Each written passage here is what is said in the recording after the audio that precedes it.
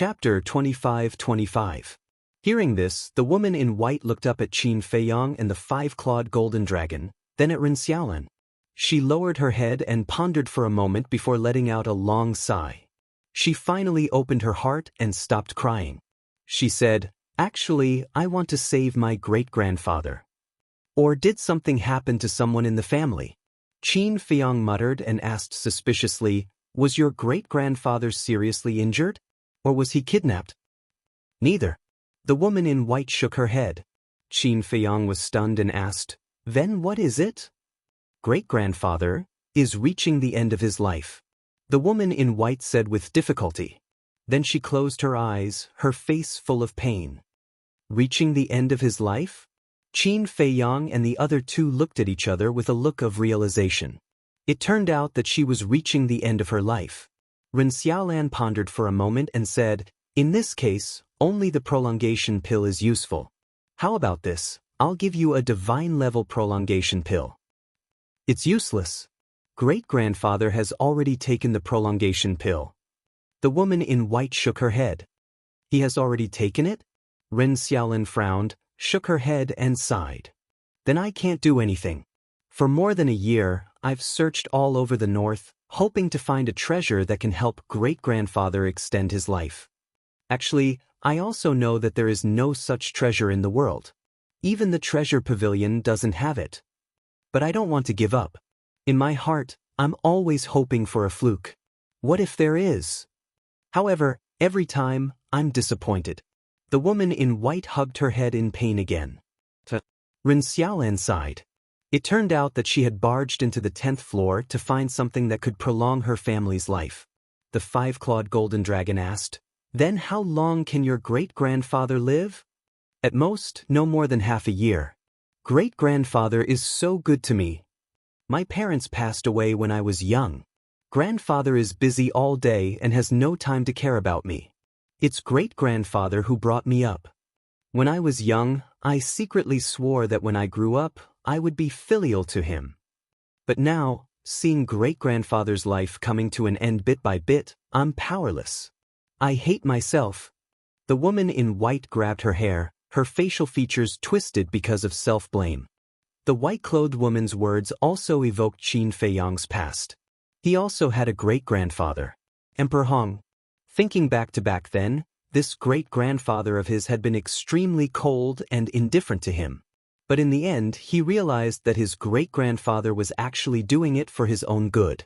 There was also Uncle Yuan, taking care of him, helping him, and silently protecting the Qin clan's bloodline. For this, how much did Yuan Bo pay?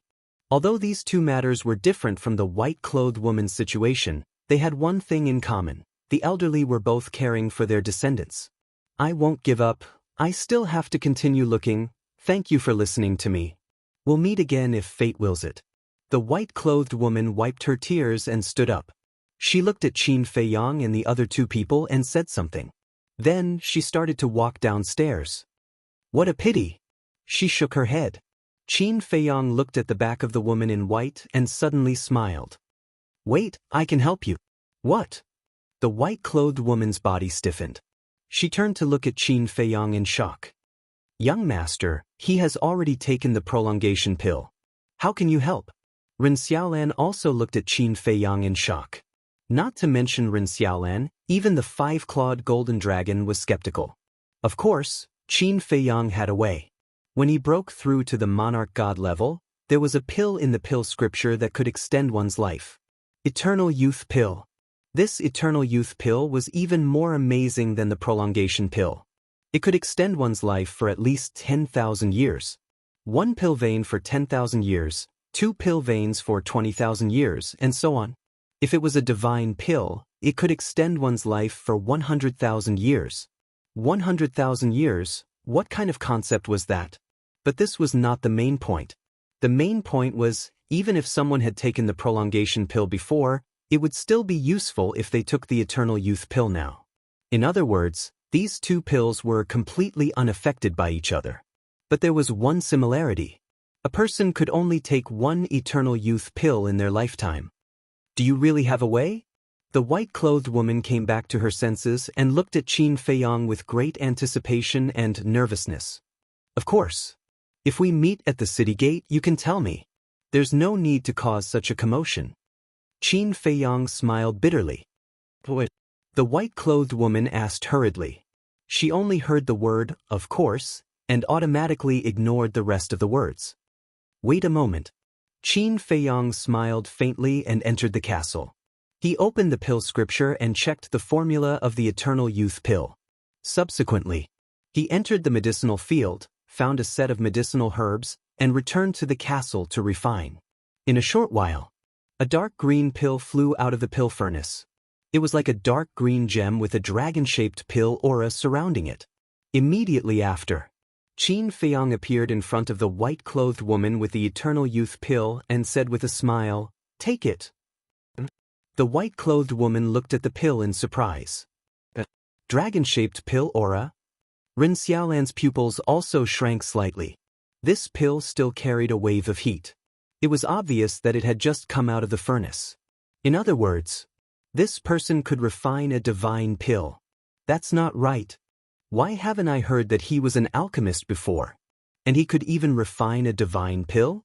And for the white-clothed woman at this moment, being an alchemist or a divine pill was not important. The important thing was this really useful? Qin Feiyang laughed. This pill can extend your lifespan by 100,000 years. Quickly send it to your great-grandfather. 100,000 years. The white-clothed woman's gaze trembled as she looked at Qin Feiyang in disbelief. You don't think that I'm making fun of you, do you? Take it back to your great-grandfather first. If it's useless, come to the Dragon God Palace to find me. I'll let you do whatever you want with me. Qin Feiyang smiled faintly. The white-clothed woman still looked skeptical. Qin Feiyang said helplessly, "You don't have any other choice now, right? Just trust me this time." The white-clothed woman pondered for a while, gritted her teeth, and said, "Okay, I believe you.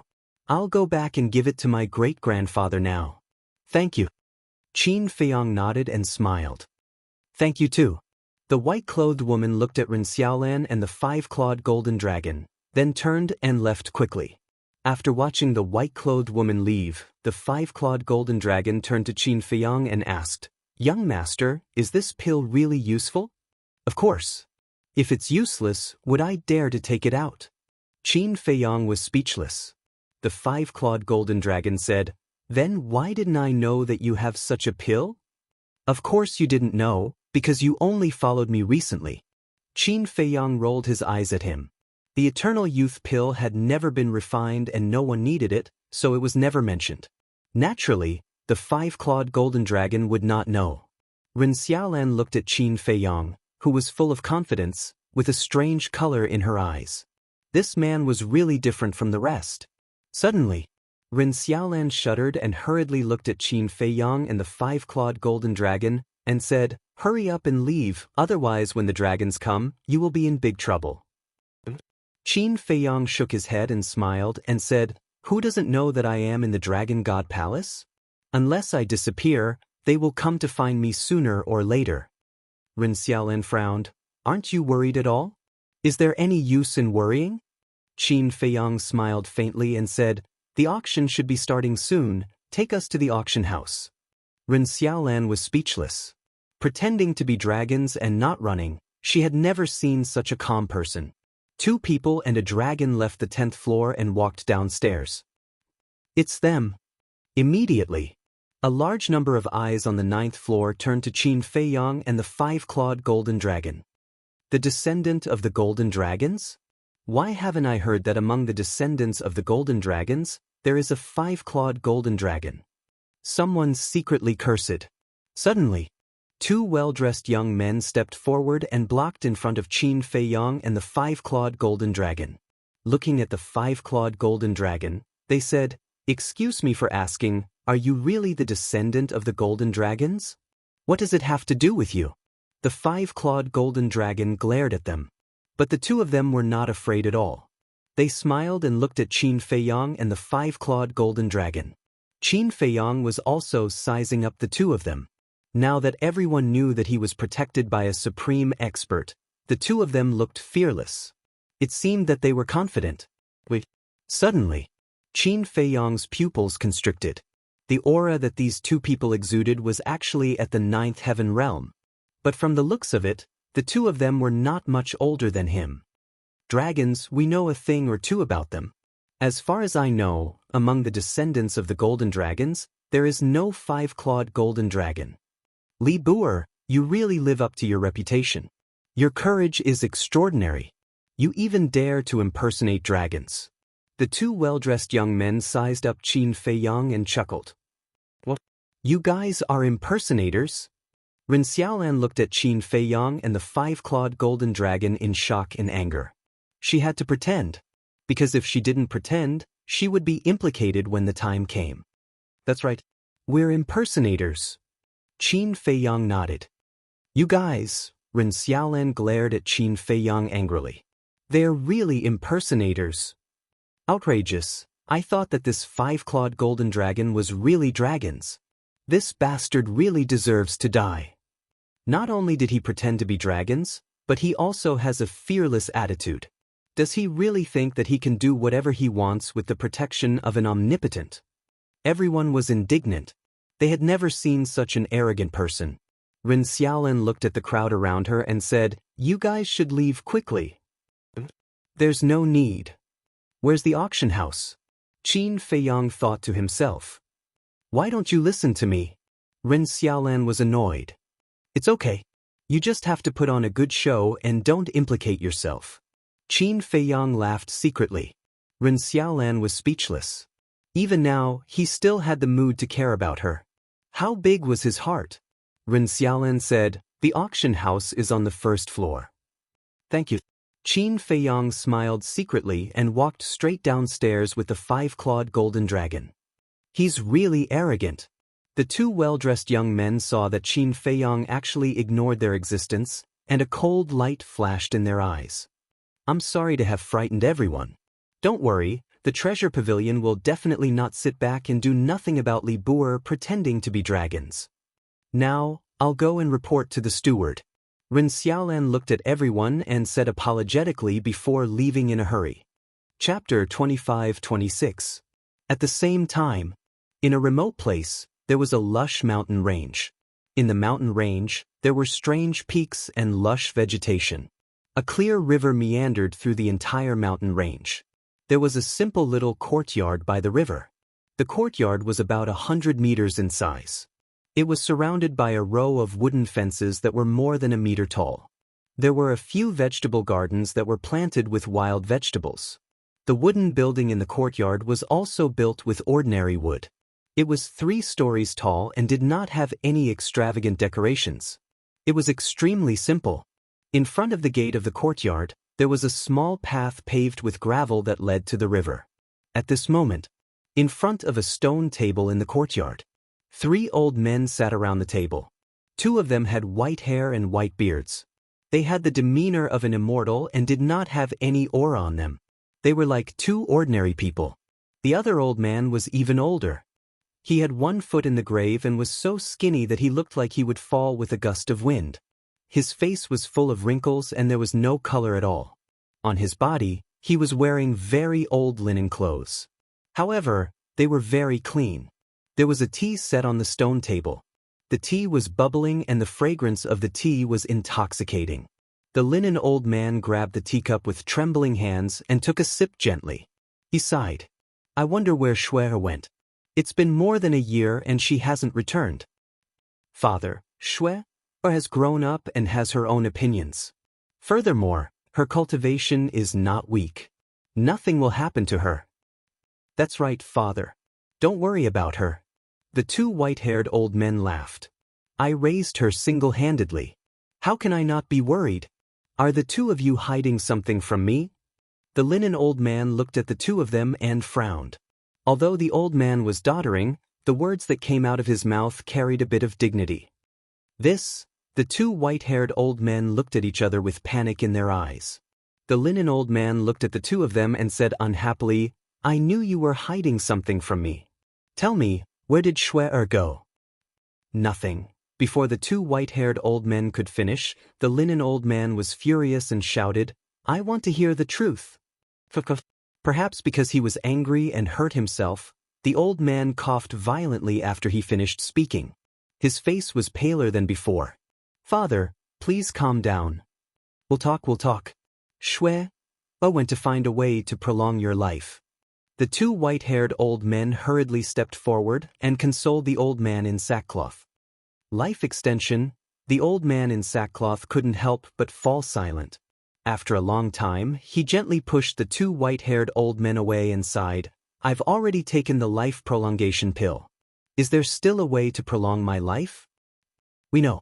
Shui, must know as well. But she didn't want you to die. We've tried to stop her, but you know her temper. We can't stop her." The two old men in white sighed. The old man let out a long sigh and said, "Both of you put down what you were doing and came back to accompany me for more than a year. Why don't the two of you go back first and come back when I'm about to die?" Hearing this, the two white-haired old men felt their hearts ache. "Father, what are you talking about? In the past, the two of us have always been adventuring outside and have never truly accompanied you or cared about you. Every time we think about this, we only feel guilty towards you. Please let us accompany you through this period of time."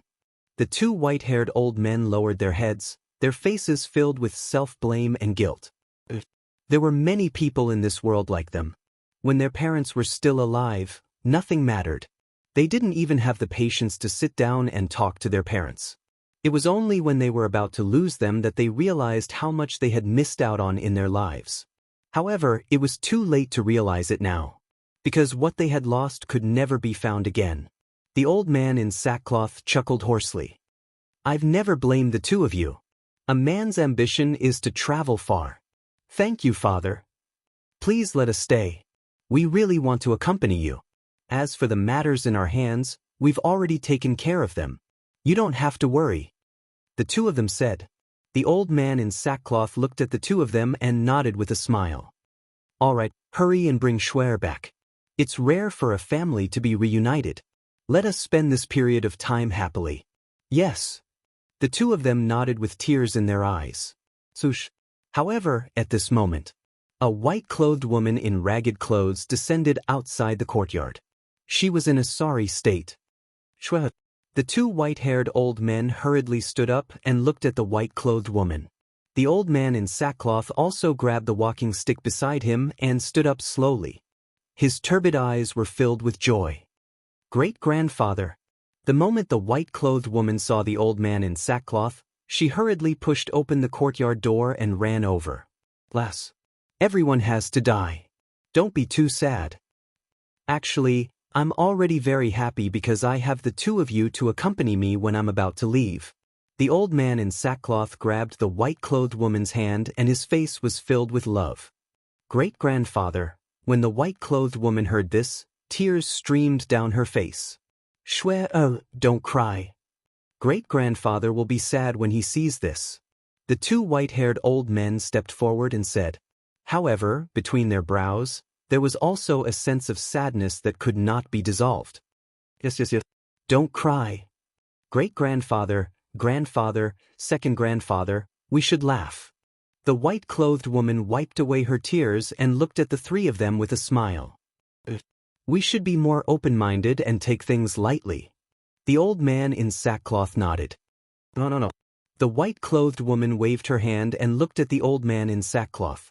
She grabbed the old man's hand and said happily, "Great-grandfather, I've found a way to extend your life." "A way to extend my life?" The old man in sackcloth was stunned. The two white-haired old men were also stunned. The old man in sackcloth rubbed the white-clothed woman's forehead and said with a smile, "Lass, you only know how to make great-grandfather happy. I don't. This time it's real." The white-clothed woman hurriedly took out the eternal youth elixir and handed it to the old man in sackcloth. "What elixir is this?" The three of them looked at the eternal youth elixir suspiciously. "I don't know either. But the person who gave me this elixir told me that this elixir can extend my life by 100,000 years. Great-grandfather, please take it." The white-clothed woman said. 100,000 years. Shui, now is not the time for jokes. The two white-haired old men trembled and looked at the white-clothed woman as they said, "Grandfather. Second grandfather. I'm not joking. Although I don't know if he's telling the truth, I'm willing to believe him. Great-grandfather, please take it. Perhaps it really will work." The white-clothed woman looked at the old man in sackcloth anxiously. "Lass. Great-grandfather has already taken the life extension elixir. How can this elixir be useful?" "Don't be fooled by others," the old man in sackcloth said. "Just take it. What if it really works?" The white-clothed woman was very anxious. The old man in sackcloth looked at the two white-haired old men. "Father, it's better if you don't take it. What if the person who gave this elixir to Shui has bad intentions?" "I'm also worried." The two of them transmitted their voices. Hearing this, the old man in sackcloth looked at the anxious white-clothed woman again and finally nodded with a smile. "All right, great-grandfather will take it." "Father," the two white-haired old men hurriedly called out. "Shui went through untold hardships to find this elixir. I can't let her down. Even if it's poisonous, I don't care." The old man in sackcloth grabbed the eternal youth elixir and put it into his mouth. The white-clothed woman looked at the old man in sackcloth with anticipation. The two white-haired old men looked nervous. Boom. Not long after the old man in sackcloth took the eternal youth elixir, an incomparably majestic life force suddenly exploded in the old man's body. A miraculous scene appeared. The aura of death on the old man's body quickly dissipated. Traces of blood quickly returned to his wrinkled face. Even his thin and frail body seemed to have become more plump. "It really works?" The two white-clothed old men were astonished. The white-clothed woman's face also showed a trace of surprise. As the person involved, the old man in sackcloth felt it most vividly. He could clearly feel that every part of his body was changing, especially his bones. The bones in his body were originally old and rotten, but now they were slowly becoming stronger. Moreover, his essence, energy, and spirit were completely renewed. It was as if he had been reborn. His entire body was incomparably comfortable. Unbelievable! "Shui, who gave you this elixir?" the two white-haired old men exclaimed as they looked at the white-clothed woman. However, the white-clothed woman didn't hear them, because now she was completely immersed in joy. About 100 breaths later, the majestic life force had been completely absorbed by the old man in sackcloth. Although his appearance didn't change much, his old body was no longer skinny and frail. He even vaguely looked a little stronger. His turbid eyes were now bright and full of vigor. There were even wisps of sharpness. His body was also completely different from before. It was filled with a powerful force. However, looking at himself, the old man in sackcloth found it hard to believe. Was this a dream? He felt that his old body wasn't any worse than a young man's. Ha! Suddenly, he raised his arm and punched the stone table in front of him. "Father!" The two white-haired old men were shocked and hurriedly went forward to stop him. However, in the next moment, a scene that made them go wild with joy appeared. They saw that the old man in sackcloth's punch had directly shattered the stone table. When they looked at the old man in sackcloth, they saw that he was completely fine. The white-clothed woman looked at the shattered stone table and asked, "Great-grandfather, how do you feel?" "Great. I've never felt better. Now, I feel like I've returned to the time when I was young. My body is filled with strength." The old man in sackcloth smiled. Even his voice was no longer hoarse and was filled with strength. When the white-clothed woman heard this, she immediately threw herself into the old man's arms and cried loudly. And this was tears of joy. The two white-haired old men couldn't help but cry when they saw this scene. Chapter 25-27. What are you doing? It's such a joyous occasion, why are you crying? On the contrary, the old man in sackcloth was the calmest. After all, she had been to the gates of hell, so her state of mind would definitely change. Hearing this, the two white-haired old men wiped away their tears and smiled. "Shui, who gave you this pill? Hurry up and tell us.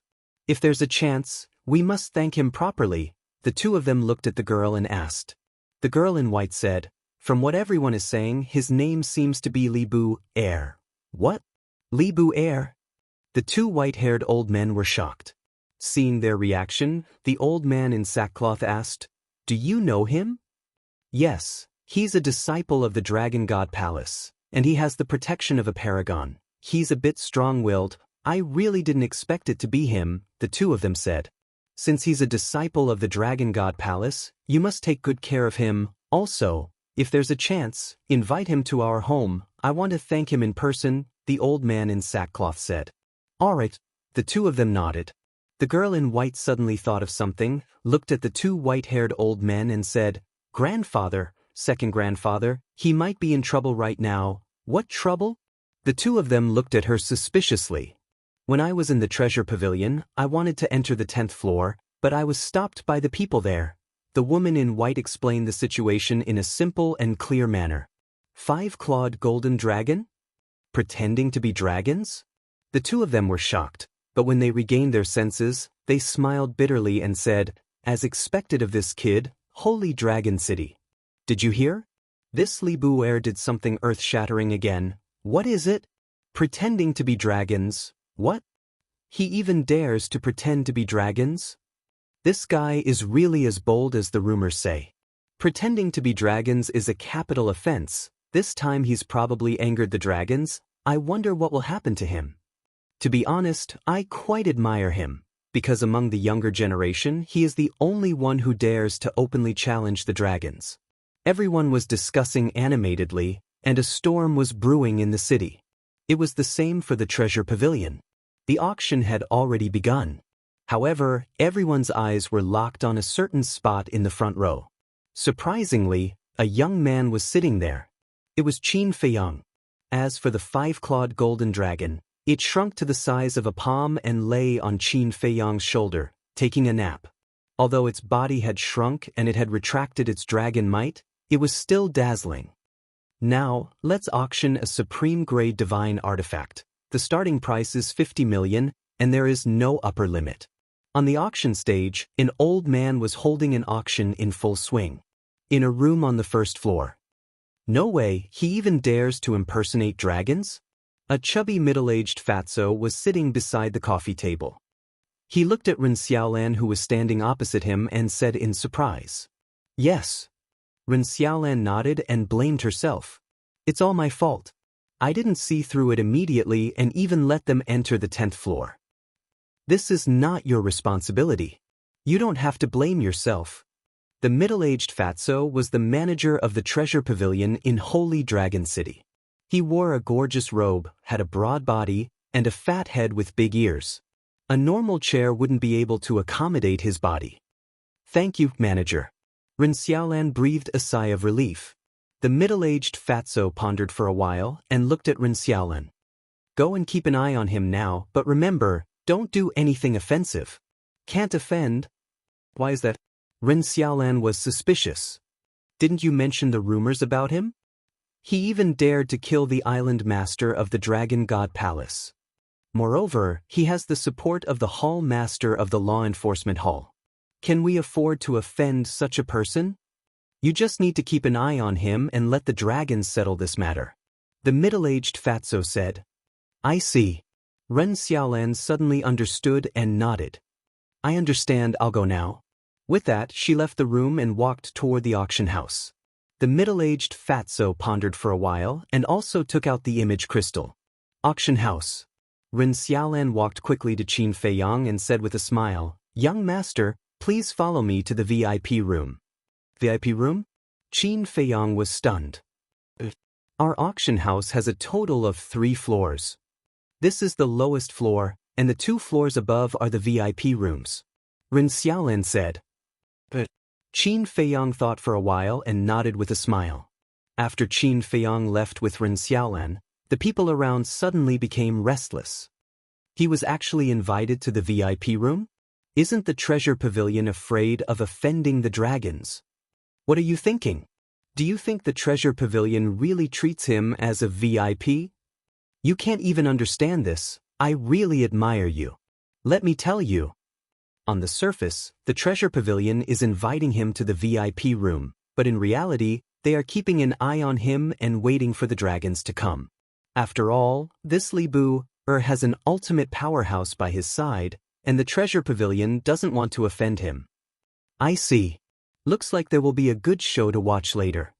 Upstairs, in a VIP room, Ren Xiaolan pushed open the door and walked in with Qin Feiyang. The VIP room wasn't big. The decorations weren't very luxurious either. There were 3 chairs and a coffee table.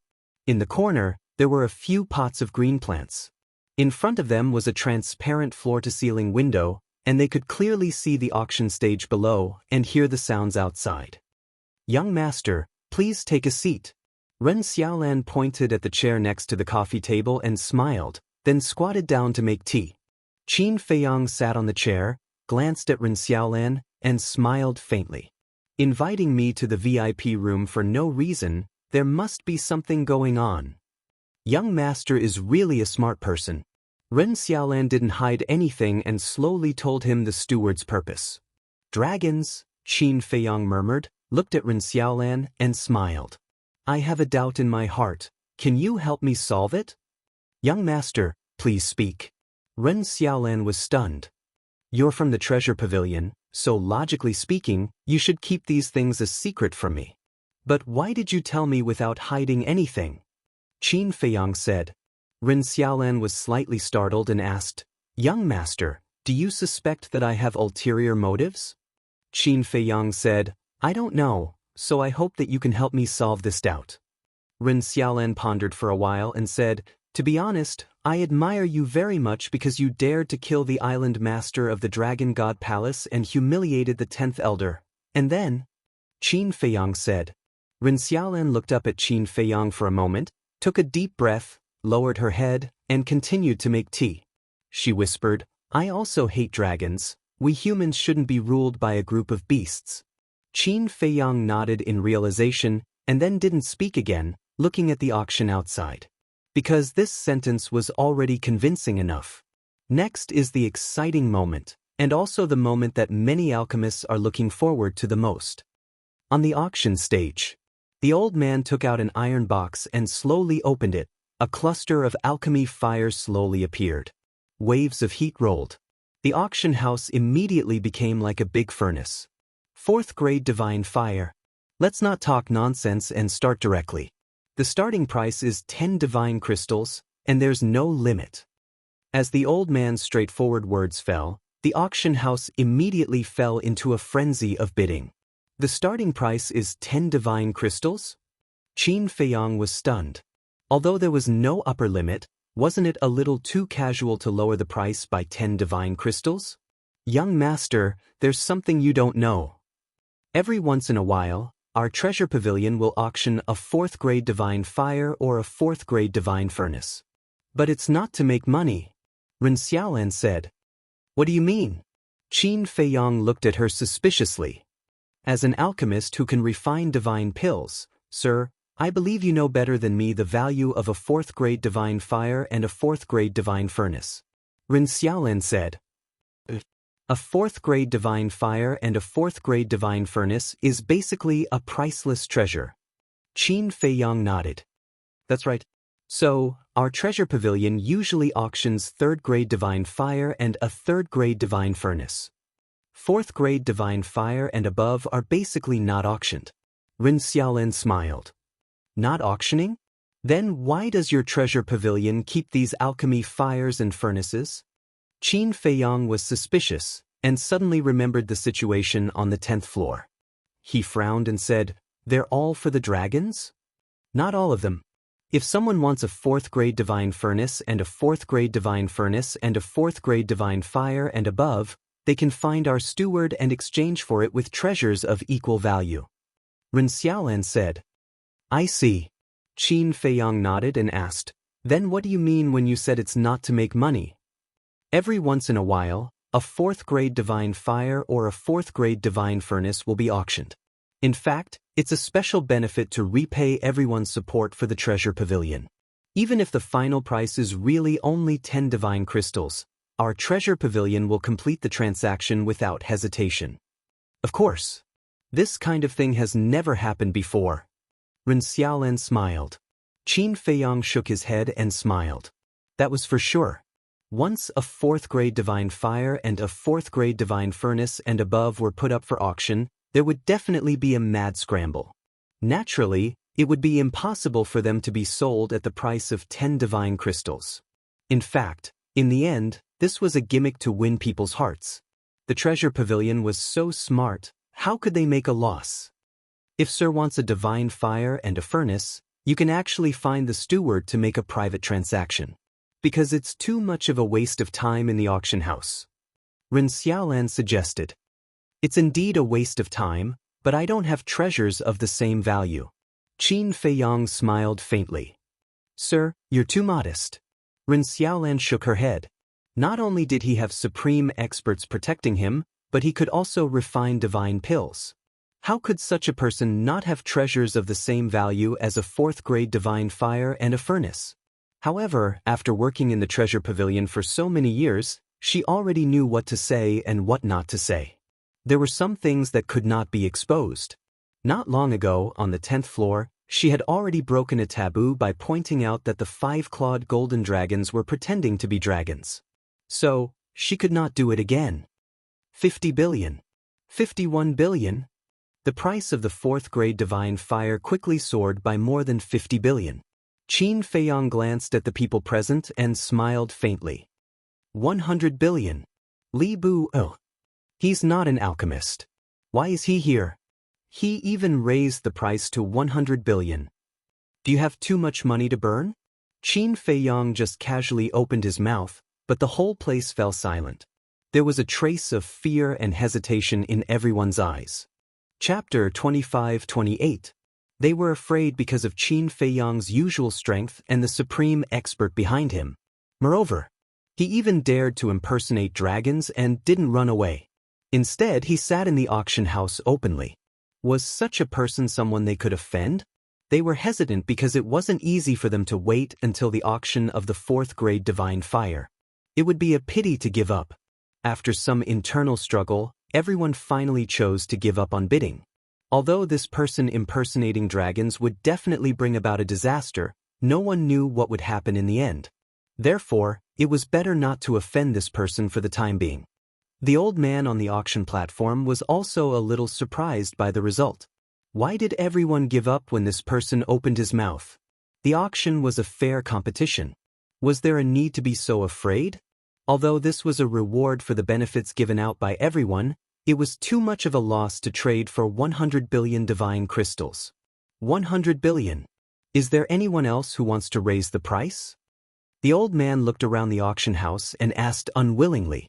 But no one responded. This made the old man feel helpless. Ren Xiaolan covered her mouth and laughed. Young master, you're quite influential. Qin Feiyang shook his head and smiled. This result was not out of his expectations. And this was the effect he wanted, so that he wouldn't waste the divine crystals. The old man said loudly, since no one wants to raise the price, then I announce 200 billion. However, before the old man finished speaking, a faint voice sounded from the VIP room opposite. 200 billion? He knows it's Li Bu, but he still wants to raise the price? And he's doubling the price. Interesting. Everyone was slightly stunned and looked at the VIP room in unison. The old man on the auction platform also faintly smiled. I knew it. With so many people here, there must be a few who weren't afraid of Li Bu. This voice is a little familiar. Qin Feiyang whispered and also looked at the VIP room opposite. It's him. Ren Xiaolan said. Who? Qin Feiyang asked. Do you still remember the 2 young men in luxurious clothes who exposed your impersonation of dragons on the 9th floor? This person is one of them. Ren Xiaolan said. It seems to be them. Qin Feiyang nodded and remembered. He called out a bid at this time, and even doubled it just like you. He's clearly provoking you. Ren Xiaolan said. Qin Feiyang smiled faintly as he looked at the auction stage and said, 201 million. 400 billion. The luxuriously dressed youth in the opposite VIP room spoke without hesitation. 500 billion. Qin Feiyang said again. 1 trillion. The voice on the other side sounded again. Qin Feiyang's eyes flickered. When the price was raised to 201 billion, the other party didn't hesitate to raise it to 400 billion. He raised it to 500 billion, and the other party doubled it to 1 trillion. The other party was indeed provoking him. I've finally met a tough opponent. I'd like to see how this guy ends up. Everyone looked at Qin Feiyang's VIP room with schadenfreude.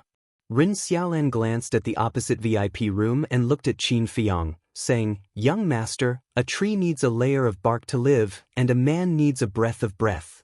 But before Ren Xiaolan finished speaking, Qin Feiyang said, "I give up." He actually gave up? Ren Xiaolan was stunned. The people around the auction house were also stunned. They thought that this person would continue to compete, but they didn't expect him to give up so easily. In the opposite VIP room, the two luxuriously dressed youths also looked at each other. What was going on? They had just started and he actually gave up? Li Buer, you and your accomplice have done so many earth-shattering things. You shouldn't be short of divine crystals, right? You're not playing anymore?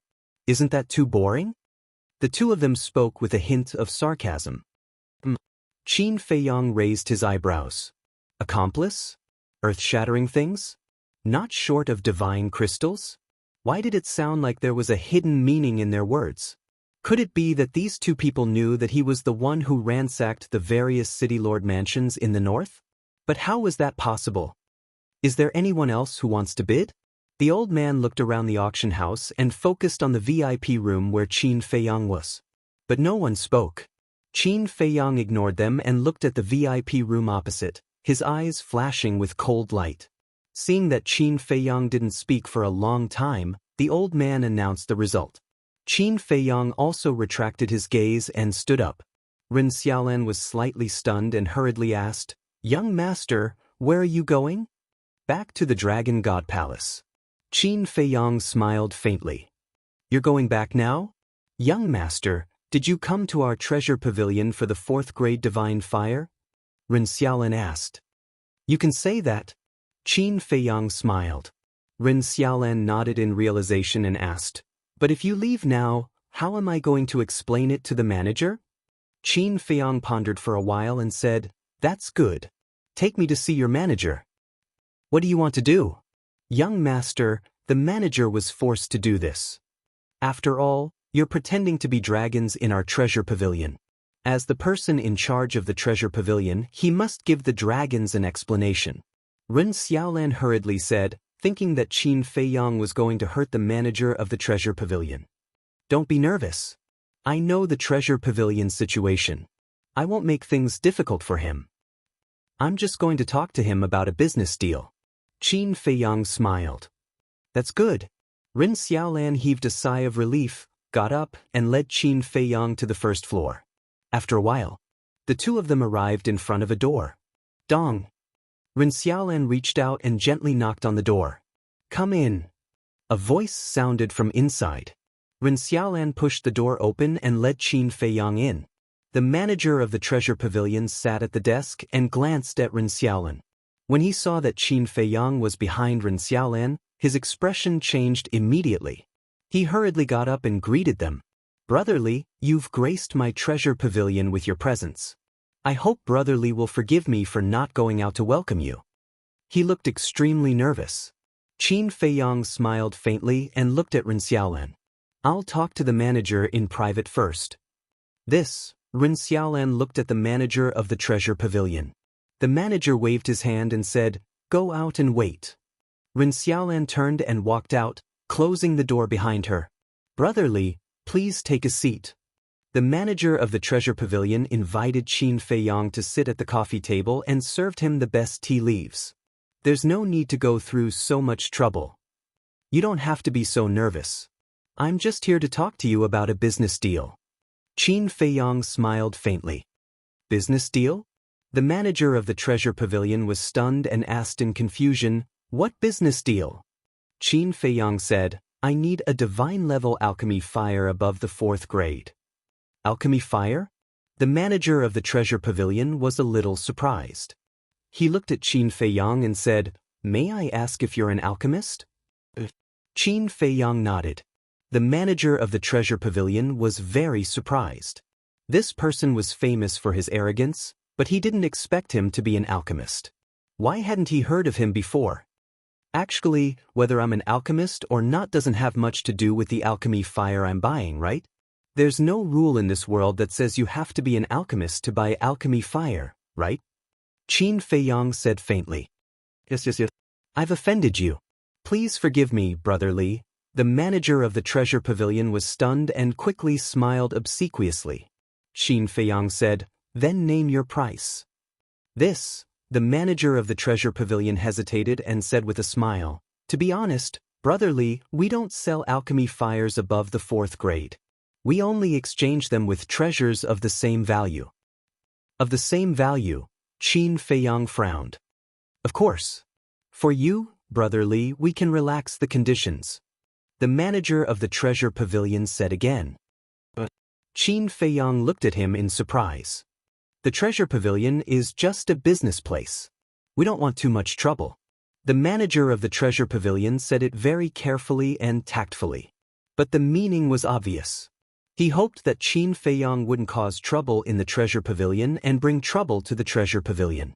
Qin Feiyang smiled faintly and said, to be honest, I really admire the way the treasure pavilion does things. It's just doing business. Brother Li, you're too kind.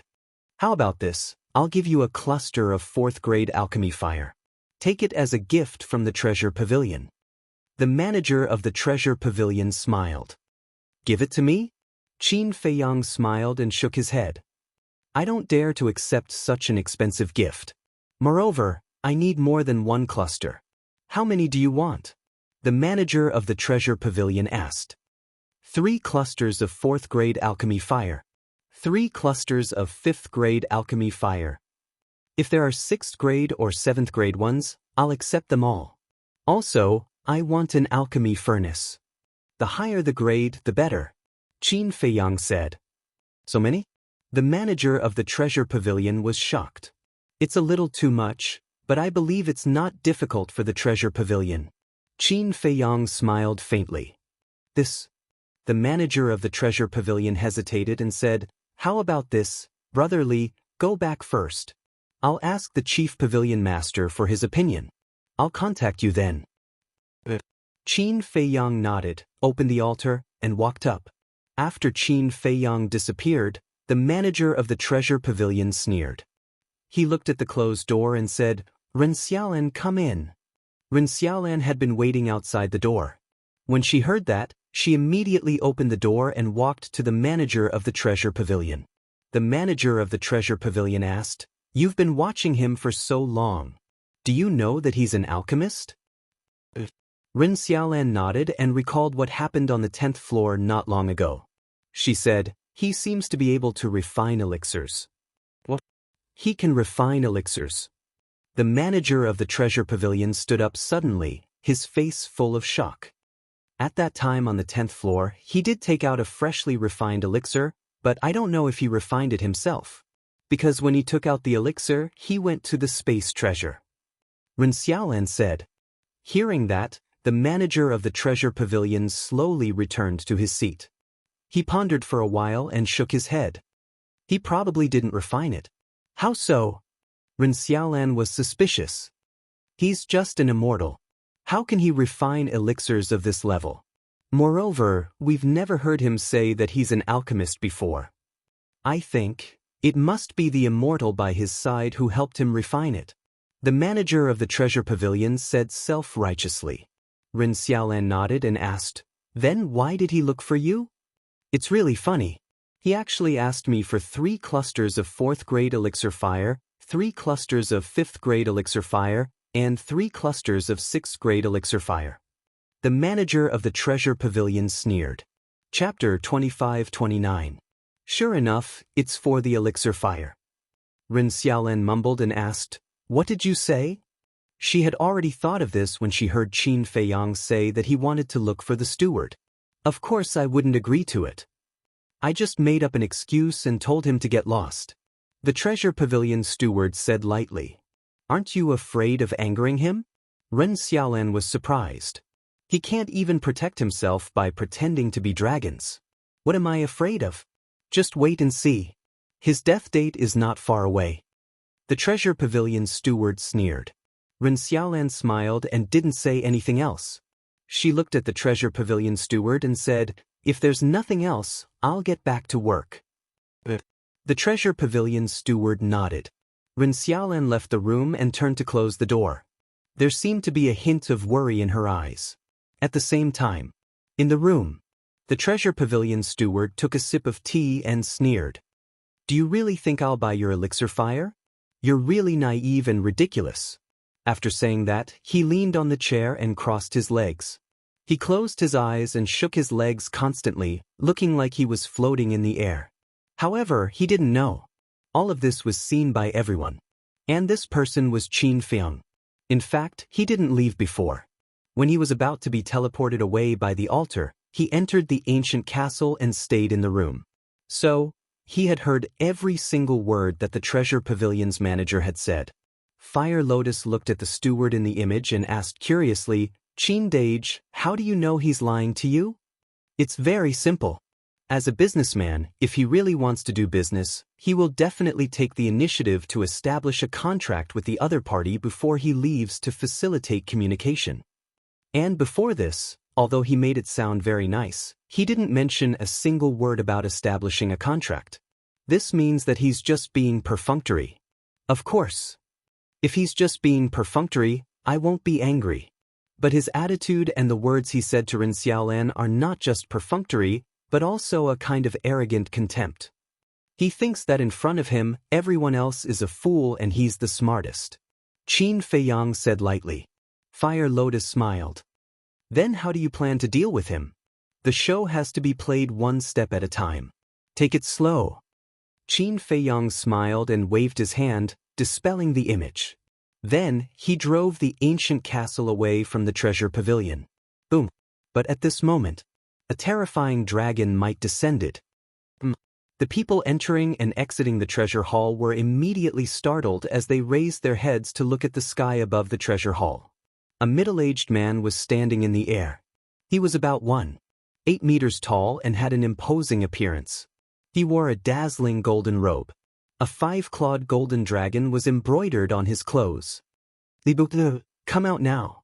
The golden-robed middle-aged man looked down at the treasure pavilion and shouted. Sure enough, he has come to settle accounts with Libu. But who is this guy? Looks like it's very impressive. The crowd mumbled as they sized up the golden-robed middle-aged man. Tap tap. Along with the sound of hurried footsteps, the manager of the treasure pavilion ran out and hurriedly went up to greet him respectfully. "Greetings, milord. Where is Libu?" the golden-robed middle-aged man asked. The manager of the treasure pavilion smiled apologetically. "He has already returned to the Dragon God Palace." "Returned to the Dragon God Palace?" The golden-robed middle-aged man raised his eyebrows and said angrily, "Didn't I tell you to keep an eye on him? I can't do anything about it. After all, he has supreme experts protecting him. I can't stop him even if I want to." The manager of the treasure pavilion complained tearfully. "Useless trash." The golden-robed middle-aged man glared at the manager of the treasure pavilion and opened an altar. The manager of the treasure pavilion of the Holy Dragon City is actually bowing down to a junior of the dragons. What an eye-opener. At this moment, Qin Feiyang appeared in the crowd below and looked at the manager of the treasure pavilion with a faint smile. "Libua? When did he come?" The people around immediately looked at Qin Feiyang. "Why is he still here?" The manager of the treasure pavilion lowered his head and looked at Qin Feiyang with a stunned expression. He then transmitted his voice. "Brother Li, please don't cause trouble here." Qin Feiyang asked secretly. The manager of the treasure pavilion said anxiously, "Didn't we agree to not bring trouble to the treasure pavilion?" "Did we? Why don't I remember?" Qin Feiyang smiled mockingly and ignored the manager of the treasure pavilion. He looked at the golden-robed middle-aged man and asked, "What's the matter?" The manager of the treasure pavilion was anxious. What did this mean? Why did his attitude change in the blink of an eye? "You're Libu? The golden-robed middle-aged man sized up Qin Feiyang and asked. Qin Feiyang nodded. The golden-robed middle-aged man said, "I'm the patriarch of the Golden Dragons." The patriarch of the Golden Dragons. I didn't expect him to come to the treasure pavilion personally. After knowing the identity of the golden-robed middle-aged man, everyone's eyes were filled with fear. So it's the patriarch. It's an honor to meet you. Qin Feiyang cupped his hands and smiled. Don't play dumb with me. Let the five-clawed golden dragon come out immediately.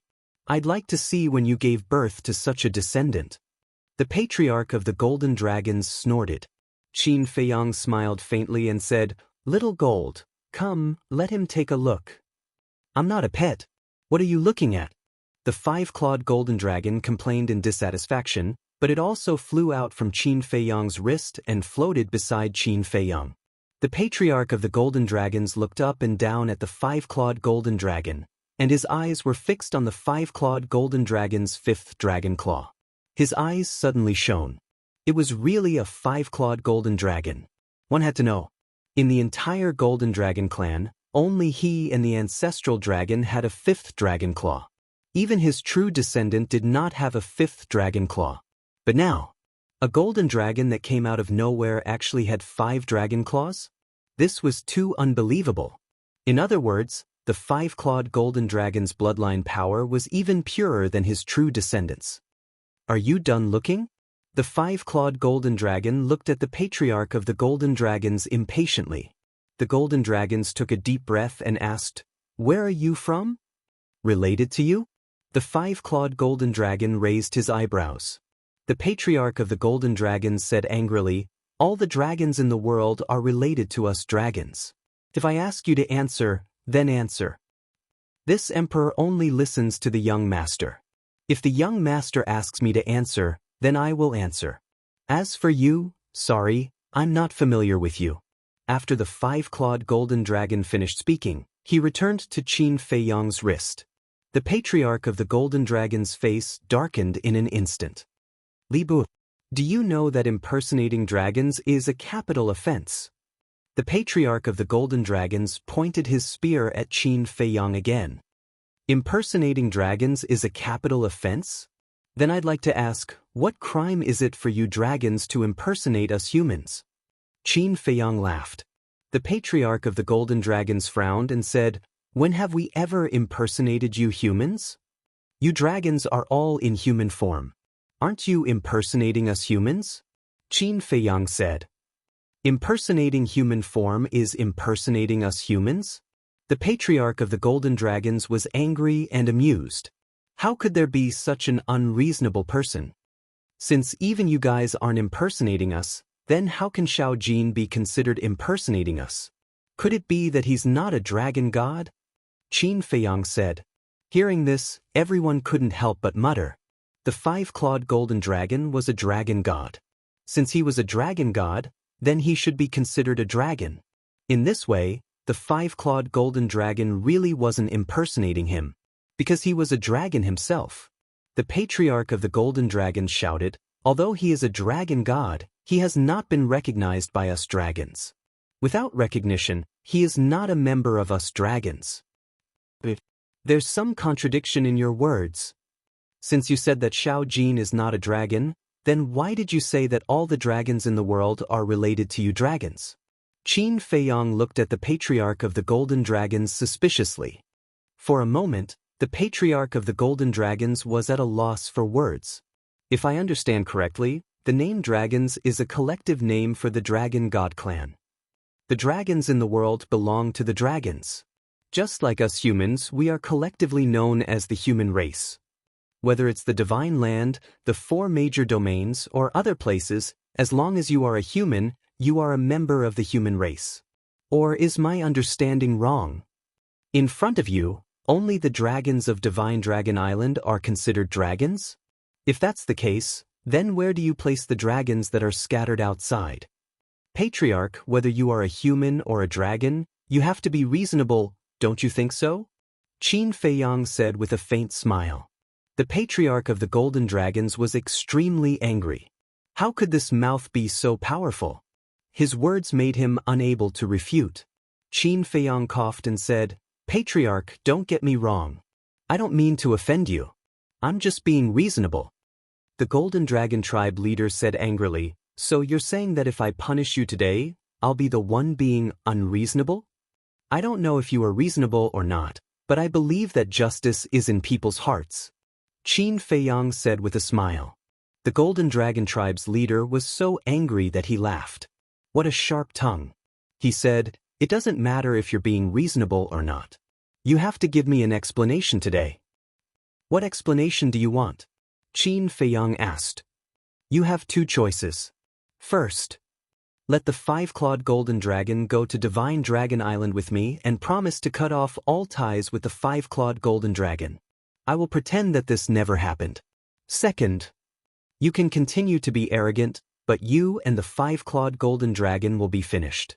I know that you have a supreme expert protecting you, but a half-step invincible realm expert is nothing in front of us dragons. As for that young man, I'm afraid he can't come to help you in time." The golden dragon's eyes flashed coldly. "You are so confident? It seems that you have come prepared. Who else is there? Come out." Qin Feiyang smiled and glanced at the void. As Qin Feiyang's voice fell, two figures appeared beside the golden dragons. It was the white-clothed woman and the 10th elder. "Greetings, Patriarch Dragon." Everyone present immediately knelt on the ground and bowed respectfully. At the scene, only Qin Feiyang was standing. Looking at the white-clothed woman and the 10th elder, Qin Feiyang said with a smile, "Even the two of you are here. What an honor."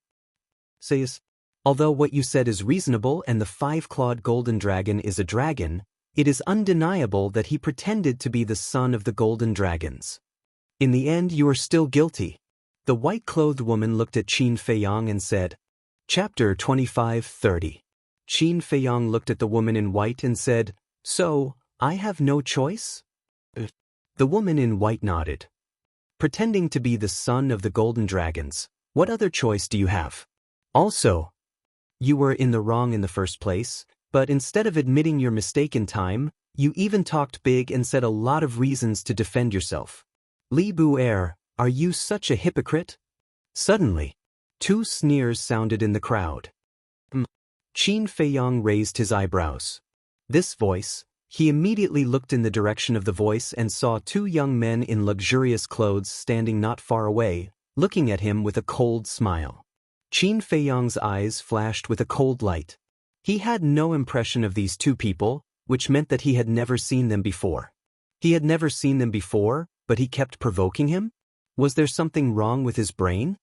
Hearing this Li Bu'er is really a hypocrite. When the crowd heard the words of the two young men in luxurious clothes, they pondered for a while and nodded. Qin Feiyang was speechless. Were these people brainless? Were they so easily incited? The other party was the evil dragons. As humans, shouldn't they be united against the outside world? Besides, he tried his best to deal with the dragons, and even fought a bloody battle with the dragon sovereign and the other ancestral dragons in the Eternal Sea. But wasn't it to overthrow the rule of the dragons and let humans be the masters? But what did these people do? Nothing was done. It didn't matter if they didn't do it, but could they shut up? But they didn't shut their mouths, they only knew how to join in the fun and make a fuss. What was the use of these people? Now, he couldn't help but wonder if it was worth it to risk his life for these ignorant people. Li Bu'er, did you see that? This is already the will of the people. Quickly make your decision. The woman in white said. Qin Feiyang looked down at the five-clawed golden dragon and said with a smile, "Xiao Jin, do you agree?" The five-clawed golden dragon said indifferently, "If you agree, I have no objections." "You rascal." Qin Feiyang shook his head speechlessly. He looked up at the woman in white and said, "As your companion, I can't hand him over to you. Don't worry about it. If it comes to us dragons, not only will we not harm it, we will even do our best to nurture it." The woman in white said, "This emperor doesn't like hearing this. Your cultivation is only slightly higher than mine. What can you cultivate?" The five-clawed golden dragon roared. The white-clothed woman was bewildered. It seems that you still haven't seen through this emperor's strength. The five-clawed golden dragon smiled proudly as a monstrous aura erupted from him. The surrounding crowd was immediately sent flying, each and every one of them in a sorry state. The treasure pavilion was also shaking violently. Rumble. In the end, with a rumbling sound, the treasure pavilion collapsed. Dust and smoke billowed, and countless treasures were buried underneath. The people in the treasure pavilion also ran out with ashen faces. They looked at the five-clawed golden dragon in horror. "Brotherly, what are you doing?" The manager of the treasure pavilion shouted. In the blink of an eye, the treasure pavilion was razed to the ground. How was he going to explain this to the chief pavilion master?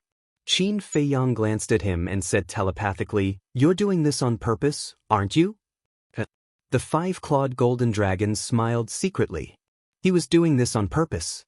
He had long disliked the steward of the treasure pavilion. How dare he play tricks in front of them without thinking about his own strength? Destroying the treasure pavilion was considered a light punishment. He'd better not offend them again, or his head would be smashed. But at this moment, the manager of the treasure pavilion was the only one who cared about the collapse of the treasure pavilion. The others turned a blind eye to it. Even the staff of the treasure pavilion, such as Ren Xiaolan, looked at the five-clawed golden dragon with fear on their faces. This aura was so strong.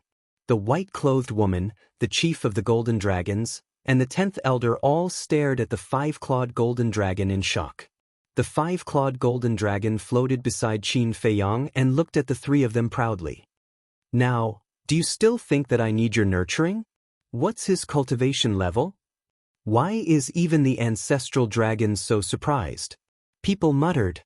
The white-clothed woman took a deep breath and looked at Qin Feiyang. "I didn't expect that there would be a beginner immortal realm expert lurking around you."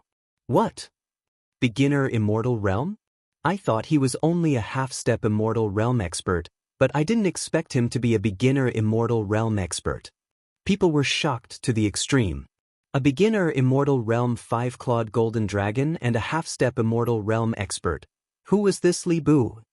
You were joking just now. Even if the young master wants me to go to Divine Dragon Island with you, I won't agree.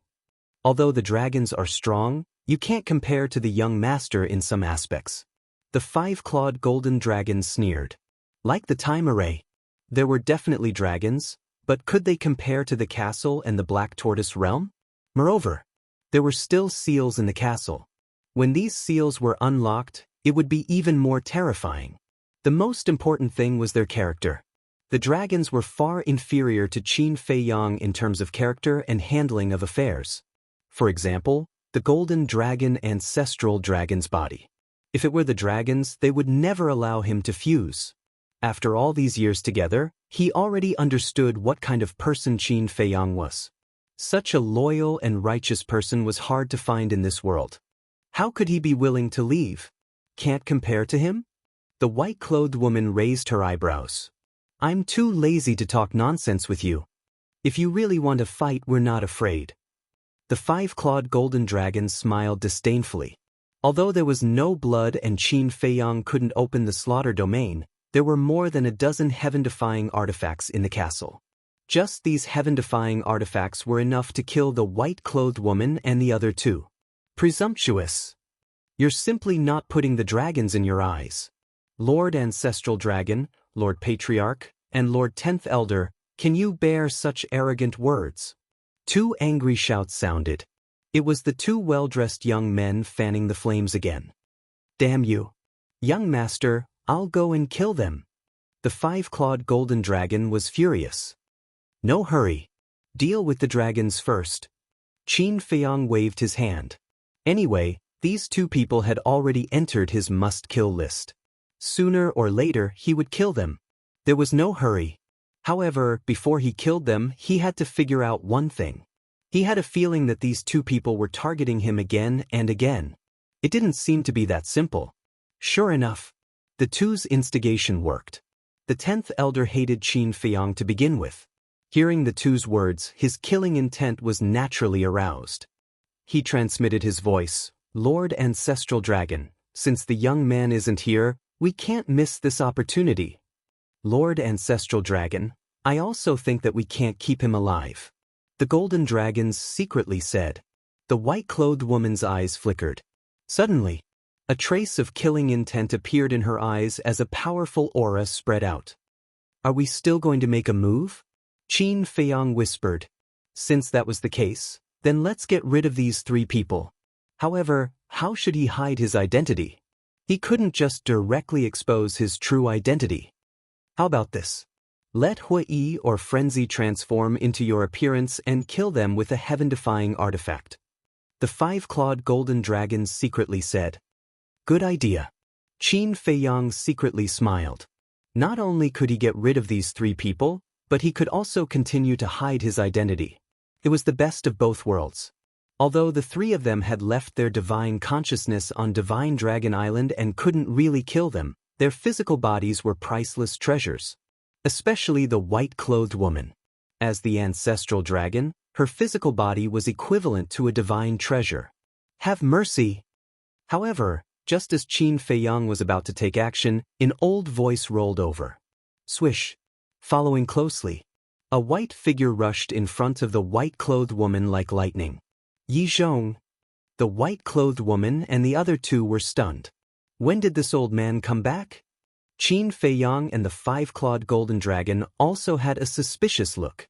The white-clothed woman came back to her senses and asked, Yi Zhong, your family's matter, it's all been taken care of. Yi Zhong nodded and looked down at Qin Feiyang and the 5-clawed golden dragon.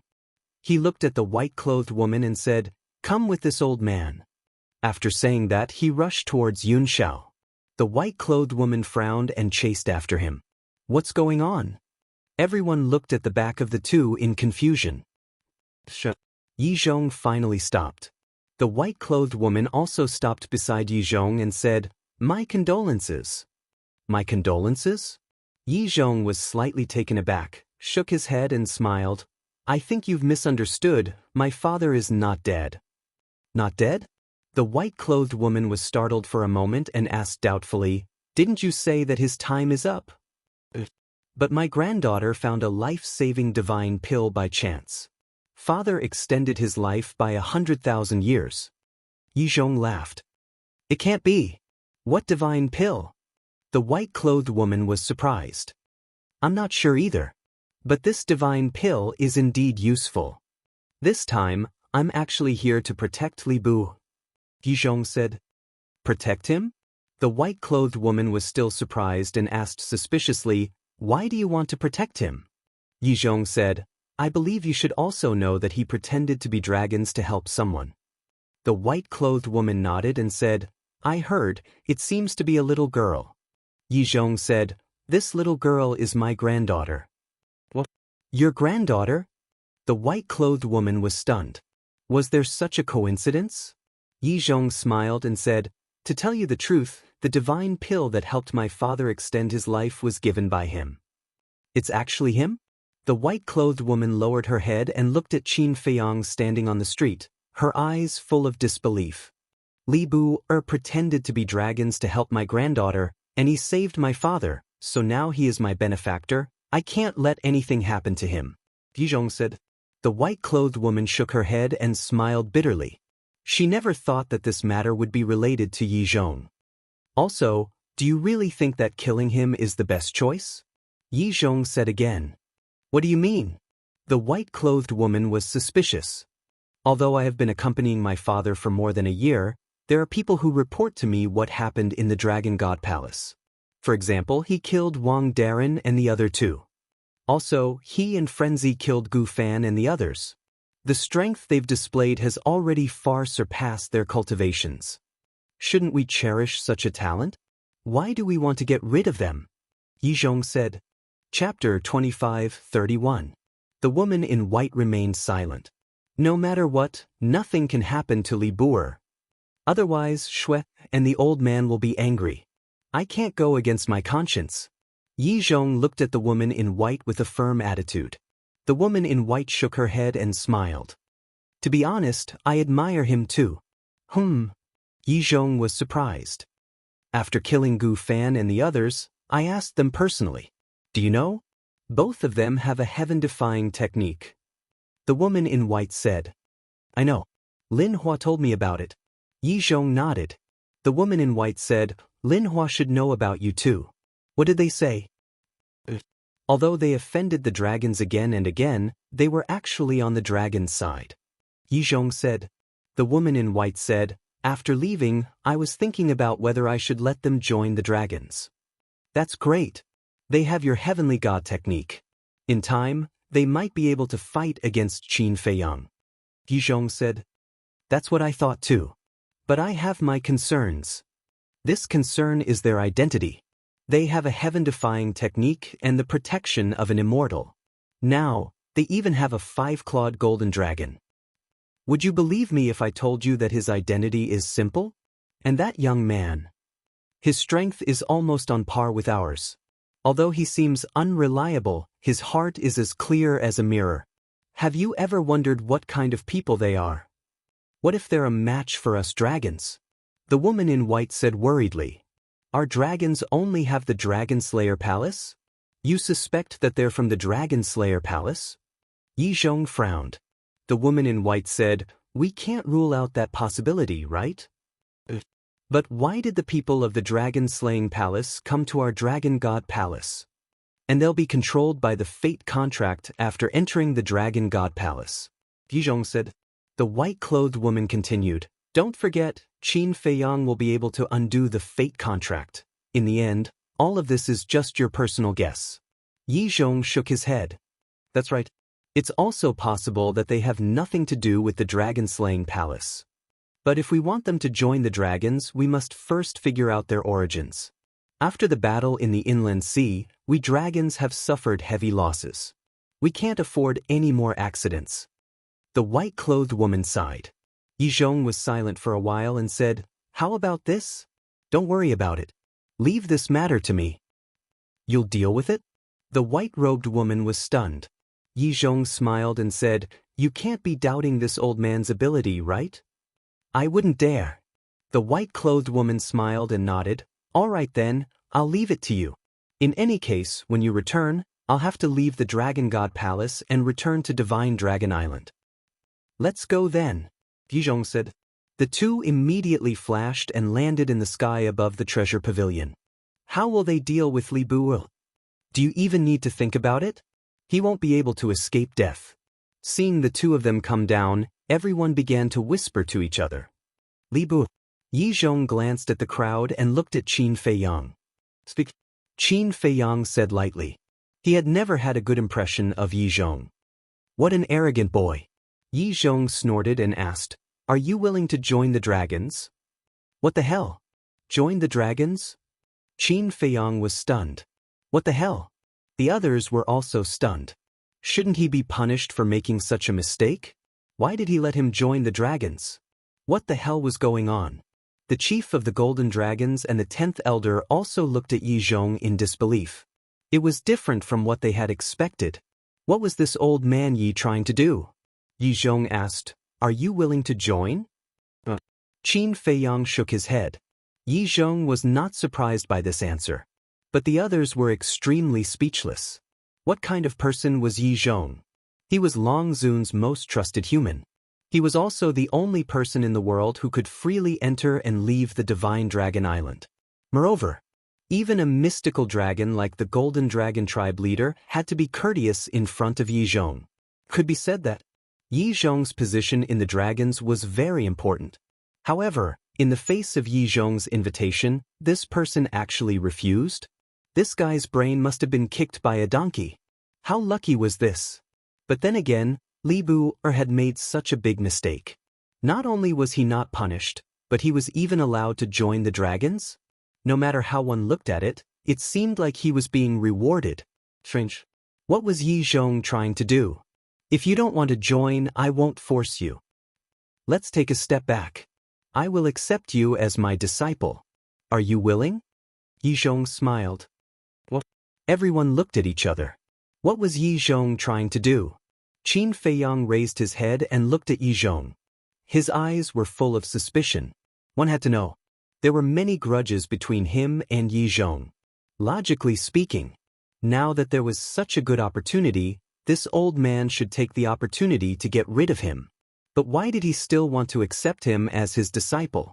Why did he seem to be a different person after disappearing for a while? Was he helping him? Or could it be that Yi Zhong was plotting something else? Yi Zhong's behavior was too abnormal. If it was anyone else, they would be suspicious, let alone Qin Feiyang, who was always vigilant. Kid, I am helping you. If you don't join the dragons and become my disciple, I can't help you. Moreover, it's not a loss for you to take me as your master, because I have never taken in a disciple in my life. You are the first. Moreover, as long as you become my disciple, you will be able to save a lot of unnecessary trouble in the Dragon God Palace. Yi Zhong transmitted his voice. When Qin Feiyang heard this, he couldn't help but frown. Was he really helping him? But why was that? He didn't believe that Yi Zhong was a good person. This was really puzzling. However, Yi Zhong's last sentence was right. Becoming Yi Zhong's disciple would definitely save him a lot of trouble. After all, Yi Zhong was the chief hall master of the Dragon God Palace. In the future, he would be second only to one person in the Dragon God Palace. The most important thing was, this was also a good opportunity to get close to Yi Zhong. Because in order to complete the task given to him by the ancestors, he first had to get closer to Yi Zhong. After thinking about it, Qin Feiyang cupped his hands and said, "Disciple Li Bu greets master." He agreed? Everyone looked at Qin Feiyang in surprise. They all thought that Qin Feiyang would still refuse like before. But they didn't expect that he would actually agree. Then, wouldn't his current status rise along with the tide? The disciple of the chief hall master of the Dragon God Palace was basically standing at the top of the pyramid of the divine land. Very good. Yi Zhong nodded and smiled. How could this be? Not only was he not punished, but he also became Yi Zhong's disciple? In the crowd, the two well-dressed young men's faces were extremely gloomy. This was too dramatic. And the manager of the treasure pavilion. At this moment, he also had a face of disbelief. He thought that this person would definitely die, but he didn't expect that he would rise to the sky in one step. Now, even his treasure pavilion couldn't afford to climb up. In his heart, he couldn't help but regret. No. There's still a chance to save him. Anyway, he doesn't know what I planned to do before. As long as I find him the alchemy fire, I'll definitely be able to build a good relationship with him. The manager of the treasure pavilion muttered. At the same time, Qin Feiyang also looked at the manager of the treasure pavilion and the two well-dressed young men, and a sneer flashed in his eyes. Immediately, Qin Feiyang looked up at Yi Zhong and said with a smile, "Master, this disciple wants a greeting gift." The corner of Yi Zhong's mouth twitched. This was really impolite. But with so many people watching, he couldn't refuse, so he asked, "What do you want?" Qin Feiyang pointed at the two well-dressed young men and said, "I want their heads." What? The two well-dressed young men's faces suddenly turned pale. And Yi Zhong, the woman in white, the 10th elder, the chief of the golden dragons, and the others all looked at the two of them. He actually wanted the heads of the two of them. Did they have some sort of grudge? Qin Feiyang said, "Master, this disciple only has such a small request. You won't refuse, right?" Yi Zhong smiled bitterly. This kid really knew how to climb up a pole. Yi Zhong nodded and looked at the 10th elder, saying, "10th elder, kill them." The 10th elder was very unhappy at this moment, but he really didn't dare to disobey Yi Zhong's words. "Qin Feiyang, I didn't expect you to be so ruthless. We were just joking with you, and you actually want to kill with a borrowed knife." Seeing the 10th elder make a move, the two well-dressed young men's expressions immediately changed, and they transmitted their voices to Qin Feiyang. Qin Feiyang's heart trembled. They actually knew his true identity? If you really want to do this, then don't blame us for being ruthless and exposing your identity in public. Think about it yourself. The two of them continued to transmit their voices. Qin Feiyang's pupils contracted, and he looked at the 10th elder and said, "Stop." The 10th elder was stunned and looked at Qin Feiyang. Qin Feiyang smiled faintly and said, "I was just joking to liven up the atmosphere." Joking? The 10th elder was immediately annoyed and said angrily, "How can you make such a joke? Yi Zhong's face was filled with helplessness. What kind of young man was this? 10th Elder, please mind your identity. I'm now the disciple of the Chief Hall Master, and I'm his only disciple. Save me some face in front of so many people. Qin Feiyang coughed and said. You, the 10th Elder was furious. Was he going to use Yi Zhong's power to act like a tyrant? He didn't expect that he had the potential to be a good-for-nothing. The white-clothed woman and the Golden Dragon's chief also turned to look at Yi Zhong with an extremely strange expression. It was as if they were asking if it was wise to accept him as a disciple. Yi Zhong laughed dryly and waved his hand. Okay, this matter is over. Li Buer, if there's nothing else, go back to the Dragon God Palace. Don't mess around outside. Yes, Master. Qin Feiyang nodded and smiled. Let's go. Yi Zhong looked at the white-clothed woman and said with a smile. The white-clothed woman shook her head and turned to return to the Dragon God Palace. The 10th Elder glanced at Qin Feiyang, snorted from his nose, and turned to leave angrily. The Golden Dragon's chief looked at the 5-clawed Golden Dragon floating beside Qin Feiyang and also left with a trace of unwillingness. To be honest, he really wanted to take the 5-clawed Golden Dragon away. But now, this boy had become Yi Zhong's disciple.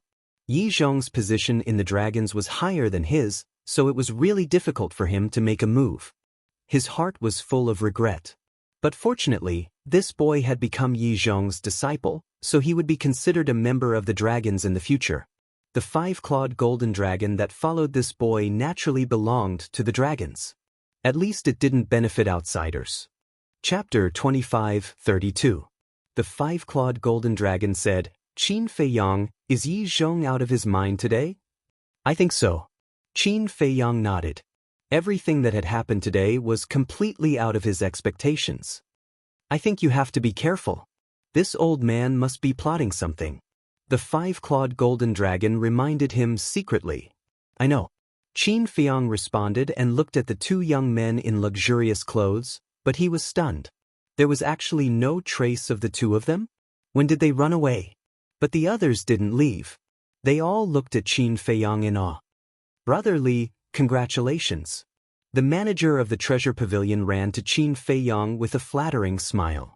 Qin Feiyang ignored him and glanced at the crowd. The two young men in luxurious clothes were indeed gone. Earlier at the auction house, when he heard the conversation between the two of them, he already had this thought. But he rejected it, because only the people of the dragon-slaying palace knew his identity. Even very few people in the dragon-slaying palace knew about it. However, he didn't expect that the two of them would know his identity just as he thought. Why didn't they expose him?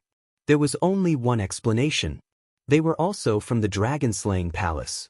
Moreover, the two of them were on the opposing side of the dragon-slaying palace. Otherwise, it was impossible for them to provoke him again and again. But what role did they play in the dragon-slaying palace? Brotherly? Seeing that Qin Feiyang ignored him, the manager of the treasure pavilion looked a little embarrassed and spoke again. Qin Feiyang was slightly stunned. He came back to his senses, looked at the manager of the treasure pavilion, and asked, What's the matter? The manager of the treasure pavilion said with a smile, I've asked the chief pavilion master about the deal you proposed not long ago. Really? Qin Feiyang looked at him playfully. The manager of the treasure pavilion was shocked. Why did he feel like he had been seen through? He nodded and said, Yes, I did. Qin Feiyang smiled and asked, What did the chief pavilion lord say? Chief pavilion master said that it's just a few clusters of alchemy fire. It's a small matter. The treasure pavilion manager smiled flatteringly. Hypocrite. Ren Xiaolan stood in the crowd and heard the words of the treasure pavilion's manager. A trace of disdain crept into her eyes. Small matter? Qin Feiyang chuckled and said, I thought your treasure pavilion wasn't willing to do business with me. Of course not. It is the treasure pavilion's honor to do business with you, Brother Li. The supervisor of the treasure pavilion said with a smile. Qin Feiyang smiled faintly. He looked at Ren Xiaolan and beckoned, Come here. Ren Xiaolan was a little stunned. Qin Feiyang nodded. Ren Xiaolan walked up to Qin Feiyang suspiciously. Qin Feiyang smiled and said, Take out your image crystal. Ren Xiaolan was even more puzzled and took out her image crystal. Qin Feiyang also took out his image crystal and established a contract with Ren Xiaolan. He said, "If I need anything in the future, I will send you a message and you can help me deal with it." Ren Xiaolan nodded and was secretly delighted. This person was now the disciple of the chief hall master. It was an honor to establish a contract with him. Moreover, in the future, with this relationship, she would definitely be valued by the Treasure Pavilion and have a meteoric rise from then on. On the other hand, the Treasure Pavilion manager's expression was a little ugly. As the manager of the Treasure Pavilion, this person did not establish a contract with him but chose to establish a contract with an ordinary staff member. Wasn't this deliberately making things difficult for him? Qin Feiyang looked at the Treasure Pavilion manager and said with a smile, "Remember what I'm about to say. In the future, I will only do business with Ren Xiaolan." The Treasure Pavilion manager's expression froze. Ren Xiaolan was pleasantly surprised. This was already an undisguised care for her. "Goodbye." Qin Feiyang waved at Ren Xiaolan and turned to leave. "Farewell, young master." Ren Xiaolan bowed. "Ren Xiaolan, I really didn't expect you to be so good at pleasing people." The Treasure Pavilion manager sneered. Ren Xiaolan's expression froze.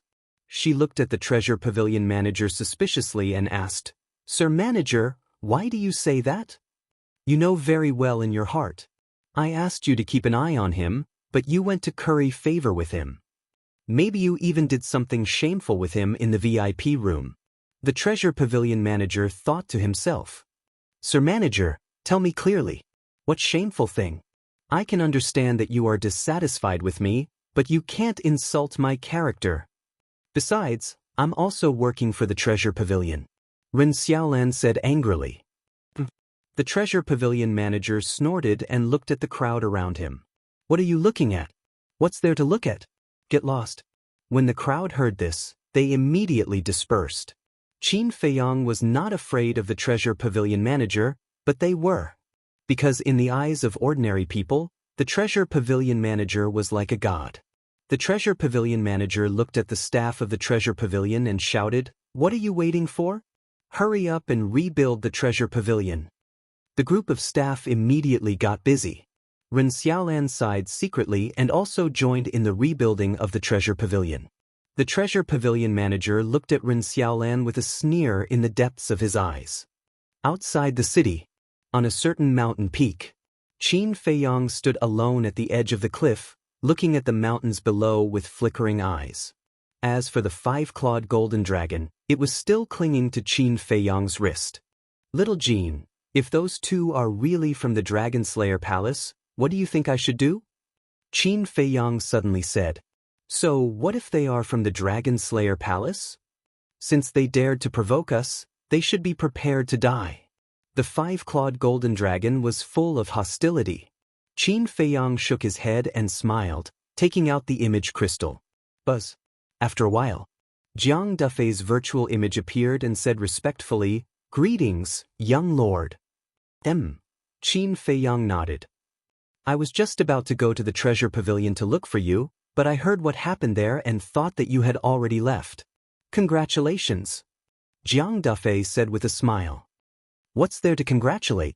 Qin Feiyang shook his head. "Becoming Yi Zhong's disciple is one step closer to the plan. Shouldn't I congratulate you?" Jiang Dufei was suspicious. Qin Feiyang shook his head and asked, "Are you done with your business?" Jiang Dufei nodded. "Then come and find me." Qin Feiyang told Jiang Dufei the coordinates of his current location. "By the way, Lei Bing and Wang Qi heard that I was going to the Black Tortoise world to cultivate and they want to go with me. Do you agree?" Jiang Dufei asked carefully. Qin Feiyang was suspicious. He had spent some time with Lei Bing, so he knew that he was a spy in Serpent City. However, Wang Qi was a stranger to him. Jiang Dufei said, "Wang Qi is from Snow Dragon City and he is now the city lord. His cultivation is the same as mine and Lei Bing's, the complete ninth heaven realm." "I see. Then let them come with me," Qin Feiyang said. "Thank you, young lord. I'll inform them right away." Jianghu thanked him and turned off the image crystal. A moment later, 3 figures appeared behind Qin Feiyang. One of them was Jianghu. One of the other 2 was a burly man in black. The other was a white-haired old man. He was stooped but his eyes were sharp. The black-haired man was Lei Bing. The white-haired old man was undoubtedly Wang Qi. "Greetings, young lord." The 3 of them bowed. Qin Feiyang looked at the 3 of them and then at Lei Bing and Wang Qi. He smiled and said, "If you want to cultivate in the Black Tortoise realm, you can tell me directly. You don't have to be so careful." The 2 of them looked at each other with joy in their hearts. They bowed and said, "Thank you, young lord." Qin Feiyang smiled and said, "You came at the right time. I want to ask you about 2 people." The 3 of them were suspicious. Qin Feiyang waved his hand and the 2 young men in luxurious clothes appeared. The 3 of them looked at the 2 young men in luxurious clothes with a trace of suspicion in their eyes. "You haven't seen them before?" Qin Feiyang asked. The 3 of them shook their heads. Qin Feiyang said, "I suspect that they are from the Dragon Slayer Palace." "The Dragon Slayer Palace?" The 3 of them were stunned. "These 2 people provoked me time and time again in the treasure pavilion. They even know who I am, so I have to get to the bottom of this." Qin Feiyang said, "They know your identity? Then this matter really can't be taken lightly. But young lord, if they are really from the Dragon Slayer Palace, it's useless to ask us. Because you know that there are many people in the Dragon Slayer Palace that we don't know. We have to ask the Divine General about this." The 3 of them said in a low voice. Qin Feiyang pondered for a while and said, "Send him a message. I'll ask him." Jianghu nodded and took out the image crystal. Buzz. A masked man in black armor appeared. When the Divine General saw Qin Feiyang beside him, he immediately glared at the 3 of them and said with a smile, "Young lord, congratulations. Why are you glaring at them? Are you unhappy to see me?" Qin Feiyang said indifferently. It's nothing. The Divine General waved his hand. "Let me ask you, who are they?" Qin Feiyang pointed to the 2 young men next to him and asked. The Divine General looked at the 2 of them and his pupils suddenly shrank. "Young lord, why are you asking about them? Judging from your reaction, they are really from the Dragon Slayer Palace." Qin Feiyang said. "But I don't understand. How do you know them?" The Divine General was doubtful. Qin Feiyang said, "They came to provoke me. How can I not know them?" "Provoke you? When did this happen?" The Divine General was surprised. Qin Feiyang said, "It's at the previous treasure pavilion." "There must be a misunderstanding," the Divine General hurriedly said. Although Qin Feiyang's tone was calm, one could see a trace of killing intent in his eyes. "Misunderstanding? Do you think I'm a 3-year-old child?" Qin Feiyang sneered and said, "Tell me, who are they?" The Divine General hesitated. "Speak!" Qin Feiyang shouted. Even though they were separated by a great distance and were using an image crystal to communicate, the Divine General still felt an enormous pressure from Qin Feiyang's body. The Divine General sighed deeply and said, "To be honest, they are your competitors." "Someone competing with me?" Qin Feiyang frowned. Jianghu and the other 2 were also very surprised. After thinking carefully, they said in surprise, "Sir Divine General, could it be the other?" The Divine General nodded and said, "Yes, they are 2 of the other 3 young lords." Jianghu smiled bitterly and shook his head. He looked at Qin Feiyang and said, "Young Hall Master, it is indeed as you expected. They are already envious of the plundering of the Northern City Lord's manors and obtaining the dragon race's 10 heaven-defying divine artifacts." Qin Feiyang's eyes were extremely terrifying at this moment. They were like blades. "Young lord, since they crossed the line and came to provoke us, we won't be polite." Lei Bing snorted. "Crossed the line?" Qin Feiyang was slightly stunned and looked at Lei Bing suspiciously. What did he mean? Chapter 25:33. "Let me answer your question," the Immortal General said. Qin Feiyang looked up at the Immortal General. When this task was first issued, the 4 great emperors set the rules. The 4 young lords are each in charge of a place. No matter what happens, you can't cross the line and interfere with the affairs of the other 3 places. And now, these 2 young lords have broken this rule. The Immortal general sighed. I see.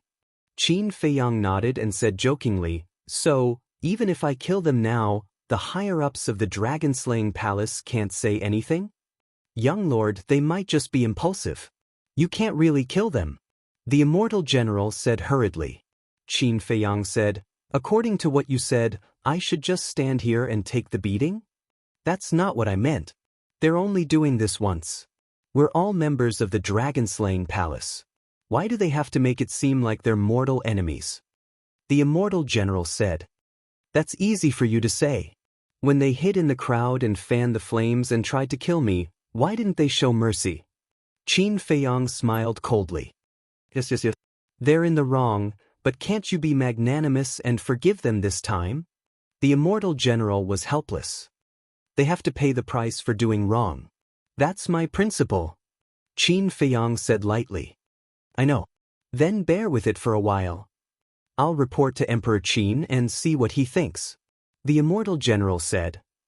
Suit yourself. Qin Feiyang shrugged and said, tell me first, which place are they in charge of? This. I'd better report to Emperor Qin first. After the Immortal general said that, he turned off the image crystal. What a joke. How could he tell Qin Feiyang about this? Qin Feiyang was a vengeful person. Once he knew, he would immediately send people to kill these 2 people. This guy only knows how to play dumb. Qin Feiyang was speechless. He looked at Jiang Dafei and the other 2 and asked, do you know? We definitely don't know. The 3 of them smiled bitterly. Qin Feiyang pondered for a moment. Looking at the 3 people, he said, wait, only 2 have appeared this time. Where's the other one? Maybe he doesn't want to be your enemy. It's also possible that he works for Sunlight Emperor. Emperor Yang and Emperor Qin are as close as brothers. I don't think they would help the other 2 to deal with you. Jiang Dafei and the other 2 guessed. Qin Feiyang smiled and said, so, I still have allies? Allies? The 3 of them exchanged glances.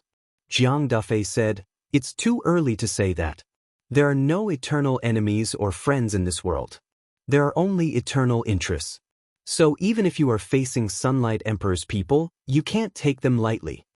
Lei Bing and Wang Qi also nodded. Qin Feiyang looked at the 3 of them and nodded in appreciation. Good awareness. The 3 of them rubbed their heads and felt a little embarrassed. Well, you don't have to worry about this. I will deal with it.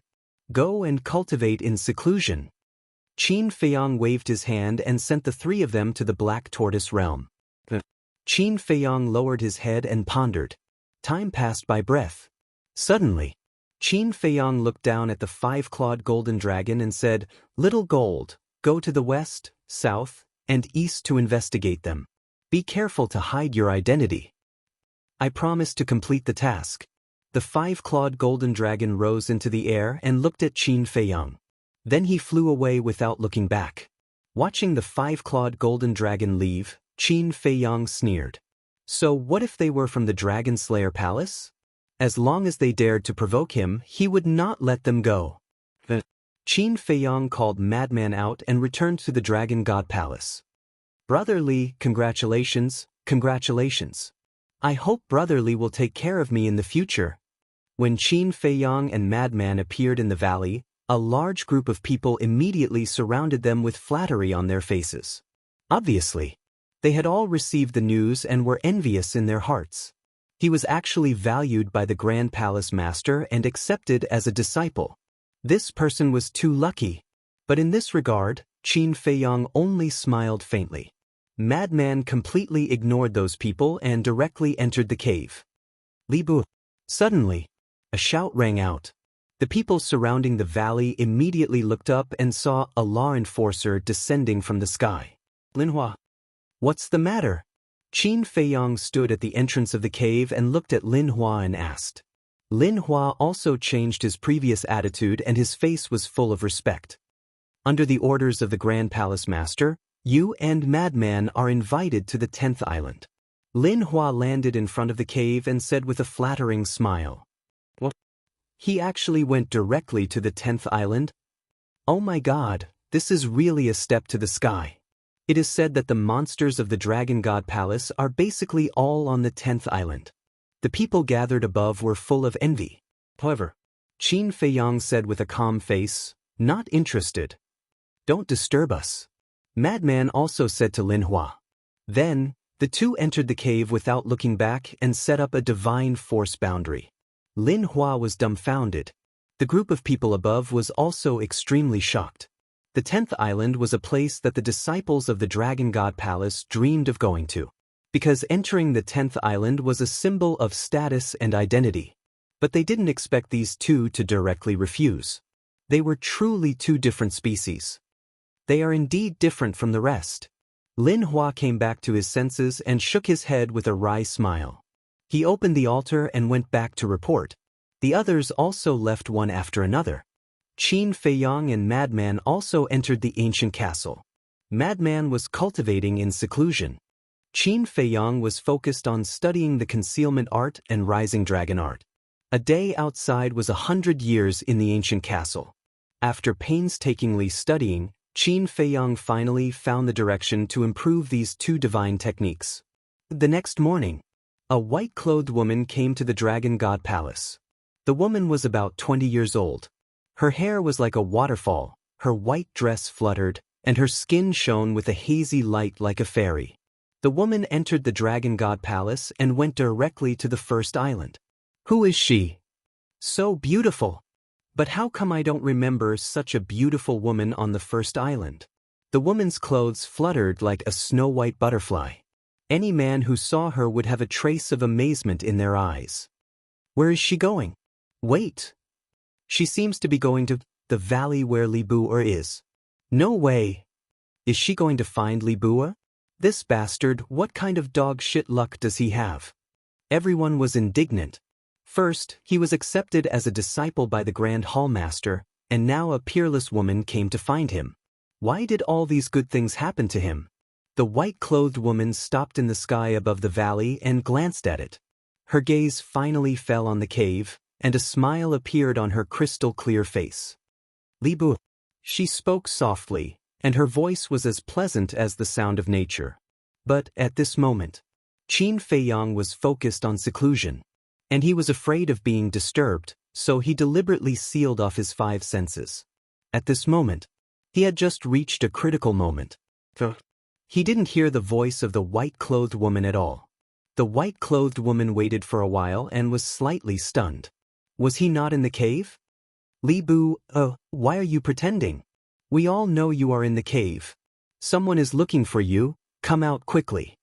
A few idlers who couldn't stand it any longer stared at the cave and shouted. However, the white-clothed woman didn't appreciate it, and those who opposed were a little disgusted, but they didn't say anything. Miss, this Li Bu'er is too rude, why don't you come to our cave first? But those people didn't realize it at all, and their faces were full of flattery. The white-clothed woman turned a deaf ear and looked at the cave quietly. Time passed quietly. Bang! In the cultivation room, Qin Feiyang's aura suddenly soared. He reached the great accomplishment paragon in an instant. But it wasn't over yet.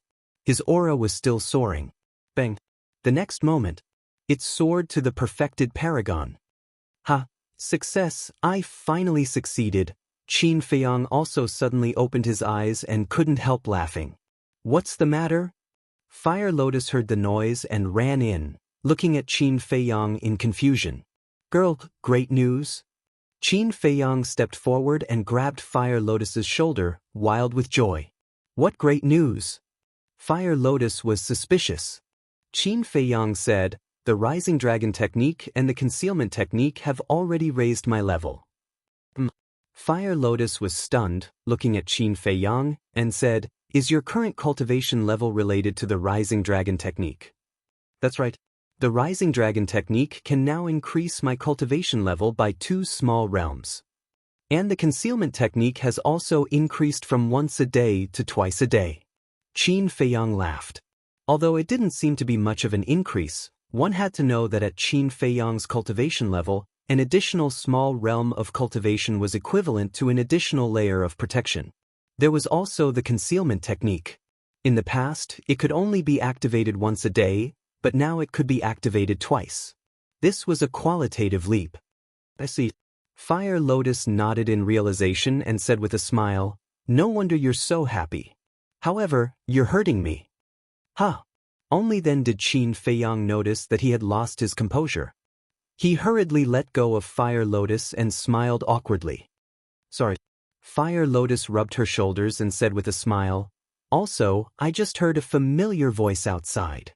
What familiar voice? Qin Feiyang was suspicious. Fire Lotus said, "It seems to be the woman you helped in the treasure pavilion." It can't be? Why is she in the Dragon God Palace? Qin Feiyang was stunned. How would I know? Fire Lotus was speechless. Alright, I'll go out and take a look. Qin Feiyang deactivated the Rising Dragon technique and his cultivation returned to the level of a divine lord. He appeared in the cave abode and walked to the entrance. It's really him? When he saw the woman in white, Qin Feiyang's expression immediately fell into shock. The woman in white was like an orchid in an empty valley. She stood quietly in the sky above the valley, exuding a tranquil aura. Don't you recognize me? The woman in white also saw Qin Feiyang. She landed in Qin Feiyang's valley and stood opposite Qin Feiyang with a smile. You're a little different from when you were in the treasure pavilion, so I didn't dare to recognize you.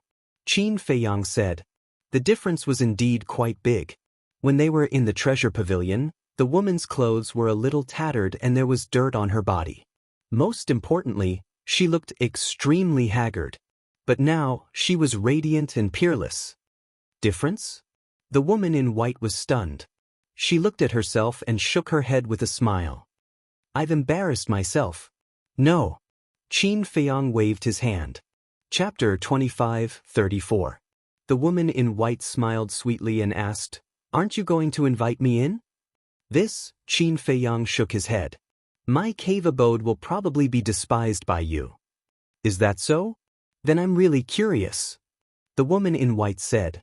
Qin Feiyang smiled helplessly. With a wave of his hand, the barrier dissipated and he retreated to the side, saying, Please come in. The woman in white walked slowly into the cave abode. She's in. This bastard, he really makes people jealous. The few people standing not far away looked at this scene with displeasure in their eyes. Inside the cave abode. Looking at the simple cave abode, the woman in white was stunned. This was the most casual cave abode she had ever seen. There was nothing. How could this be called a cave abode? It was simply a cave. I didn't lie to you, did I? Qin Feiyang laughed dryly. You're really a casual person. The woman in white shook her head. I think it's quite good. Qin Feiyang smiled and asked suspiciously, Why are you in the Dragon God Palace? Are you also a disciple of the Dragon God Palace? I'm not. The woman in white shook her head. Then how did you enter the Dragon God Palace? Qin Feiyang was stunned. It's a secret. The woman in white smiled mysteriously and said, Actually, I came to find you this time to thank you in person. Thank you? Qin Feiyang was slightly stunned and shook his head. It's fine, it's just a small matter. To you, it may be a small matter, but to me, it's more important than my life. I'm also here to invite you to my house as a guest. The woman in white said. Qin Feiyang hurriedly said, There's no need for that. My great-grandfather really wants to meet you. He told me to invite you over. For the sake of the old man, please go. The woman in white's face was full of pleading. This, Qin Feiyang hesitated. The woman in white smiled and said, Don't worry, we won't eat you. Moreover, this might be an unexpected surprise for you. Surprise? Qin Feiyang shook his head with a wry smile. He could only hope that it was not a scare. How is it? If you don't agree, then I won't leave. The woman in white smiled slyly. All right. Qin Feiyang nodded helplessly. The woman in white was overjoyed and urged, Then let's go. Are we going now? Qin Feiyang looked at him in astonishment. Yeah. The white-robed woman nodded. But I have something on my hands right now. Qin Feiyang said awkwardly. What is it? The white-robed woman was doubtful. Qin Feiyang didn't answer. How about this? You go back first and give me the coordinates. When I'm done, I'll go there directly. Actually, he was fine. However, he couldn't leave the Dragon God Palace with the white-clothed woman, because he had already cancelled the fate contract. If he left with the white-clothed woman, then this matter would be exposed. Therefore, he had to send the white-clothed woman away first. You're not lying to me, are you? The white-clothed woman looked at Qin Feiyang suspiciously. Qin Feiyang smiled and said, facing such a beautiful woman like you, lying to you is a sin. The white-clothed woman couldn't help but laugh. This person is quite humorous. How about this? I'll wait for you outside the Dragon God Palace. When you're done, come find me. After the white-clothed woman finished speaking, she didn't give Qin Feiyang a chance to speak and directly turned to leave. Troublesome. Qin Feiyang shook his head. He could only enter the ancient castle and call Madman out. But since this woman wasn't from the Dragon God Palace, how could she enter the Dragon God Palace? When Madman brought Qin Feiyang out of the Dragon God Palace, he found that the white-clothed woman was really waiting at the bottom of the stone stairs. Madman glanced at the stone stairs and saw that there was no one around, so he called Qin Feiyang out. She's down there. I guess this time, you accidentally saved a very powerful person. Madman said. Either this woman is related to the dragons, or she is related to Yi Zhong. Qin Feiyang nodded. Because only with this explanation could the white-clothed woman enter the Dragon God Palace. Then be careful, don't let your luck turn into a calamity.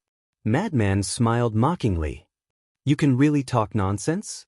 Qin Feiyang rolled his eyes and sent Madman to the ancient castle before walking down the stone stairs. So fast? Seeing this, the white-clothed woman was surprised. It's just a small matter. Qin Feiyang smiled faintly. If I knew it would be so fast, I would have waited for you outside the cave. The white-clothed woman said. Qin Feiyang smiled and said, let's go. The white-clothed woman nodded, opened an altar, and jumped on it.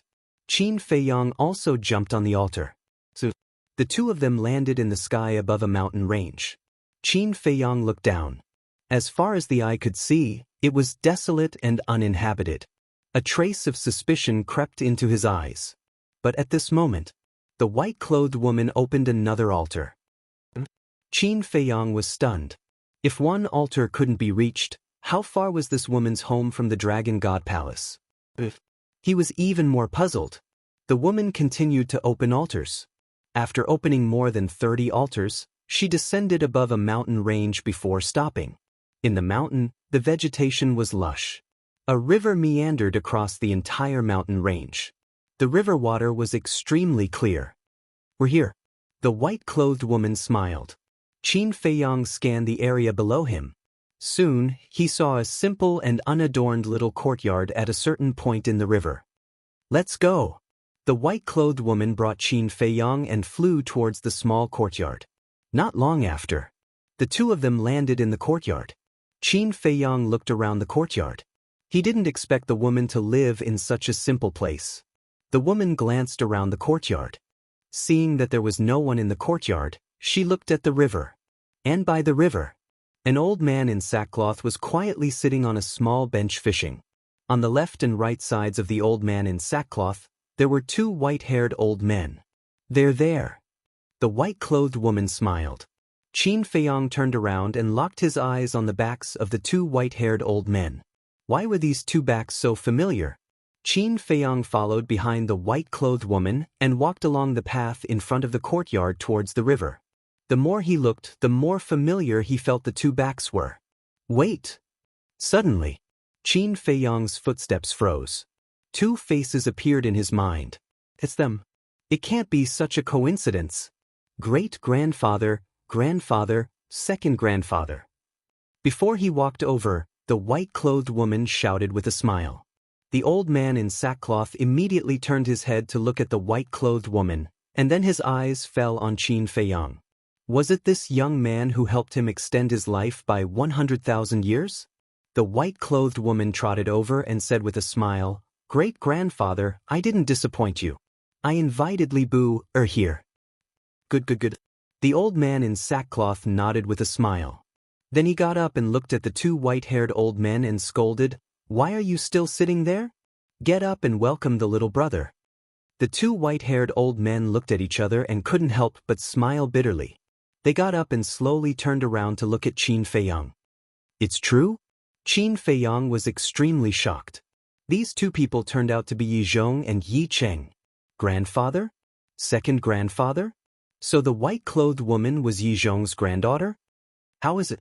Are you surprised? The white-clothed woman looked at Qin Feiyang and asked. Surprised? Qin Feiyang shook his head and smiled bitterly. It was indeed a shock. Yi Zhong looked at Qin Feiyang and said, "You just acknowledged me as your master yesterday. How come you can't recognize me today?" "Greetings, master." Qin Feiyang smiled helplessly and cupped his hands in front of his chest. The old man in sackcloth glared at Yi Zhong and scolded, "Don't put on airs. Hurry up and make tea. I want the best tea." "Father, he's my disciple after all. You want me, his master, to make tea for his disciple? That's not right." Yi Zhong said unhappily. "What's wrong? I knew it. He is my savior." "Hurry up," the old man in sackcloth said angrily. "Don't be angry. I'll go right away," Yi Zhong said hurriedly and then walked to the small courtyard. When he passed by Qin Feiyang, he couldn't help but feel a little embarrassed. Qin Feiyang rolled his eyes and chuckled. "Master, it's been hard on you." Yi Zhong's body stiffened. He was obviously laughing at him. "Brat, just you wait." Yi Zhong snorted coldly and walked to the courtyard without looking back. "Little brother, thank you so much. If not for you, I would have been buried in half a year at most. I will always remember this great kindness in my heart. Please accept my bow." The old man in sackcloth walked to Qin Feiyang with the help of Yi Cheng and the white-clothed woman. "Old man, you can't accept this," Qin Feiyang said hurriedly. However, the old man in sackcloth insisted on bowing to Qin Feiyang. "Thank you." Yi Cheng also bowed to Qin Feiyang gratefully. Qin Feiyang looked at Yi Cheng and couldn't help but shake his head and smile bitterly.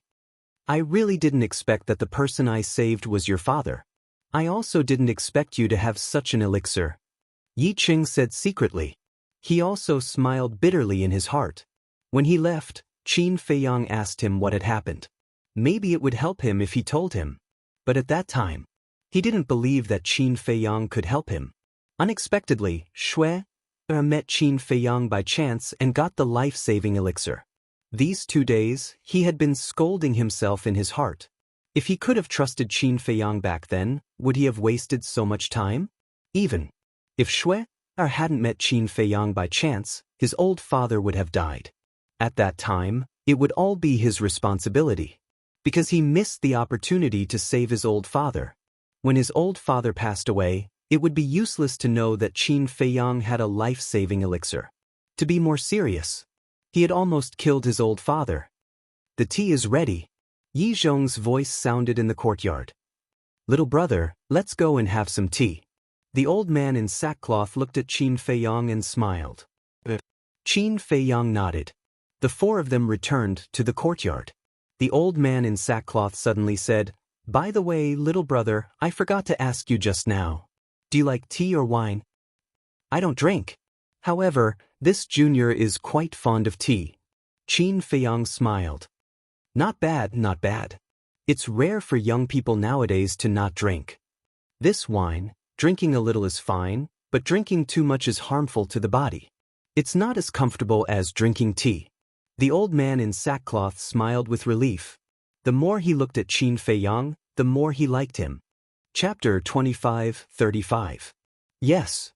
Qin Feiyang nodded. No wonder Yi Cheng liked tea so much. It turned out that he had a father who loved tea so much. Entering the courtyard, Qin Feiyang sat at the stone table under the warm hospitality of the old man in sackcloth. The tea on the table bubbled and the fragrance of tea filled the air. The woman in white smelled the tea and looked at Qin Feiyang with a smile. "This is the tea that second grandpa gave to great-grandpa. It's the best tea. Try it." "The best tea?"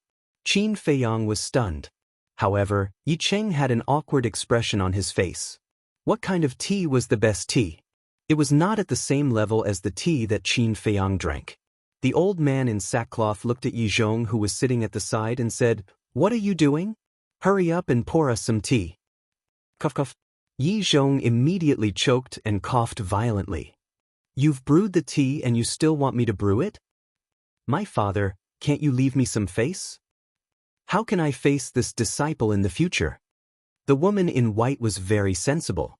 Seeing Yi Zhong's dissatisfaction, she stood up and picked up the teapot and smiled. "Let me do it."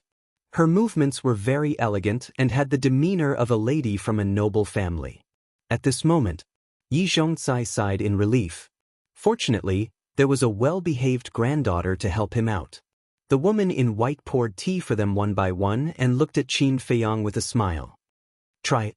Qin Feiyang picked up the teacup and sniffed it. "Isn't this the tea that Yi Qing gave me last time in the duty hall?" And from the beginning to the end, Yi Qing had an awkward look on his face.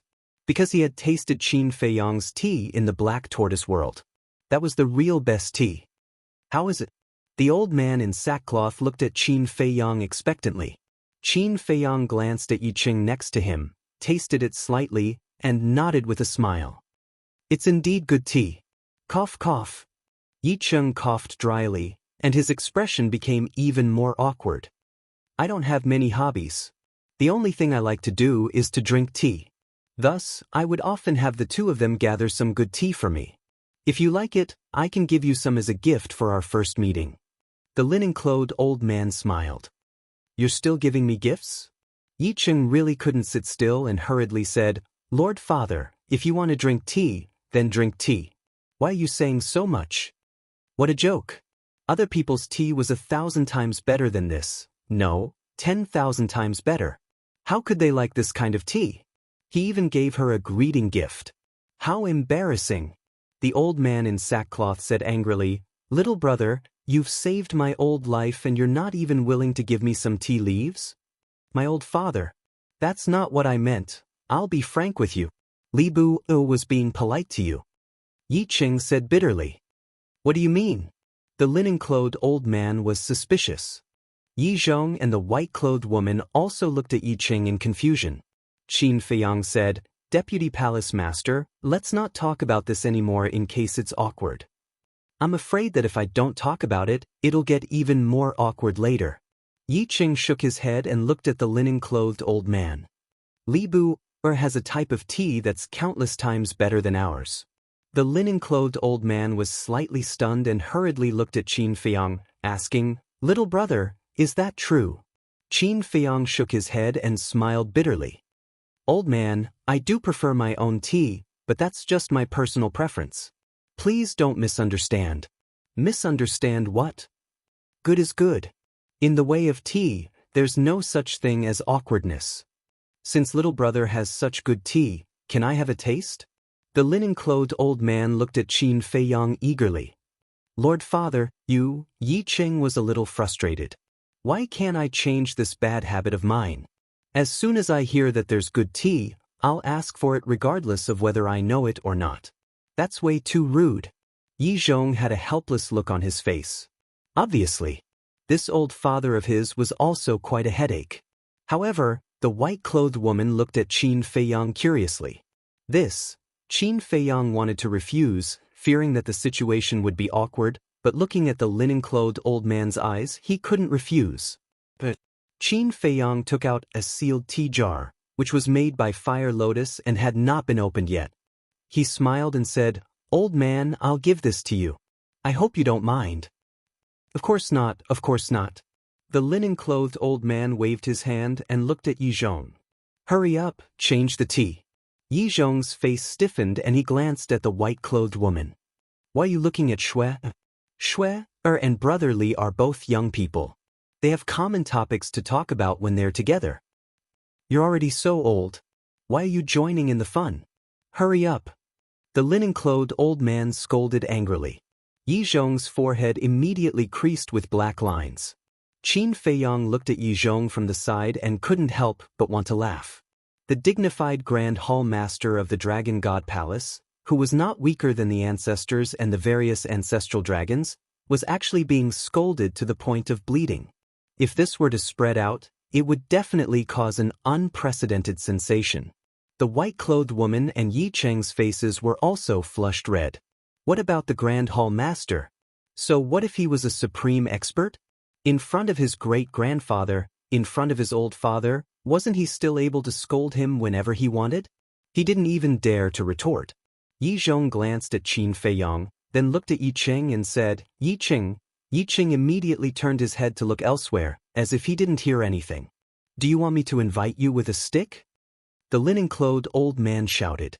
Don't be angry, I'll change it. Yi Zhong immediately stood up and glared fiercely at Yi Cheng. Then, he picked up the teapot and angrily walked toward the wooden house. What was going on? In any case, he was still a reputable person. How could he be ordered around like this? What kind of nonsense was that? Wait a minute. It seemed that from the beginning until now, his old father had been calling Li Bu little brother all the time? And just now, he even called him brotherly? Brother? Master and disciple? What the hell was this? If that was the case, didn't he have to call this kid uncle? It was a mess. Everything was a mess. Looking at the embarrassed Yi Zhong, the white-clothed woman said in a low voice, Great-grandfather, leave some face for grandfather. No matter how good he is still my son. No matter how bad I am still his father. Why should I leave him face? Let's talk about it later. There are no outsiders here. Why should I leave him face? The linen-clothed old man snorted coldly. No outsiders? The white-clothed woman was stunned and glanced at Qin Feiyang. Wasn't this an outsider?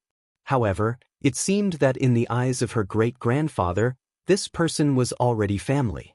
The white-clothed woman looked at Qin Feiyang and said apologetically, Don't take offense. Our family is like this. It's okay. I quite like this atmosphere. It's relaxed. There's no pressure. Qin Feiyang waved his hand. The linen-clothed old man said, Brotherly, if you like it, you can come here often to play. Qin Feiyang nodded. Although Yi Zhong was in a sorry state, this old man's personality was very straightforward. He spoke whatever was on his mind and did not hide anything. He was not like those hypocrites who said one thing on the surface and another behind their backs.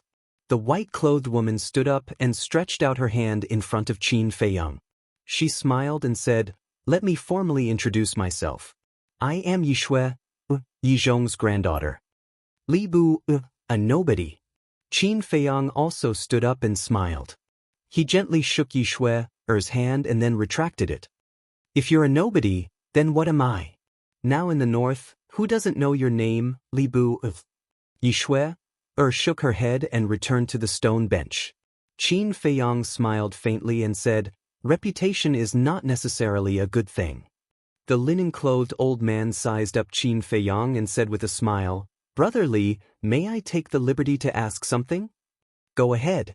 Qin Feiyang said with a smile. Where do you live? Who is in your family? The linen-clothed old man said. Qin Feiyang was stunned. Was he checking the entrance of the household? Yi Cheng was also shocked and hurriedly said, Father, why are you asking this? He knew Qin Feiyang's identity. And Qin Feiyang's identity was a minefield that could not be touched. Yes, great-grandfather. That's too presumptuous. Yi Shui was also unhappy. That's why I'm taking the liberty to ask. The linen-clothed old man glanced at the two of them and looked at Qin Feiyang with a smile. Brotherly, you don't mind, right? If you do, just pretend that I didn't ask. It's okay. Qin Feiyang shook his head and said with a smile, Actually, I don't know where I'm from either. What do you mean? The linen-clothed old man was suspicious. Great-grandfather. If he said that, then there must be a painful past. Aren't you deliberately making him feel uncomfortable by getting to the root of the matter? Yi Shui said unhappily. The linen-clothed old man was stunned and nodded. Yes, brotherly, I'm really sorry. It's okay. Qin Feiyang smiled faintly. At this moment, Yi Zhong walked out with a teapot in his hand and looked very calm. The linen-clothed old man immediately stared at the teapot and looked forward to it. Yi Zhong opened the teapot. A burst of tea fragrance immediately overflowed. Yi Zhong was slightly stunned. He took out a tea leaf, put it at the tip of his nose and sniffed it. Then, he put it in his mouth and a look of shock flashed across his old eyes. What kind of tea leaf was this? The taste was so pure? When he came back to his senses, he quickly grabbed some tea leaves and put them into the teapot, then poured some water. The tea fragrance became stronger. The entire courtyard was filled with the tea fragrance. The linen-clothed old man's eyes were shining. The tea fragrance alone was incomparable to the previous tea. Great-grandfather, try it. Yi Shui picked up the teapot and poured a small cup for the linen-clothed old man. Generally speaking, the tea leaves had to be filtered. That was to say, the first tea had to be poured away. This was because many tea leaves had a bitter taste when they were first served. On the other hand, this was also to wash away the stains on the tea leaves. But the tea leaves cultivated by the fire lotus were different. Not only was the taste of the first tea not bitter, but it was also more pure. As for the stains on the tea leaves, it was even more impossible.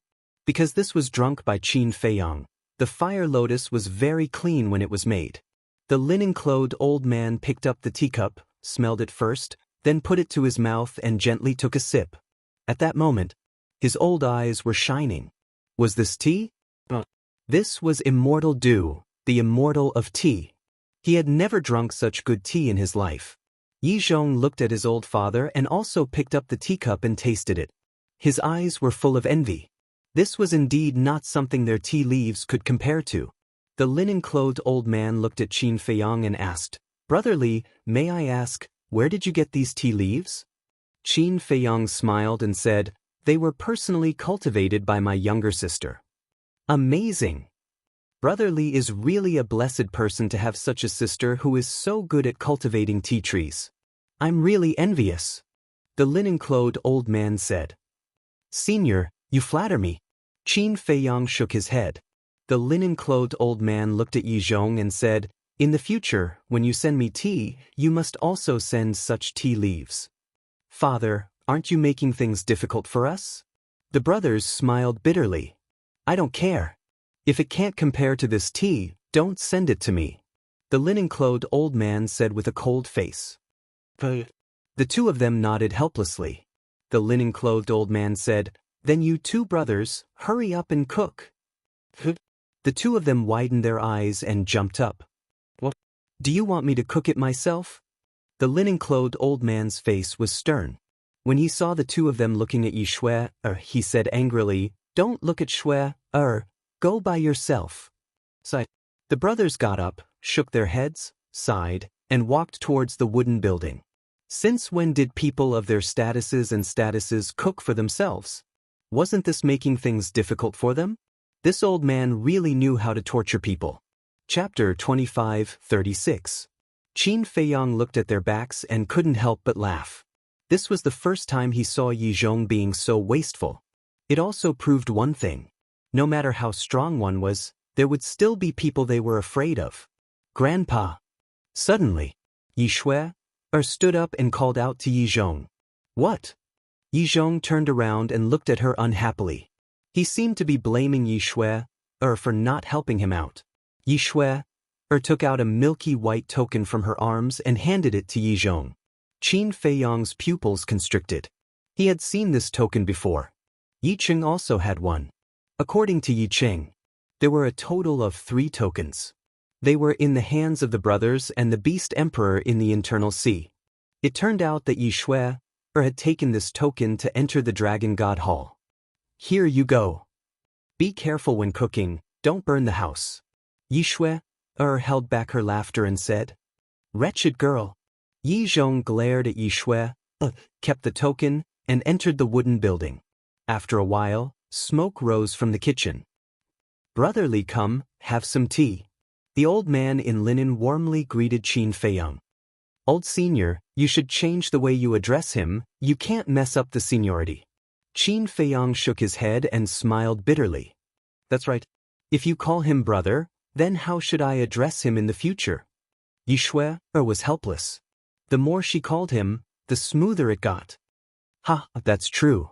The old man in linen rubbed Yi Shui's head and looked at Qin Feiyang. Then tell me, how should I address you in the future? Qin Feiyang pondered.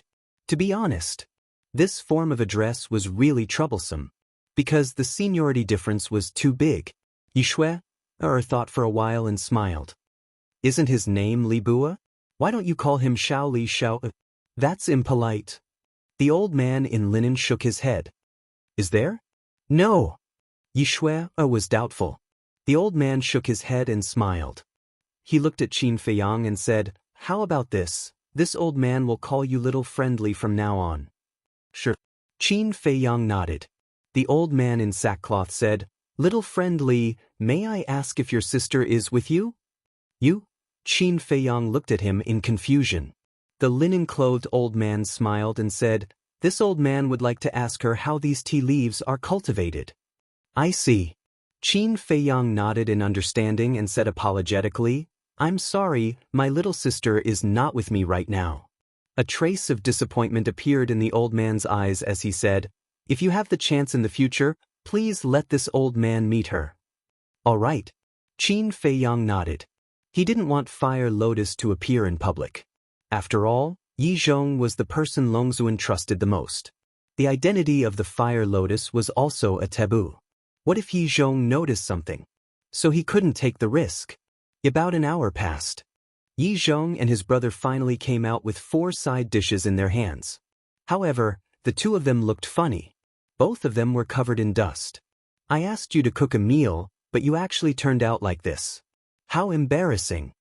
The linen-clothed old man didn't hide it and stared at them. The two of them felt extremely wronged. For them, being able to cook this meal was already very difficult. Even if it wasn't an exaggeration, they should at least be encouraged. They didn't expect to be ruthlessly criticized. It seemed that this old man was determined to embarrass them today. Let's eat, let's eat. Yi Qing coughed dryly and said with a smile. In all my life, I've never seen them cook with their own hands. The taste may not be good, please bear with it. Yishui glanced at the side dishes on the table and transmitted her voice to Qin Feiyang. Qin Feiyang shook his head and laughed. To be honest, these few dishes made people lose their appetite. However, it was rare for the two of them to cook like this for the first time. Qin Feiyang picked up his chopsticks and picked up a piece of green vegetable. When he was about to try it, he found that Yi Zhong and Yi Qing were staring at him. They looked quite nervous. Why are you looking at him? Yishui looked at the two of them suspiciously and also picked up a piece of green vegetable and put it in her mouth. Yi Zhong and Yi Qing quickly looked at Yishui. Yishui swallowed it, took out a snow-white handkerchief, wiped the oil stains at the corner of her mouth, and nodded. The taste is okay. Really? Yi Zhong and his brother were quite excited when they heard this. Really? Yishui answered very seriously. Yi Zhong and his brother looked at Qin Feiyang again. Qin Feiyang looked at the two brothers and then at Yishui suspiciously. Why did this woman's expression look strange? He braced himself and put the green vegetable in his mouth. His body immediately froze. This was okay? How is it? Yi Zhong and his brother looked at Qin Feiyang nervously. Qin Feiyang swallowed hard and nodded. For someone who is cooking for the first time, this taste is okay. Great-grandpa, grandpa, second grandpa, you should try it too. Yishui smiled. The old man in linen looked at Yishui and Qin Feiyang and said, You're not lying to me, are you? Yishui said, How would we dare to lie to you? It's really okay. Qin Feiyang felt a little guilty. The old man in linen picked up a piece of green vegetable and put it in his mouth. His expression changed immediately, and it was very interesting. Father, how is it? Yi Zhong and his brother looked at him and asked. The old man in linen secretly glared at Yi Zhong and nodded at Yishui and said with a smile, It's very good. Yi Zhong and his brother looked at each other and smiled. They did not expect to be recognized by everyone on their first time cooking. It seemed that they were also talented. The two of them also grabbed their chopsticks, picked up a piece of green vegetable and put it in their mouths. Immediately, the smile on their faces froze. Following that, the two of them turned around and vomited. Why is it so salty? Is this something that humans eat? The old man in linen laughed out loud. Yishui and Qin Feiyang could not help but snicker. The brothers smiled bitterly, looked at the old man in linen, and said helplessly, Father, is there anyone like you? Following that, Yi Zhong glared at Qin Feiyang and Yi Shui again. One is the Grand Hall Master of the Dragon God Palace, and the other is the Vice Hall Master of the Law Enforcement Palace. What kind of bullshit are they making? Why don't you guys taste it before cooking? The old man in linen held his chopsticks and flipped through a few dishes with a look of disdain. The two brothers lowered their heads, their faces filled with embarrassment. Forget it, I'll cook it myself. You can't count on me. Little girl Shui, clean up. The old man in linen shook his head, stood up, and quickly walked into the wooden building. Yi Shui, shook her head and smiled, cleaned up the dishes on the table, and also went to help. Qin Feiyang looked at the embarrassed Yi Zhong and Yi Shui, coughed dryly and said, about that, I'll go help as well. Sit down. Yi Zhong said with a dark face. Qin Feiyang's expression froze, and when he returned to the stone bench, his entire body felt uncomfortable. Yi Zhong said, you've seen enough jokes. How would this disciple dare to laugh at you, master? Qin Feiyang smiled embarrassedly. Come on. Let me tell you, you are not allowed to mention what you saw today to anyone. Yi Zhong said angrily. Qin Feiyang slyly said, this doesn't seem to be something shameful, right? What did you say? Yi Zhong immediately glared at Qin Feiyang fiercely. Good. I won't say anything. Qin Feiyang hurriedly waved his hand. Yi Zhong shook his head helplessly, turned to look at Yi Cheng and sighed, I think father deliberately embarrassed us today. I think so too. Yi Cheng smiled bitterly. Yi Zhong took a deep breath, looked at Qin Feiyang and said, Li Bu, while the old master is not here, I'd like to ask you a few questions seriously. Yi Cheng, who was next to him, was stunned. He looked at Yi Zhong and then at Qin Feiyang, looking a little nervous. Go ahead. Qin Feiyang's eyes flickered slightly, and he looked at Yi Zhong. Yi Zhong said, where are you from? Qin Feiyang sighed secretly. Sure enough, he could not avoid the interrogation. When he was in the treasure school yesterday, he had already expected that Yi Zhong would come to ask about his background sooner or later. Because Yi Zhong would not let a person of unknown origin become his disciple. Dragons would not allow it either. I want to hear the truth. Yi Zhong stared at Qin Feiyang. Yi Cheng was also extremely uneasy. He did not know if Qin Feiyang had made preparations in advance. However, Qin Feiyang did not change his expression, shook his head and said, I don't want to talk about these things. You have to answer me. Because this is Long Zun's order. If you don't say it, I'm afraid even I can't help you. Yi Zhong said. What? Long Zun? Qin Feiyang was shocked. That's right.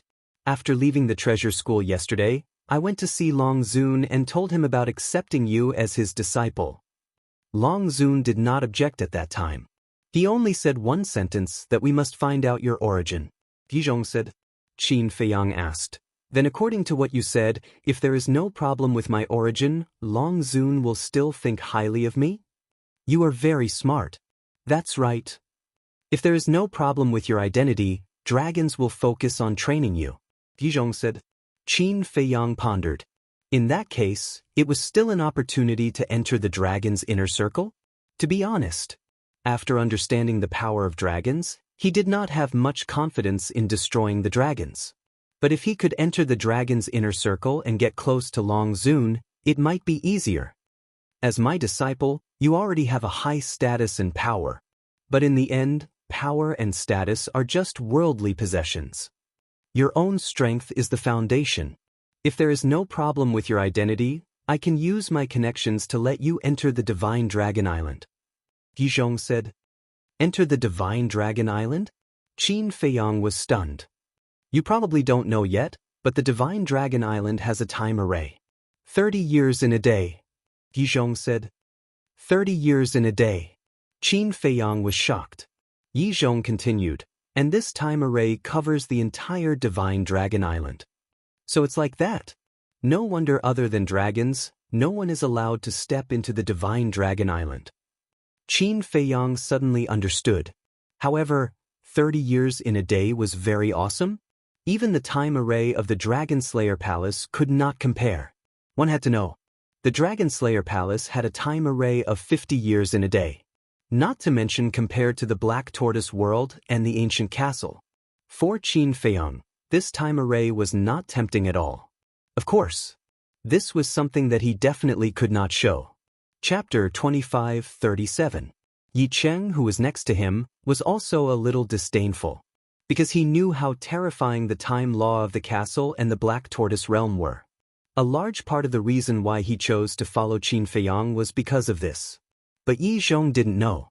From his point of view, allowing Qin Feiyang to enter the Divine Dragon Island was an enormous favor.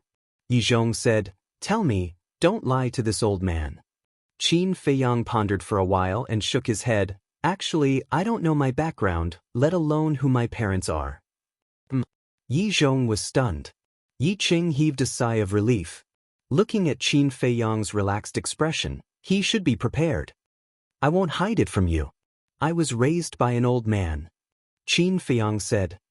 "Old man?" Yi Zhong was suspicious. "I don't know his name.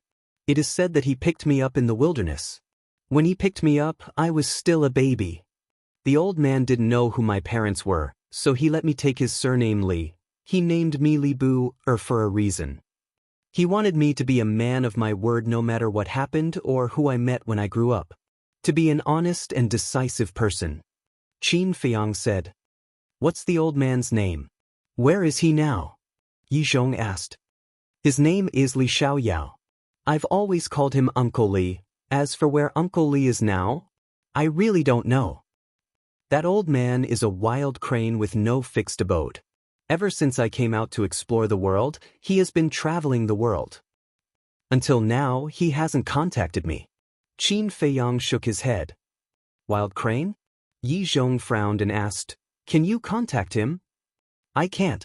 When we separated, he was afraid that I would rely on him too much, so he erased the contract in the image crystal." Qin Feiyang sighed.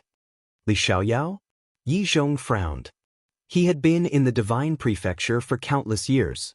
Anyone with a little bit of fame basically knew a thing or two. However, he had never heard of the name Li Xiaoyao. Qin Feiyang said calmly, "He is indifferent to fame and fortune and likes to travel. I don't think many people know his name." Yi Zhong pondered for a moment and asked, "What's the old man's cultivation?"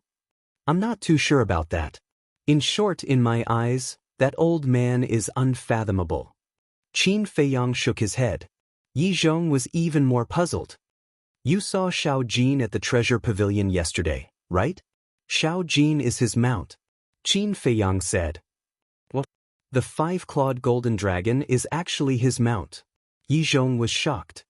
Of course. To him, Xiao Jin is more like his family. Qin Feiyang said with a smile. Yi Zhong asked, "Then what about the old woman who helped you kill the island master when you entered the Dragon God Palace?" This old woman was Fire Lotus in disguise. Qin Feiyang of course couldn't tell the truth. He said, "She's Uncle Li's servant, but to Uncle Li she's also family." "They're all here to protect you?" Yi Zhong couldn't believe it to the extreme. A servant had a half-step invincible realm cultivation. And a mount was not only a 5-clawed golden dragon, but also a beginner invincible realm cultivation. Then how strong was this so-called Li Xiaoyao? "They're protecting me, but more importantly, they're taking care of me. Therefore, I am very grateful to Uncle Li. He was the one who raised me and taught me how to cultivate. In my eyes, he's my grandfather." Qin Feiyang said. Yi Zhong said with a smile, "To be able to cultivate a talent like you, he's definitely not an ordinary person. I really want to meet this old man." Qin Feiyang said with a faint smile, "There's still a long way to go, there's a chance. One more question, where's that young man? What's your relationship with him?" Yi Zhong said. "Young man?" Qin Feiyang was slightly stunned and shook his head.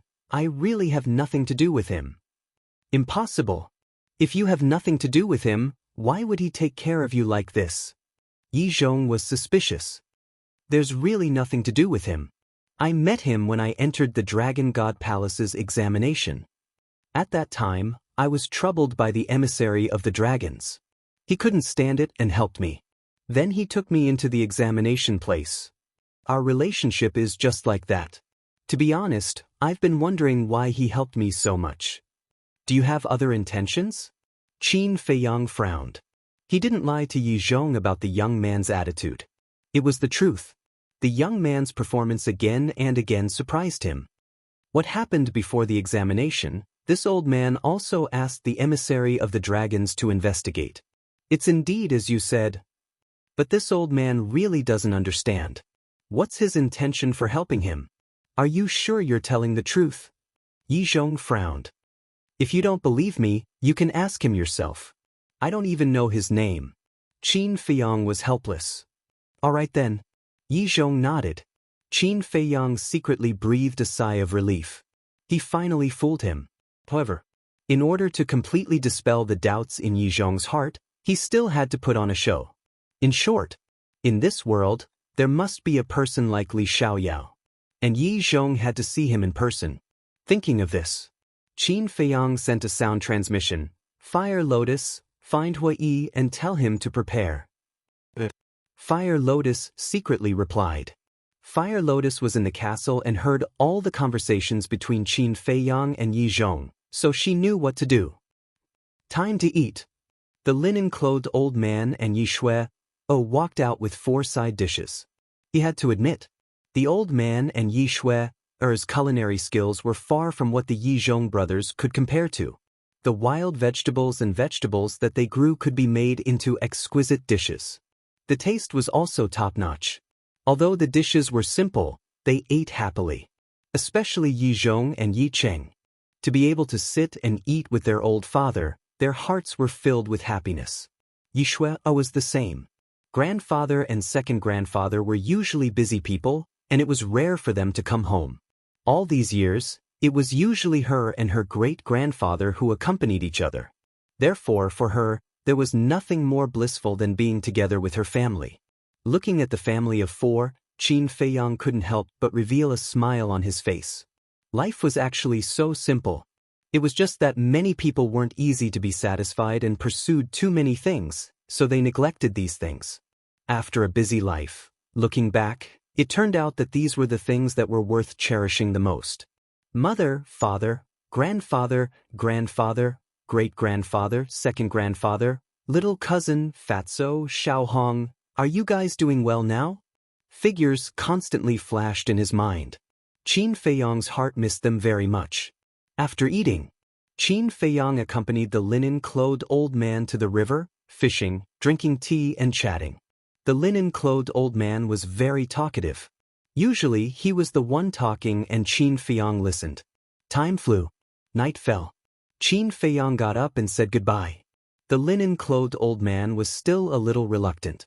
After a day of interaction, whether it was Qin Feiyang's speech or character, he admired them very much. In the end, it was only under the advice of Yi Zhong and Yi Cheng that the linen-clothed old man let go and sent Qin Feiyang away. Let me tell you, in the future in the Dragon God Palace, you must take good care of him. The linen-clothed old man looked at the Yi Zhong brothers and said, I know. I've said it hundreds of times. Yi Zhong smiled helplessly, looked at Yi Shui, and said, take good care of great-grandfather, let's go back to the Dragon God Palace first. Leaving so soon? Yi Shui was stunned. There's no other way. Some time ago, Qin Feiyang caused such a big commotion, Long Zun has already given a death order to get rid of this person. I really didn't expect it. A junior of the future generation actually brought such a big threat to the dragons. Yi Zhong shook his head and sighed. Hearing this, Yi Cheng seemed to want to say something but hesitated. Qin Feiyang, Yi Shui muttered, wait, grandfather, second grandfather, I think I've seen him somewhere before? What? Yi Zhong and Yi Cheng looked at her in shock. Yi Shui lowered her head and thought for a moment. Her eyes trembled slightly as she said, it can't be such a coincidence. What's wrong? Yi Zhong and Yi Shui were even more surprised. I remember that 9 months ago, in order to find a way to extend great-grandfather's life, I accidentally entered a forest. In the forest, I met an unconscious man. He was covered in blood. At that time, I felt that he looked familiar, but because of great-grandfather, I didn't think too much about it. Now that I think about it, he seems to be Qin Feiyang. Yi Shui said. Yi Zhong hurriedly asked, "Where is he?" "It's useless to tell you now, he must have already left. It's quite funny I actually saved him." Yi Shui smiled bitterly. "What? You saved him?" Yi Zhong was stunned. At that time, I saw that he was unconscious on the ground, and there were many fierce beasts around him, so I set up a barrier to protect him. Furthermore, I also gave him a divine life pill, Yi Futian said. If I calculate the time carefully, he should have escaped from the internal sea and then fell unconscious. Yi Shui shook her head. "You little girl," Yi Zhong looked at her speechlessly. She actually saved Qin Feiyang. If Longzuan knew about this, he would definitely misunderstand that he was Qin Feiyang's accomplice. I see. Yi Cheng finally understood in his heart. At first, he was still wondering why Qin Feiyang, who he had never met, would help Shui. It turned out that Shui had saved him before. It was just that even Shui herself didn't know that the person who helped her was Qin Feiyang. Yi Cheng, Shui, and father, this matter is only known to us. You can't tell anyone else. Yi Zhong took a deep breath and looked at the three of them. Why? Yi Shui was puzzled. Qin Feiyang is Longzuan's greatest enemy. What will Longzuan think if you save him? Although we all know that you did it unintentionally, Longzuan won't think so. If this matter falls into Longzuan's ears, I'm afraid not only you, but even grandfather, second grandfather, and your great-grandfather will be implicated. Yi Zhong said in a deep voice. So serious? Yi Shui was shocked. Yi Zhong sighed. I'm afraid that when that time comes, it will be more serious than what I said. In short, this matter must be kept a secret. The three of them nodded. Chapter 25:38. Then let's go back first. If there's anything, remember to send us a message immediately. Yi Zhong looked at the old man and Yi Shui and smiled. Okay. The grandfather and granddaughter nodded in response. Yi Zhong opened one of the altars and walked up. Shui, take good care of great-grandfather. Yi Cheng reminded. Got it. Yi Shui giggled. Yi Cheng rubbed Yi Shui's head dotingly and jumped up the altar as well. Soon, the two of them disappeared. Great-grandfather, let me accompany you for a while. Yi Shui retracted her gaze and looked at the old man with a smile. Great-grandfather also wants to have a good chat with you. The old man in sackcloth smiled and pulled Yi Shui towards the river. Chat about what? Yi Shui was suspicious. The old man said, all these years, you've been accompanying an old man like me. Do you feel bored? Of course not. I quite like this kind of life. Unlike grandpa and second grandpa who are always scheming against each other outside. It's tiring. Yi Shui shook her head. This is survival. Wasn't it the same for great-grandfather when he was young? It's just that great-grandfather's talent isn't good enough. I don't have the achievements of your grandpa and second grandpa. The old man sighed. How can that be? If great-grandfather's talent isn't good enough, how can he have such a talented grandfather? Yi Shui smiled. In our Yi family, your grandfather is an exception. Because in our Yi family, there has never been such a talented person. For example, your second grandpa's talent is far inferior to your grandfather's. Although your grandfather is now working for the dragons, we can't have other thoughts. Because without your grandfather, we wouldn't have such a comfortable life. The old man said. Shui knows. Yi Shui nodded. Of course. We can't let your grandfather shoulder everything. Besides, your grandfather is already so old. Many people want to help, but they can't. You're the only descendant of our Yi family. From now on, the Yi family will rely on you. The old man said. How can that be? Grandfather is quite young. Yi Shui smiled. The old man smiled and said, if your grandfather hears this, he will definitely be very happy. However, you should also make preparations for your life. What should I prepare? Yi Shui was doubtful. Great-grandpa's lifespan has been extended to 100,000 years. In the future, you don't have to accompany this old man every day. Go to the Dragon God Palace tomorrow. Cultivate well. If you have the chance, it would be best to enter the Divine Dragon Island. I heard from your grandfather that the Divine Dragon Island has a time array. You'll grow faster this way. The linen-clothed old man smiled. Yi Shui was slightly taken aback. She hurriedly asked, Great-grandfather, are you chasing me away? How could great-grandfather bear to chase you away? Great-grandfather wants to let go of your hand and let you go out and explore as much as you want. The old man in sackcloth said dotingly. I'm not going. Yi Shui shook her head. But the linen-clothed old man was suspicious. I want to accompany great-grandfather. 100,000 years isn't that long. Yi Shui said. You little girl, the linen-clothed old man shook his head and said with a smile, then how about this? Great-grandfather promises you that you'll work hard in your cultivation in the future. As long as great-grandfather breaks through to the half-step imperishable realm, it's basically equivalent to having an eternal lifespan. Really? Yi Shui looked at the linen-clothed old man in surprise. Will great-grandfather lie to you? But it depends on whether great-grandfather has the ability. After all, this imperishable realm is the biggest hurdle for living beings in the world. The linen-clothed old man said. Shui believes that you can definitely do it. Yi Shui said. The linen-clothed old man asked, then you've promised great-grandfather? How dare I not listen to great-grandfather's words? After a while, I'll accompany you again and report to the Dragon God Palace. Yi Shui smiled playfully. The linen-clothed old man nodded. The Dragon God Palace. On the stone stairs, Yi Zhong suddenly stopped, turned his head to look at Yi Cheng behind him, and asked in confusion, You seem to have something to say along the way. Do you have something to say? Yi Cheng's expression stiffened, and he said with a smile, You saw through it. We grew up together, how can I not see through it? Yi Zhong rolled his eyes at him and said, Just say what you want to say. Yi Cheng pondered and didn't say anything. In the end, he gritted his teeth and said in a low voice, Big brother, have you ever thought about a question? You've worked for the dragons for so many years, is it worth it? What did you say? Yi Zhong immediately shouted and hurriedly looked down the stone stairs.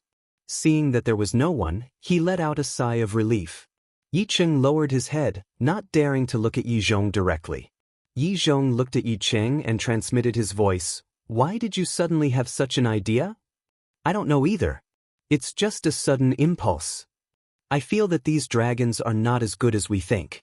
Yi Cheng shook his head.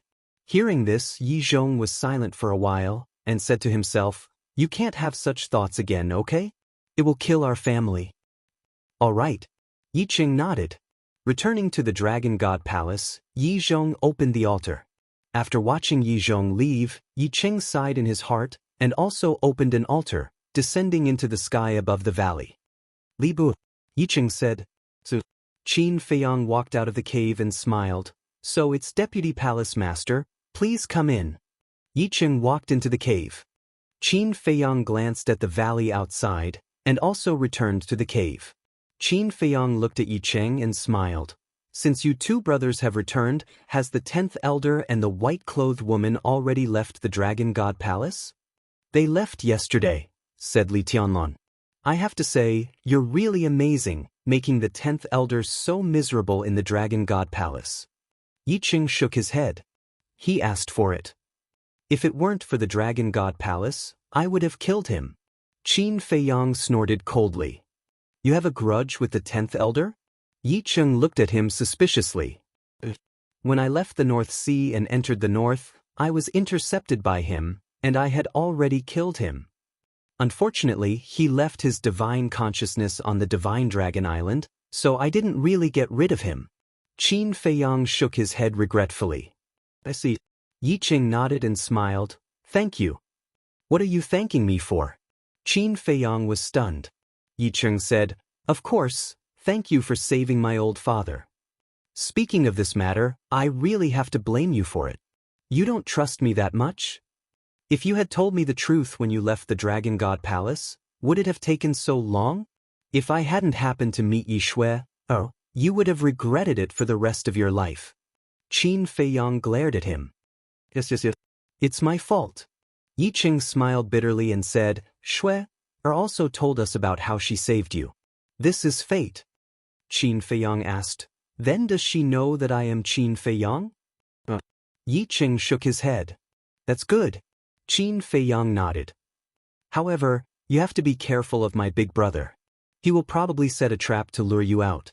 Yi Qing said, with you as my spy, what am I afraid of? Qin Feiyang smiled faintly. I can't know everything, so it's better to be careful. And just now, before entering the Dragon God Palace, I also asked my big brother. Is it worth it to work for the dragons? Yi Qing asked. How did he answer? Qin Feiyang was stunned and hurriedly asked. He didn't say anything. This big brother of mine, although I grew up with him, I never knew what he was thinking in his heart. Yi Qing shook his head. Then it seems that it won't be easy to persuade him. Do we really have to make a move? Qin Feiyang muttered. Make a move? Yi Qing was surprised. You should understand a principle. If you can't be friends, you can only be enemies. Qin Feiyang said. Yi Qing's heart trembled. The meaning of this was very obvious. If they couldn't be friends, they could only be eliminated. But don't worry, I will try my best to persuade him. After all, he is not only your big brother now, but also my master in name. I can't do something like deceiving my master. If there's a chance, you should talk to him more and see what he is thinking in his heart. Qin Feiyang smiled. Yi Qing nodded and said, if there's nothing else, I will return to the assignment hall first. Go. Qin Feiyang waved his hand. Yi Qing turned and left. Qin Feiyang suddenly spoke with a thoughtful look in his eyes. What's wrong? Yi Qing turned back and looked at him. Qin Feiyang raised his head and asked, your cultivation is at the great perfection 9th heaven stage, right? Yi Qing nodded. Then go find your big brother and ask him to send someone to guard the first island. Qin Feiyang said. If I guard the first island, it will bring you a lot of convenience. Yi Qing was puzzled. If it was before, you would indeed bring me a lot of convenience by guarding the first island. But now, there is no need for that. Now, I am your big brother's disciple. Who dares to cause trouble for me? Qin Feiyang smiled. Yi Qing was stunned. According to what you said, I have lost my value? The value of a person is endless. I made this arrangement because I want you to enter the Black Tortoise world to cultivate in seclusion. Now that you have opened the door of potential, you have been reborn in all aspects. In addition to the Fire Lotus, Hui Feng Da Ji, and the guidance of a group of heaven-defying divine artifacts, I believe that it will not be long before you can step into the imperishable stage. Qin Feiyang smiled. So that's how it is. Okay, I will go find my big brother tomorrow morning. Yi Qing came to a sudden realization. Then, he happily turned around and left. In fact, Qin Feiyang's plan was very simple. First of all, Yi Qing followed him, so he must be responsible for Yi Qing. Moreover, Yi Qing was the one who asked him to use the slave seal to control him. With this sincerity, he would not let Yi Qing down. Second of all, the higher Yi Qing's cultivation, the more weight he would have in Yi Zhong's heart, and the chances of persuading Yi Zhong in the future would naturally be greater. At the same time, Yi Zhong arrived at the enforcement hall and entered a large hall. The snow python was lying on the floor of the hall. Yi Zhong glanced at the snow python, then raised his head to look at the sleepy young man lying on the snow python's back and said with a hoarse smile, "Can we talk?" Chapter 25:39. The young man did not open his eyes and said indifferently, "What's there to talk about between us?" Yi Zhong did not mind. He walked to the chair beside him and sat down. He smiled and said, "You should already know that I took Li Bu as my disciple." And? The young man said. Yi Zhong smiled and said, "I'm Li Bu's master and you're his friend. Now we're considered family." The young man slowly opened his eyes and yawned. He looked at Yi Zhong and said, "You must have misunderstood. We're not friends." "Not friends?" Yi Zhong was slightly stunned and said suspiciously, "If you're not friends, why are you helping him?" "I'm helping him because he's a very courageous person. The young man said lazily. Why do you say that? Yi Zhong was curious. Why do you ask when you already know the answer? Do you dare say that you don't know what happened in the plains? Although his cultivation is nothing much, he dared to openly challenge the dragon's messenger. Most importantly, he did not kneel in the face of the pressure from the dragon's messenger. This young master admires this very much. The young man said indifferently. Yi Zhong nodded and said with a smile, it seems that I wasn't wrong. He's indeed a talent. I don't know if he's a talent, but he has some backbone. After saying that, the young man closed his eyes. Yi Zhong looked at the young man and did not say anything else. He turned and left. The purpose of his visit was to confirm the relationship between the two of them. Now that he had achieved his goal, there was naturally no need to continue staying. The next day, Yi Cheng came to Qin Feiyang and entered the ancient castle to cultivate. As for the person who replaced him to guard the first island, it was an elder of the tribunal council. Time flew by. Half a month passed. Qin Feiyang had been cultivating in seclusion for half a month. However, half a month outside was equivalent to 1,500 years in the ancient castle and the Black Tortoise world. The current Black Tortoise world was about the same size as the North region. Of course, this did not include the Heavenly Dragon Sea. After all, just the Heavenly Dragon Sea was several times larger than the northern region. The number of humans and ferocious beasts in the Black Tortoise world had also multiplied after hundreds of thousands of years of development. Furthermore, the Fire Lotus also divided the Black Tortoise world into 4 regions. They were the Eastern Domain, Western Domain, Northern Domain, and Southern Domain. The 4 great domains were centered around the Devil's Land. In the eyes of the living beings of the Black Tortoise world, the demonic land was no longer just a forbidden area. Because now they all knew that Qin Feiyang lived in the Devil's Land. So now, with Pai Lupi and Theta Wang giving the orders, no one dared to enter the Devil's Land again. Of course, after all these years of discoveries, the Black Tortoise world's spirit veins and crystal veins had grown to an astonishing level. For example, the Devil's Land had already given birth to several level 7 God-class soul veins and crystal veins. The current Black Tortoise world was a paradise. That morning, a white-clothed woman walked up the stone steps. Who is she? So beautiful. Wait. I think I've seen her before. Half a month ago, she went to find Li Bu. When the passing disciples saw the white-clothed woman, they couldn't take their eyes off her. This Li Bu, what kind of luck did he have? It feels like all the good things have fallen on his head. Several people were envious and jealous. The white-clothed woman ignored everything and walked to the entrance of the Dragon God Palace. Grandfather. In the square, Yi Zhong sat cross-legged on the ground. The white-clothed woman looked at Yi Zhong and called out softly. That's right. The white-clothed woman was Yi Shui. What? Grandfather? What's the situation? When they heard how Yi Shui addressed Yi Zhong, several disciples were shocked. Yi Zhong was slightly stunned, opened his eyes, turned his head to look at Yi Shui, standing outside the door, and asked suspiciously, Shui, why are you here? Great-grandfather asked me to come to the Dragon God Palace to explore. Yi Shui said helplessly. Hearing this, Yi Zhong couldn't help but smile bitterly, got up and walked to Yi Shui's side, looked at the stunned disciples and frowned. What are you looking at?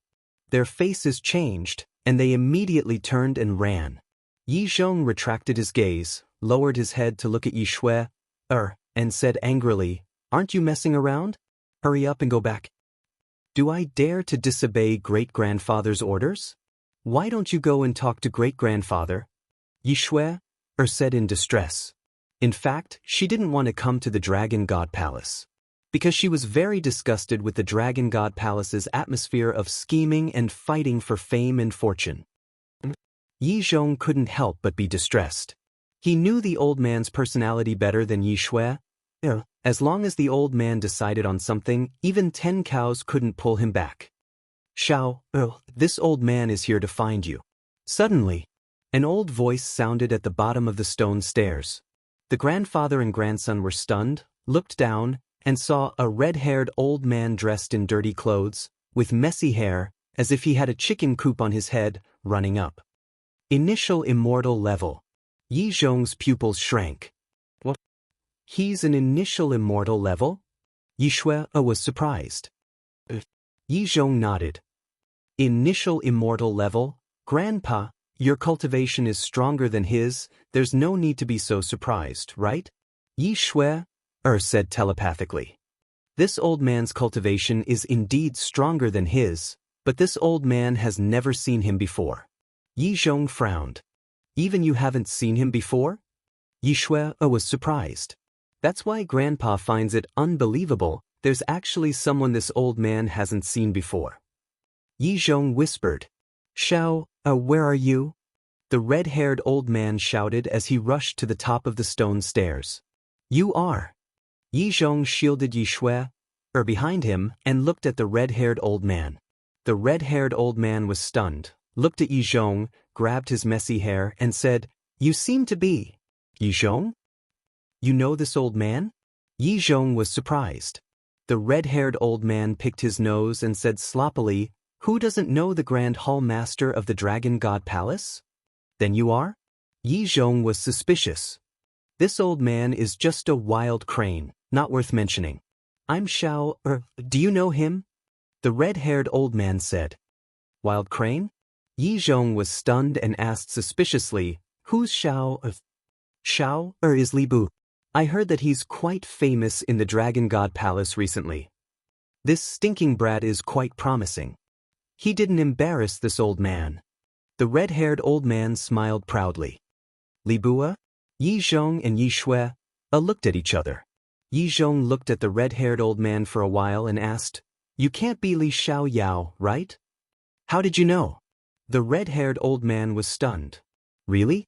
Yi Zhong's mouth twitched and said with a smile, Li Bu said it before. When he heard the name Li Xiao Yao from Qin Feiyang, he always thought that this should be an old man with a sage-like demeanor. But he didn't expect that it would be such a person. This dirty and messy image was really surprising. Grandpa, who is Li Xiao Yao? Yi Shui looked at Yi Zhong suspiciously. At that time, when Yi Zhong asked Qin Feiyang, Yi Shui and the old man in linen were cooking inside, so only Yi Zhong and Yi Qing knew. Yi Zhong coughed and said with a smile, He's the one who raised Li Bu. Oh, it's you. Hello, Uncle Li. I'm Yi Shui, Li Bu's friend. Yi Shui bowed to the red-haired old man obediently. Your Xiao heir's friend? Tsk. This kid is finally enlightened. Not bad, not bad. You're a perfect match for my kid. The red-haired old man looked at Yi Shui and commented on her, chuckling. Yi Shui's cheeks turned red immediately, and she hurriedly said, Uncle Li, you've misunderstood. We're just friends. No need to explain, no need to explain. I understand. The red-haired old man's smile was extremely ambiguous. Yi Shui was extremely helpless. Yi Zhong's face was also extremely ugly. He coughed hard and said, Brother Li, it's better not to talk about young people's affairs. What do you mean? From what you're saying, my Xiao heir isn't good enough for your girl? The red-haired old man raised his eyebrows. Yi Zhong's face twitched and he said, That? Are you looking for Li Bu for something? Of course, there's something. I heard that he has a master. I'd like to see who's qualified to be his master.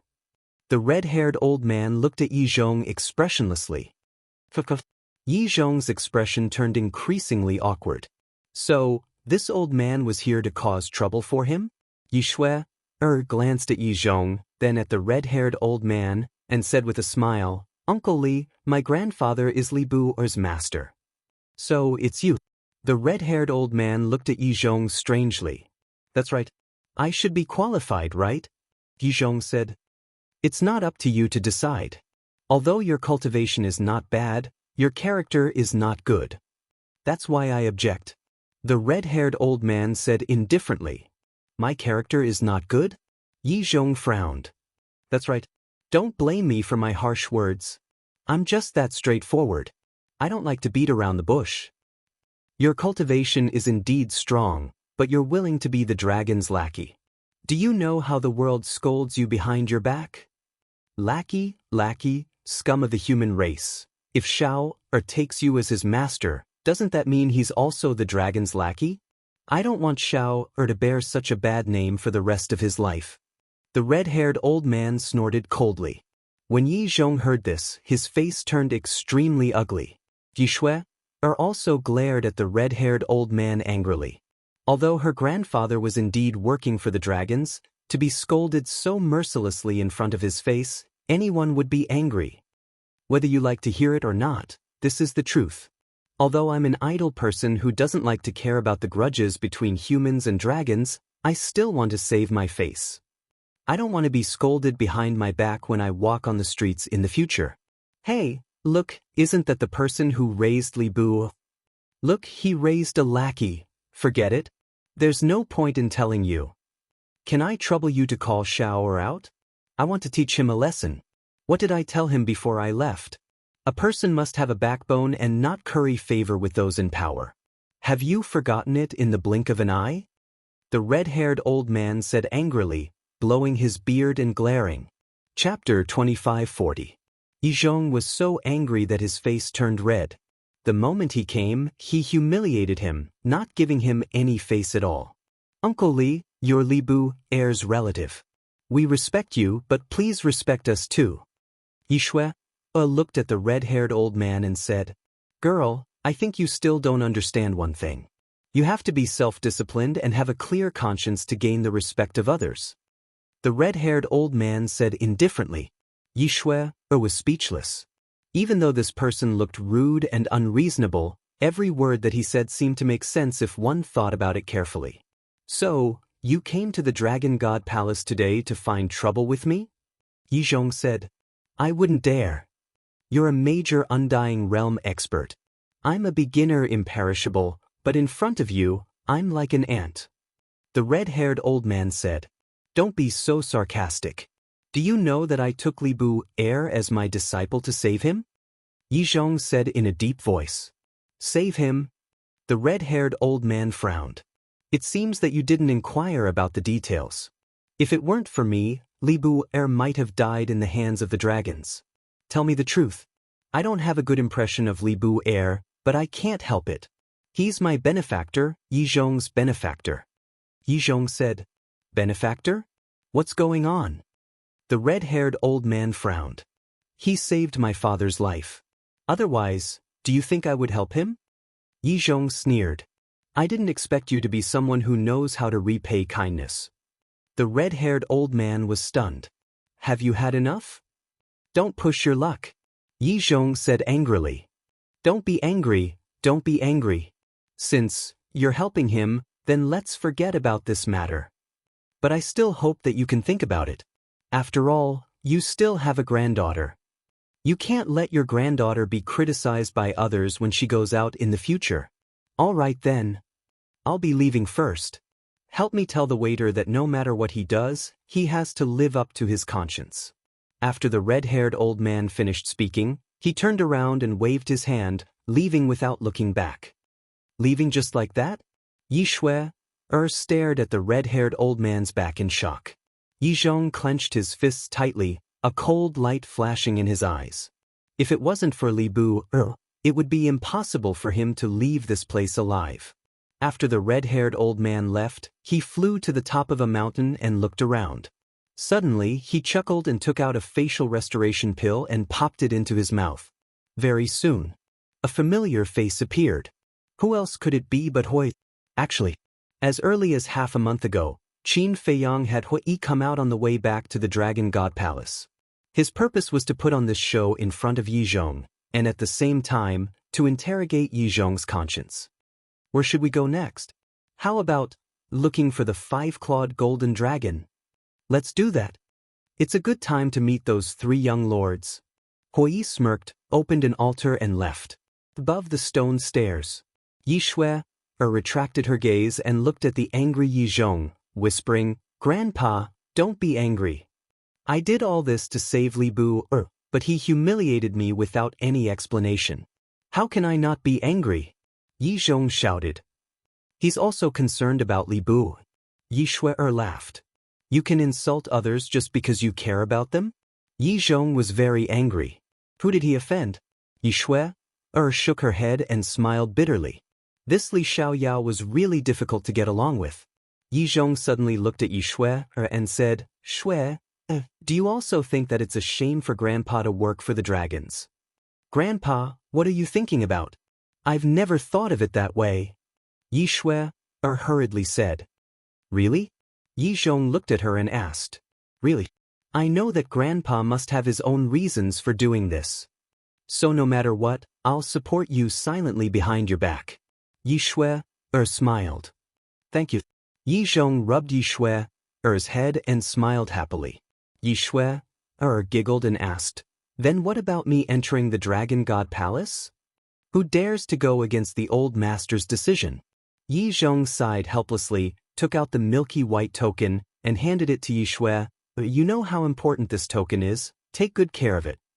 You've given me the token, what about you?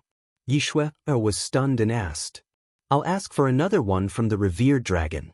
Coincidentally, I have something to do and need to make a trip to the Divine Dragon Island. You go in first. As for Li Bu, it's better for you to keep a distance from him, lest others misunderstand. After Yi Zhong finished speaking, he rushed down the stone stairs. Misunderstand? Yi Shui was stunned and shook her head with a bitter smile. That's right. Wasn't she already misunderstood? I didn't expect her to be the Grand Hall Master's granddaughter. What a surprise. No wonder she went to find Li Bu. Li Bu is the Grand Hall Master's disciple, so she and Li Bu can be considered family. I'm still a little envious. As the saying goes, the pavilion closest to the water enjoys the moonlight first. If this Li Bu were to win her heart, he would truly have a meteoric rise. When Yi Shui entered the first island, she immediately caused a commotion. Her identity had also been spread around by those disciples, and everyone knew about it. In the valley, said the cave, Qin Feiyang looked at Yi Shui, who descended from the sky and said, Why are you here at the Dragon God Palace again? Am I not welcome? Yi Shui smiled sweetly. I'm not the master of the Dragon God Palace, so what if I'm welcome? So what if I'm not welcome? Qin Feiyang shook his head. Yi Shui smiled and said, I just saw Uncle Li Xiaoyao. Really? Where is he now? Qin Feiyang looked very excited. He left again. Yi Shui shrugged. Left? Qin Feiyang's expression froze, and he said angrily, That bastard old man, he didn't even come to see me. Bastard old man? Yi Shui was stunned and said speechlessly, Is it appropriate for you to say that? He's a bastard old man to begin with, what's wrong with that? Qin Feiyang coldly snorted. Yi Shui couldn't help but laugh, shook her head and said, He just scolded my grandfather. It can't be. Qin Feiyang asked nervously, What did he say? It's nothing.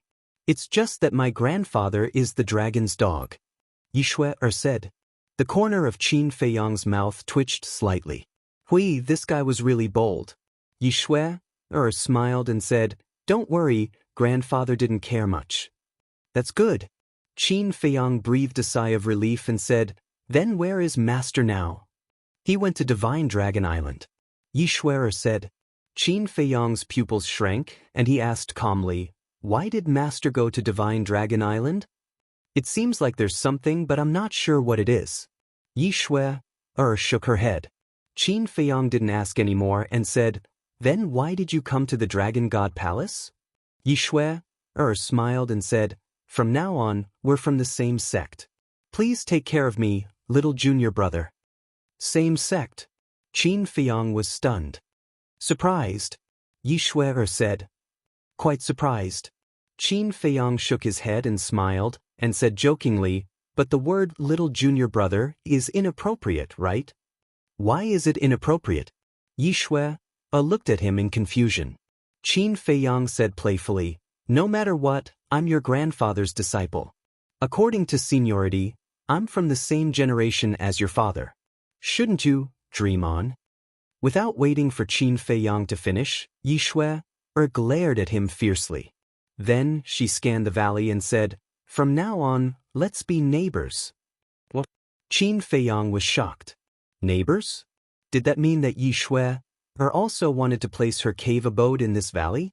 How could that be?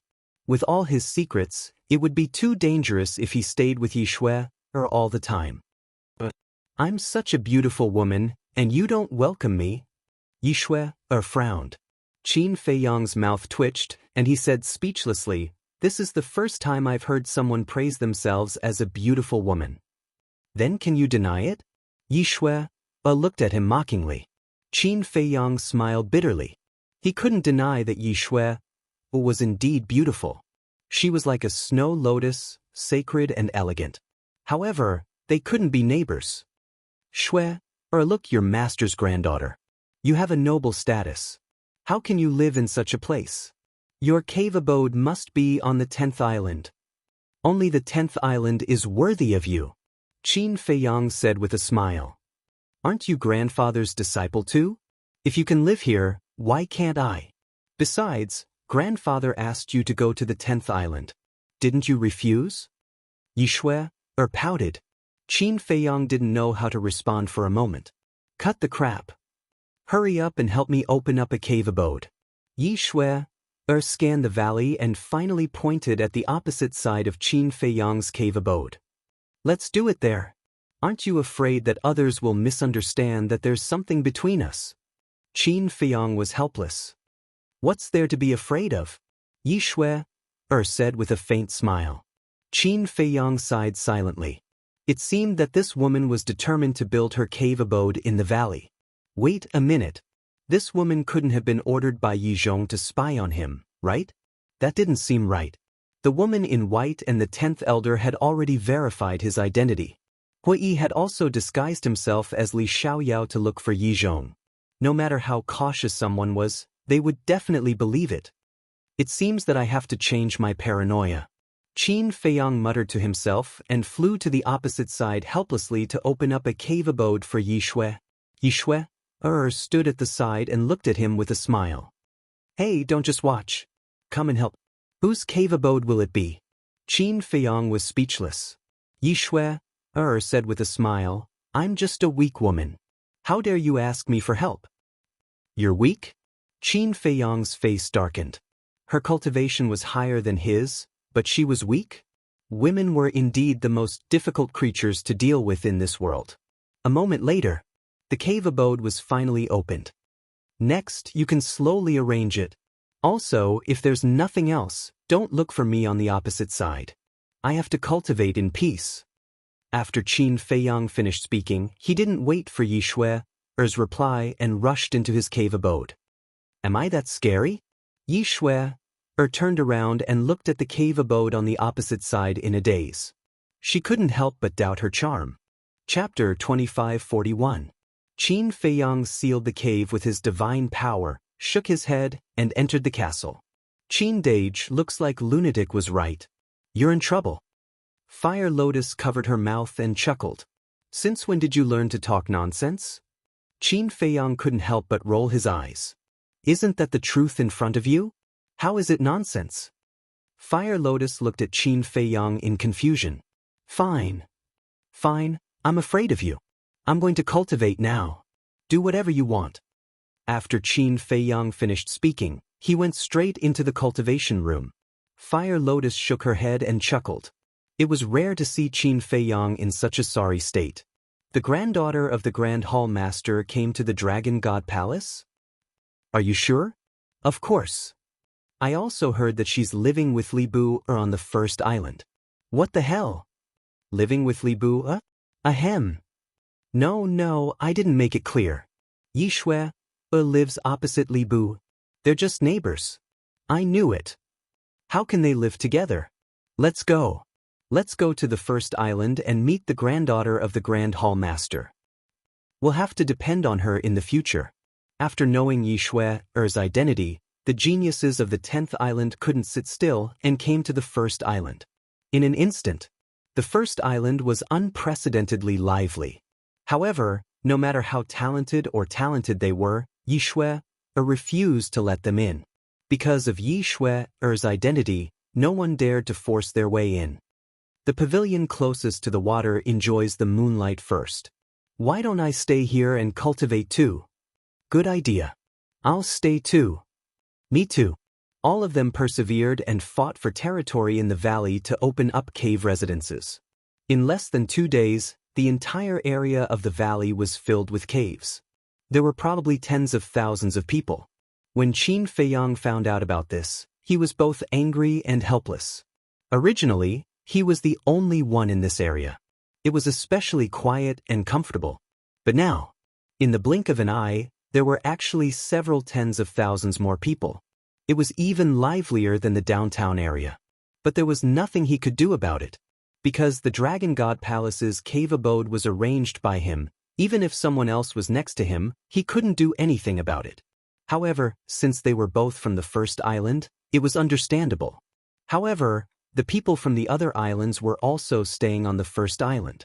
Was this in line with the rules? Why didn't the law-enforcing elder who was in charge of the first island do anything about it? Divine Dragon Island. I object too. Yizhong, your suggestion is basically handing over the treasures of the dragons to those lowly humans. In a large hall, the dragon sovereign sat on the throne above. His entire body was shrouded in mist, making it impossible to see his expression. However, the various ancestral dragons below were staring at Yizhong with righteous indignation. The young man in fiery clothes was also there. But at this moment, his eyes were closed. He turned a deaf ear to the voices around him, as if he was taking a nap. This is just this old man's personal suggestion. If you don't agree, just pretend that this old man didn't say anything. Yizhong leaned on the chair, glanced at the various ancestral dragons, and said indifferently, "You shouldn't have this idea. The Underworld King's Hell is the treasure left by the dragon god to us dragons. Although we will suffer heavy losses every time we open it, the Underworld King's Hell has contributed greatly to our dragons being able to stand in the ancient world for countless years. Now that you want us to open it to the outside world, we definitely won't agree." The various ancestral dragons said. Yizhong was silent. The dragon sovereign suddenly spoke. "Yizhong, tell us the purpose of your suggestion." Yizhong said, "To be honest, this old man really can't think of a way to deal with Qin Feiyang. I didn't expect that it's because you're incompetent." Before Yizhong could finish, the youth in blood-red clothes sneered. "This old man is incompetent?" Yizhong raised his eyebrows and said, "This old man is incompetent, but at least this old man hasn't suffered a great loss in the hands of Qin Feiyang. But what about you? What did you say?" The youth in blood-red clothes suddenly stood up and stared at Yizhong with murderous intent. The other ancestral dragons also looked at Yizhong angrily. Yizhong's words were simply poking at their sore spot. Did this old man say anything wrong? For example, last time on the plains, you set up a trap to lure Qin Feiyang out. At that time, this old man said that Qin Feiyang isn't a fool and that this method wouldn't work. But you just didn't listen.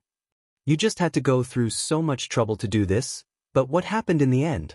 Not only did you fail to capture Qin Feiyang, but Old He and the others' bodies were instead destroyed by him. Qin Feiyang even snatched the Sunset Divine Bow and the other 3 heaven-defying divine weapons. This time, the root of the problem has already been sown. Because if it weren't for the betrayal of the 4 heaven-defying divine weapons, would Qin Feiyang have the ability to fight against you in the Internal Sea? Similarly, if it weren't for the instigation of the 4 heaven-defying divine weapons, would the other 6 divine weapons have betrayed you? There's a good saying. One wrong step and the whole game will be lost. And this is the consequence of your arrogance. Yizhong scolded mercilessly. Although the ancestral dragons were angry, they had nothing to say. The youth in blood-red clothes suddenly laughed and said, "Old man Yi, save some face for them." The ancestral dragons glared at the youth in blood-red clothes angrily. However, the youth in blood-red clothes didn't open his eyes from beginning to end, so the ancestral dragons couldn't vent their anger. Face is earned by oneself, not given by others. Yizhong snorted coldly. "How stubborn." The youth in blood-red clothes shook his head. "That's enough. Yizhong, continue what you didn't finish before." Long Zun said, "Although Qin Feiyang is young, in terms of intelligence, I'm afraid even we can't compare to him. If we just search blindly, we won't be able to find him. Moreover, even if we find him, what can we do?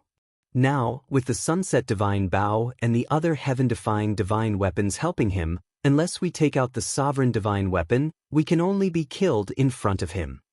But other than the Dragon God, who can control the Sovereign Divine Weapon?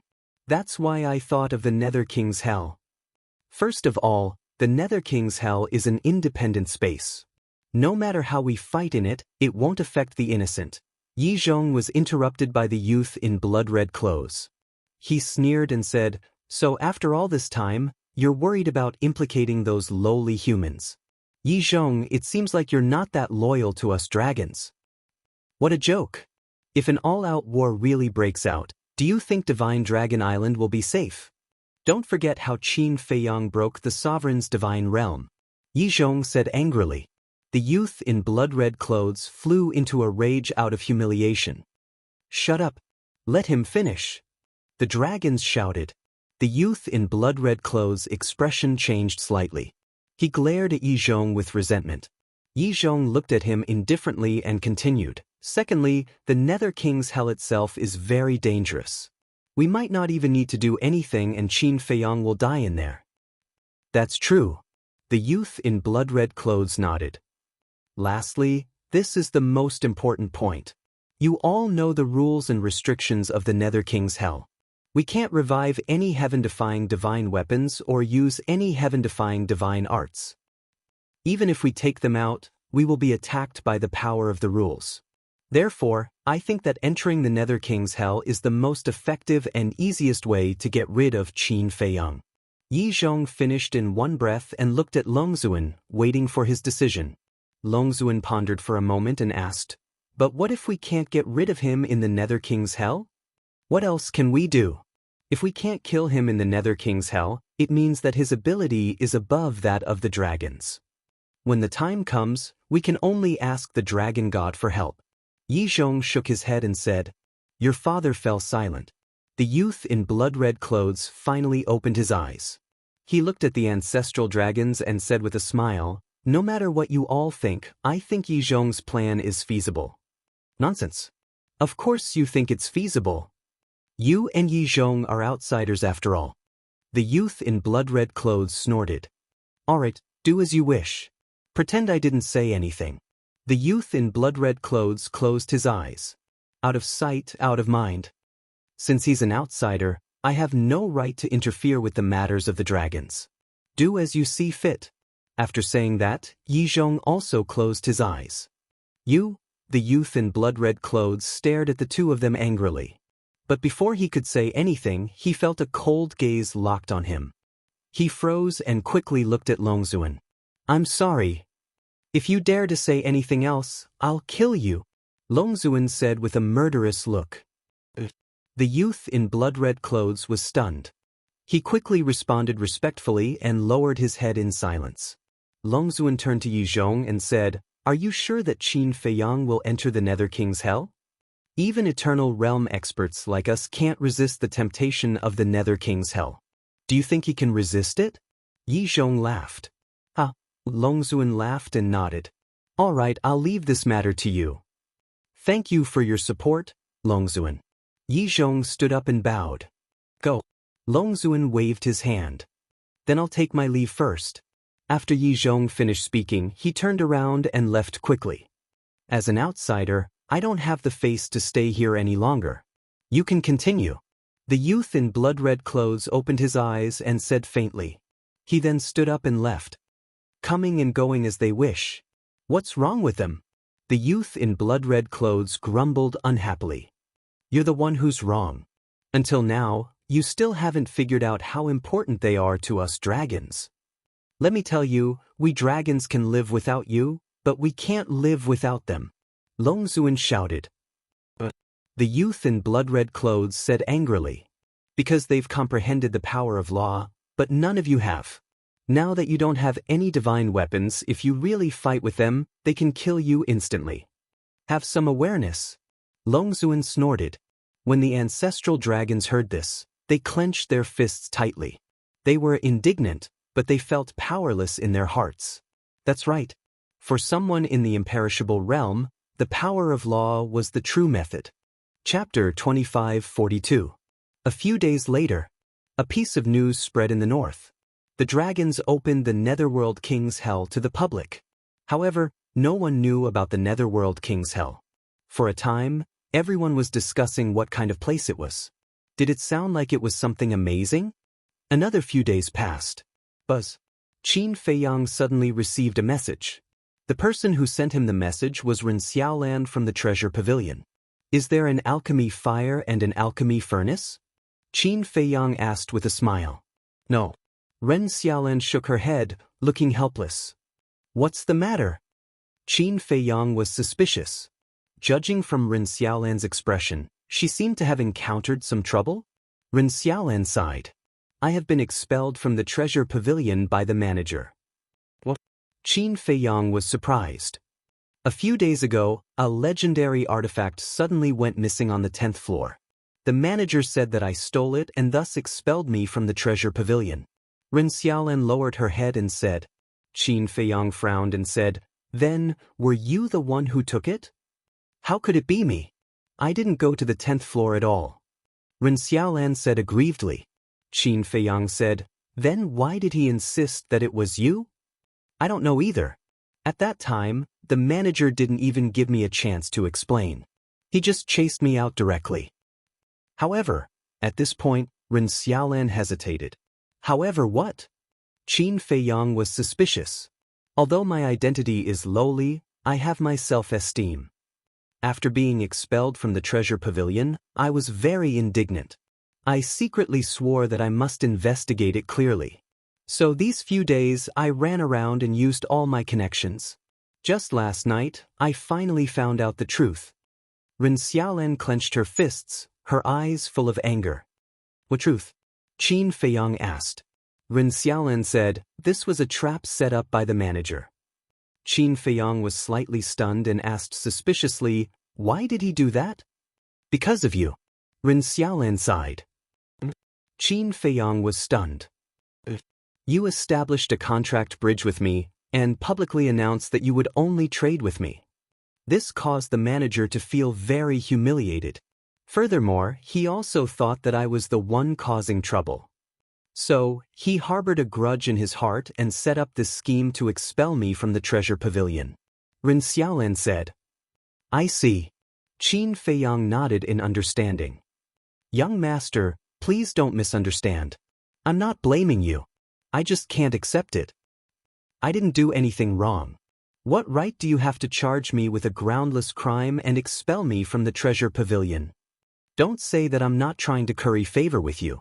Even if I am, I'm doing it for the sake of the Treasure Pavilion. I hope to bring the greatest benefits to the Treasure Pavilion. Ren Xiaolan said indignantly. You don't have to explain. I understand. Qin Feiyang waved his hand. My words carry little weight. I can't do anything in front of a manager who holds great power. Young master, I'd like to ask for your help. I've never thought of returning to the Treasure Pavilion. I just want the manager to clear my name and publicly apologize to me. Ren Xiaolan said. Qin Feiyang glanced at Ren Xiaolan and lowered his head to ponder. Seeing this, Ren Xiaolan couldn't help but feel uneasy. Because the man in front of her was not familiar with her, even if he didn't help her, there was nothing she could do. But now, she couldn't find anyone else. Because among the people she knew, no one had the status and ability of Qin Feiyang. A moment later, Qin Feiyang looked up at Ren Xiaolan and asked, Do you have any evidence that he framed you? Ren Xiaolan shook her head. Then how did you find out that he framed you? Qin Feiyang was suspicious. Ren Xiaolan said, A friend of mine who used to work in the Treasure Pavilion secretly told me. How did he find out? Qin Feiyang said. Rumors. The staff in the Treasure Pavilion all said so. Ren Xiaolan said. In other words, this is just the speculation of the staff in the Treasure Pavilion? Qin Feiyang frowned. Although it's just a guess, it must be right. Otherwise, why would the manager frame me? Ren Xiaolan said anxiously. Don't worry. The manager is not an ordinary person. Especially the manager of the Treasure Pavilion in the Holy Dragon City. He has a high position and power. To deal with such a person, it's useless to rely on rumors and slanders. You must have solid evidence. Qin Feiyang said lightly. Ren Xiaolan said, the manager definitely won't admit to this kind of thing personally. It's definitely impossible to make him admit it personally, but it's not like there's no other way. Qin Feiyang smiled faintly. Ren Xiaolan looked at Qin Feiyang expectantly. Qin Feiyang didn't answer and said with a smile, this matter is also because of me. I'll send someone to investigate. You just wait at home for the news. Thank you, young master. Ren Xiaolan quickly bowed to thank him. Qin Feiyang smiled and turned off the image crystal. A cold light flashed in his eyes. Back then, he had said in public that he would only trade with Ren Xiaolan. But then the manager set up a trap to frame Ren Xiaolan. Wasn't he deliberately making him lose face? Wait and see. There will be a time when you cry. Qin Feiyang activated the image crystal again. Buzz. Very soon. A shadow appeared. It was Hui. Where is he? Qin Feiyang asked. In the east with Xiao Jin. Hui said. Qin Feiyang stared blankly and asked in astonishment, why did you run to him? I'm not afraid that he won't be able to handle it well. Hui said with a smile. I think you should go sightseeing now. Qin Feiyang rolled his eyes. Hui looked a little embarrassed and coughed dryly. Stop talking nonsense. Tell me what's the matter. Go to the treasure pavilion in Holy Dragon City and help me deal with something.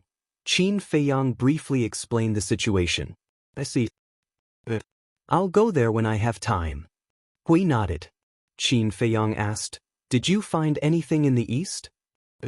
Those two people, one is called Du Yuntian and the other is called Wu Baichuan. Du Yuntian is the young lord of the west. Wu Baichuan is the young lord of the east. Both of them are at the perfected ninth heaven realm. Hui said with a smile. Du Yuntian, Wu Baichuan. Qin Feiyang murmured. Hui said, and we also found out the progress of their replacement of the city lord. Qin Feiyang was stunned and asked, how's the progress? After so long, the two of them have only replaced a dozen city lords. Hui joked. So slow? Qin Feiyang was stunned. Do you think everyone is like you, daring to come up with such a crazy plan? With their speed, they won't be able to complete the task without thousands or tens of thousands of years. Hui said. Qin Feiyang asked, did you find out who's behind them? Are you kidding? Even the dragons couldn't find out the identity of the other two emperors. How could Xiao Jin and I find out in such a short time? Hui was speechless. That's true. Qin Feiyang nodded and asked, what about the divine generals behind them? I didn't find out. Hui shook his head. It seems that it won't be easy to find out the identity of the two emperors. However, we can start with Du Yuntian and Wu Baichuan. As the representatives of the two emperors, they should know the true identity of the two emperors. Even if they don't know, the divine generals behind them must know. Qin Feiyang said. I think so too. Hui nodded. By the way, did you find out the identity of the young lord in the south? Qin Feiyang asked. Do we need to investigate this person? Hui was stunned. The young lord in the south was obviously Lu Xingyang's representative. Therefore, he and Qin Feiyang could be considered allies. Qin Feiyang said with a smile, know yourself and know your enemy, and you'll be foolproof. Okay then. When Xiao Jin comes back, I'll ask him to go to the south first. Hui said. Qin Feiyang nodded and said, don't forget about the treasure pavilion in the Holy Dragon City. You're so concerned about Ren Xiaolan. Tell me honestly, do you like her? Hui looked at Qin Feiyang playfully. I say, can you be more serious? It's because of you that my relationship with Shengguan Qiu is so awkward now, Gu Shijiu said. Qin Feiyang said angrily. Don't be so ungrateful. I'm helping you. Do you understand? Shengguan Qiu is such a good woman. You're a typical person who doesn't know how lucky you are. Hui snorted. Thank you. Don't make trouble for me. Qin Feiyang couldn't help but feel helpless. Hui nodded and said, okay. I'm being nosy, future brother-in-law. The more you say, the more ridiculous it is. Qin Feiyang turned off the image crystal directly. The matter between him and Shangguan Fenglan had not been resolved yet, and he was still in the mood to matchmake him and Shangguan Qiu. This person was really bored. Suddenly, there was a knock on the door. Qin Feiyang put away the image crystal, looked at the stone door of the cultivation room, and asked, "Who is it?" "Young lord, the immortal general is looking for you." Jiang Dafei's voice sounded. Qin Feiyang waved his hand, and the stone door quickly opened. Jiang Dafei was standing outside. Jiang Dafei was holding the image crystal in his hand, and a man in black armor was floating above it. It was the immortal general. Jiang Dafei walked into the cultivation room and pointed the image crystal at Qin Feiyang. "Young lord, how have you been?" The immortal general chuckled. "What are you doing?" Qin Feiyang asked with a smile. "I've already asked the Qin emperor. The Qin emperor said that we should muddle along with the two young lords." The immortal general said. "Muddle along?" Qin Feiyang was stunned, then looked at the immortal general with a smile and did not say anything. "Ahem. Young lord, I'm not lying to you. These are the Qin emperor's original words." The immortal general was very uncomfortable. He felt that Qin Feiyang's eyes seemed to have an inexplicable meaning. Qin Feiyang retracted his gaze and nodded. "Got it. Is there anything else?" The immortal general was a little uncomfortable when he heard this. Was he not going to pursue the matter? That was not right. When did the young lord become so easy to talk to? "Is there anything else?" Qin Feiyang asked. Yes. The immortal general came back to his senses and hurriedly said, "The Qin emperor also said that we should not go to the hell of the Nether King." The hell of the Nether King? Qin Feiyang was stunned. Jiang Dafei was also puzzled. Chapter 2543. Looking at Qin Feiyang's reaction, the divine general asked in surprise, "You still don't know?" "Know what?" Qin Feiyang was suspicious. "It's the Nether King's hell. In the past few days, the news of the Nether King's hell has spread like wildfire in the north. Even the west, south, and east have spread. And you are in the Dragon God Palace, yet you still don't know. What have you been doing every day?" The divine general was speechless. Is there a need to ask? Needless to say, I must have been hiding in the castle to cultivate. Qin Feiyang said. Jiang Dafei asked curiously, "Lord Divine General, what exactly is this Nether King's hell?" "It's a long story." After the Divine General finished speaking, he looked at Qin Feiyang and said, "If you are interested, you can ask Yi Zhong, he knows about this." "All right." Qin Feiyang nodded. "You are now Yi Zhong's disciple. There are many opportunities to get close to him. You have to hurry up and complete the mission," the Divine General reminded. "I know," Qin Feiyang said. "All right then, I won't disturb you anymore." The Divine General smiled, and the shadow quickly dissipated. Qin Feiyang looked at Jiang Dafei and said, "You can continue to cultivate as well." Jiang Dafei respectfully replied, put away the image crystal, and turned to walk out of the cultivation room. Nether King's hell. Qin Feiyang lowered his head and muttered, "What kind of place was this?" Suddenly, Qin Feiyang stood up and left the castle, appearing in the cave. When he walked out of the cave and looked at the cave inside and outside the valley, his expression couldn't help but be helpless.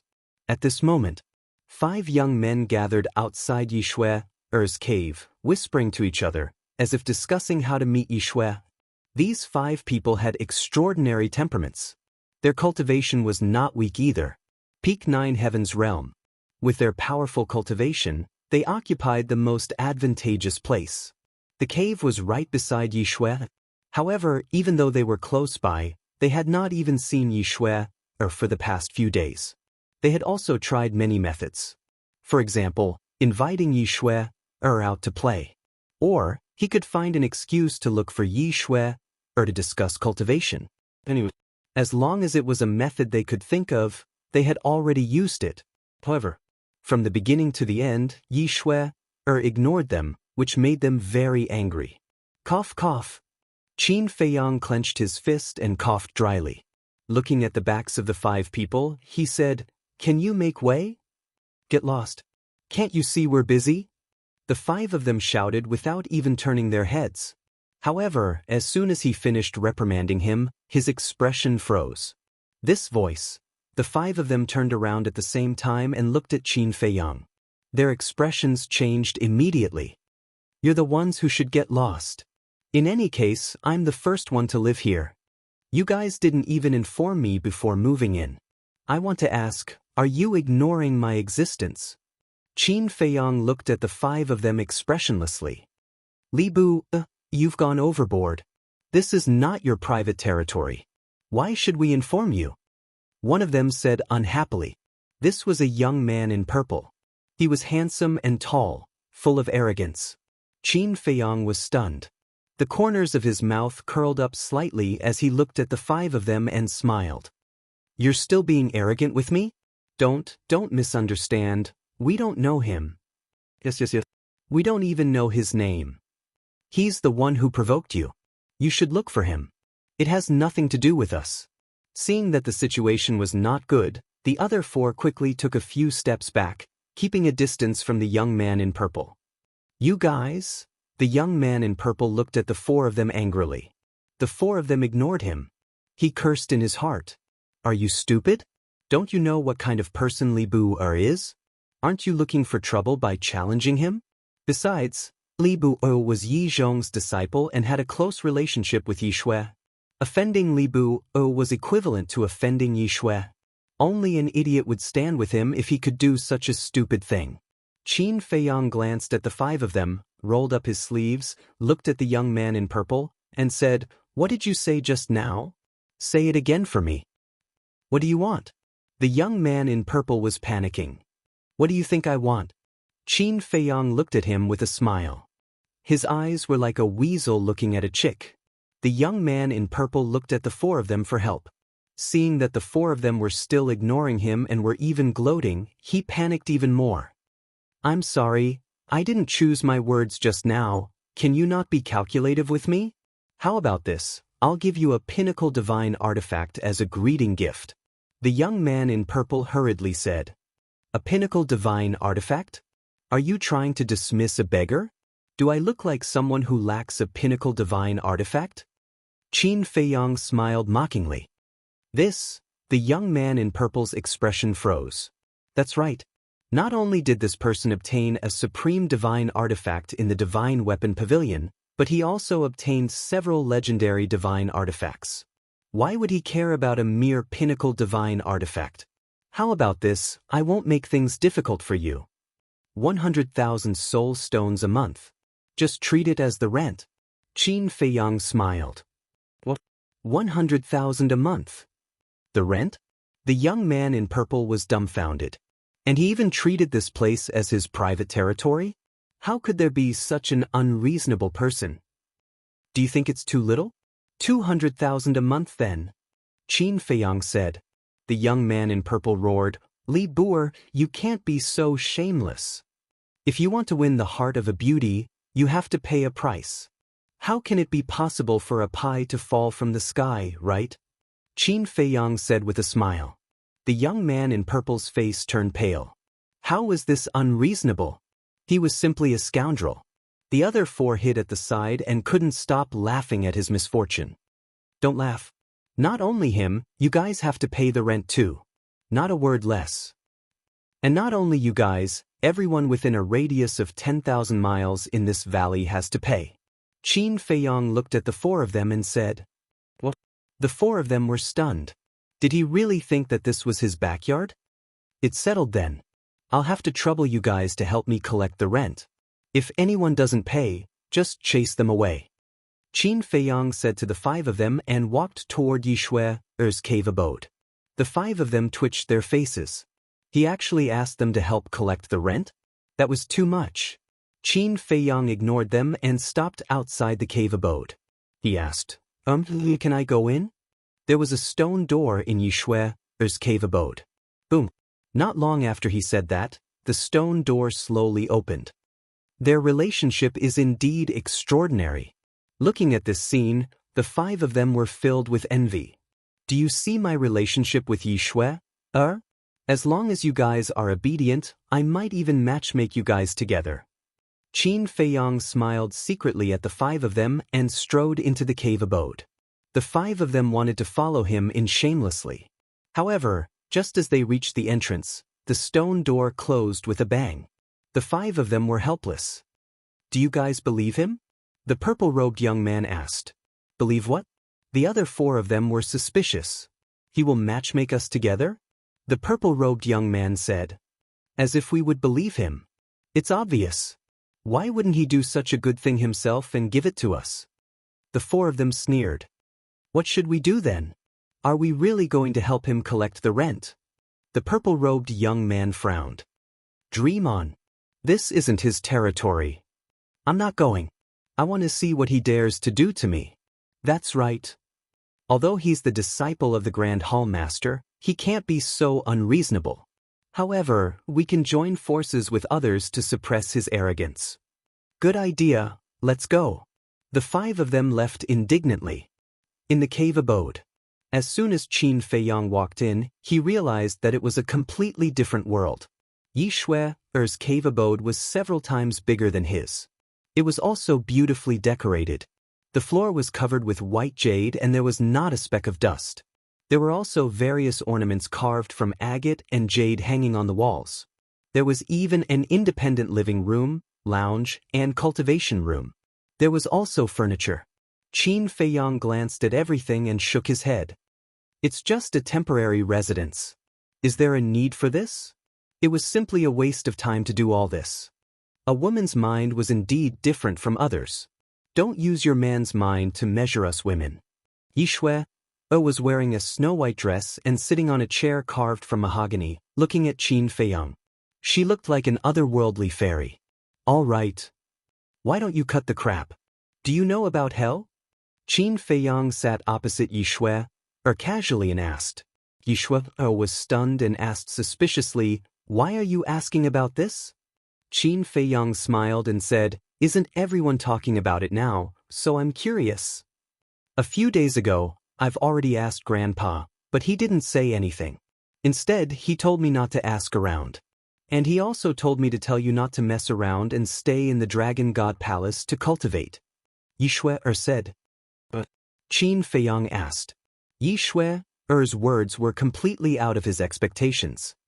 I don't know either. Yi Shui shook her head and said, But since Grandpa said so, it must be for our own good. I admit that. But don't you think it's strange?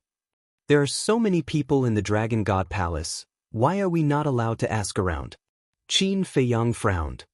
Nonsense. We are the people closest to him. Yi Shui said. The people closest to him? Qin Feiyang was slightly stunned and shook his head with a smile. You are the person closest to him, so I don't object. But I am just a disciple who has just become his disciple. Li Bu, I don't feel comfortable listening to your words. Is my grandpa not good to you? Although we have just known each other, be it great-grandpa or grandpa and the others, they all treat you as family. Yi Shui said angrily. What about you? What kind of person do you take me for? Qin Feiyang asked with a smile. Younger brother. Don't tell me you want to be my elder brother? Yi Shui rolled her eyes. Qin Feiyang smiled and said, If you agree, I won't object. Dream on. Yi Shui looked at him in disdain. His hair was not even fully grown, and he wanted to be her elder brother. Did he have any shame? Chapter 25:44. Qin Feiyang smiled awkwardly and said, Since we're all curious, why don't we ask your grandfather? Yi Shui quickly reached out and asked, When did I say that I was curious? Although you didn't say it, you must have it in your heart. Qin Feiyang smiled. Yi Shui rolled her eyes at Qin Feiyang and took out the image crystal. She looked at Qin Feiyang and said, Just say that you want to know. Don't drag me into it. Qin Feiyang nodded. Looking at Yi Shui, he was still very afraid of Yi Zhong. Buzz. The image crystal was activated. A moment later, Yi Zhong's shadow finally appeared. Grandfather. Yi Shui called out sweetly. Qin Feiyang also stood up and bowed. Yizhong looked at the two and frowned. Why are you two together? Qin Feiyang was stunned and said suspiciously, Master, don't you know that Shui lives across from me? What? Yizhong was stunned and looked at Yi Shui angrily. Didn't you tell me that you were on the 10th island? This, Yi Shui glared at Qin Feiyang and smiled. Grandfather, please calm down. You little girl, you've learned how to lie. Yizhong glared at her. Grandfather, isn't it because I'm new here? I'm unfamiliar with this place. If I really go to the 10th island, I won't even have someone to talk to. How lonely would that be? Yi Shui pouted and looked at Yizhong with grievance. You've learned how to quibble? Li Bu, you taught her. Yizhong looked at Qin Feiyang unkindly. What does this have to do with me? Qin Feiyang was extremely helpless. How could this be blamed on him? He was really shot even when he was lying down. Grandpa, when did you become so heartless? Can't you consider my feelings? Can't you bear to see me alone on the 10th island? Yi Shui looked at Yizhong pitifully. Yizhong's veins bulged. Instead, she was complaining about him? However, looking at Yi Shui's resentful eyes, he couldn't help but feel sorry for her. All right. This old man has no objection. But Li Bu listened carefully. Yizhong sighed helplessly and looked at Qin Feiyang. Please speak. Qin Feiyang said. Since he had already been shot, he didn't care if he got shot again. You and Shui must maintain a pure friendship. The biggest restriction is that you are siblings. Yizhong said. Grandpa, what are you saying? Yi Shui was speechless. Qin Feiyang was also stunned. He chuckled and said, Don't worry, my relationship with your granddaughter will always be as pure as the water in the mountain spring. That's good. Yizhong nodded and looked at the two of them. Then tell me, why are you looking for me? Qin Feiyang glanced at Yi Shui and said with a smile, Sister Shui wants me to ask you, what's the situation in the Nether King's Hell? Li Bu. Yi Shui immediately flew into a rage. Didn't he say not to bring her along? Now, he actually said that she wanted to ask. Wasn't he deliberately tricking her? Also, what the hell was Sister Shui? Did he really want to be her brother? Yizhong glared at Yi Shui and looked at Qin Feiyang. He said expressionlessly, The Nether King's Hell has nothing to do with you. Don't ask blindly. Master, even if you don't tell us now, we will find out sooner or later. There's no need to hide it from us. Qin Feiyang said. It's obviously you who wants to know. I told you not to bring me along. Why don't you understand? Yi Shui grabbed the flesh on Qin Feiyang's waist and gritted her teeth. It hurts. Let go. Qin Feiyang also grimaced in pain. Looking at the two of them staring at each other, Yizhong's old face was full of helplessness and said, all right, both of you are not young anymore, but you are still like children. Yi Shui finally let go of the devil's claws and smiled at Yizhong. This Nether King's Hell is actually a treasure left by the dragon's dragon god for the dragons. Yizhong said. Treasure? Qin Feiyang and Yi Shui looked at each other, then looked at Yizhong curiously. Yizhong asked, Do you know where the dragon's heaven-defying artifact came from? The two of them shook their heads. Wait. But Qin Feiyang suddenly quivered and asked, They couldn't have gotten it from the Nether King's Hell, right? That's right. The 10 ancestral dragons' heaven-defying artifacts were all found in the Nether King's Hell. But now, it's all thanks to Qin Feiyang. Yizhong sighed. It can't be. What kind of place is this? There are even heaven-defying artifacts? Qin Feiyang and Yi Shui looked at each other. The Nether King's Hell is also a secret of the dragons, so not many people know about it. And the Nether King's Hell only opens once every 10,000 years. Although there are a lot of treasures hidden inside, it is also extremely dangerous. Even an imperishable realm expert like me will die if I'm not careful. Yizhong said. So terrifying? Qin Feiyang and Yi Shui were shocked. Because in the Nether King's Hell, you can't use heaven-defying artifacts or activate heaven-defying techniques. Even your cultivation level has to be suppressed to the 9 heavens realm. Yizhong said. Then what if you use heaven-defying artifacts, activate heaven-defying techniques, or don't suppress your cultivation level? Yi Shui asked. There are rules and restrictions in the Nether King's Hell. If you violate these rules, you will be killed by the power of the rules. Yi Zhong said. In other words, when entering the Nether King's Hell, your cultivation level can't exceed the 9 heavens realm? Qin Feiyang said. Yi Zhong nodded. No wonder even you are so afraid. Qin Feiyang suddenly understood and said, then why did the dragons open such an important thing to the public this time?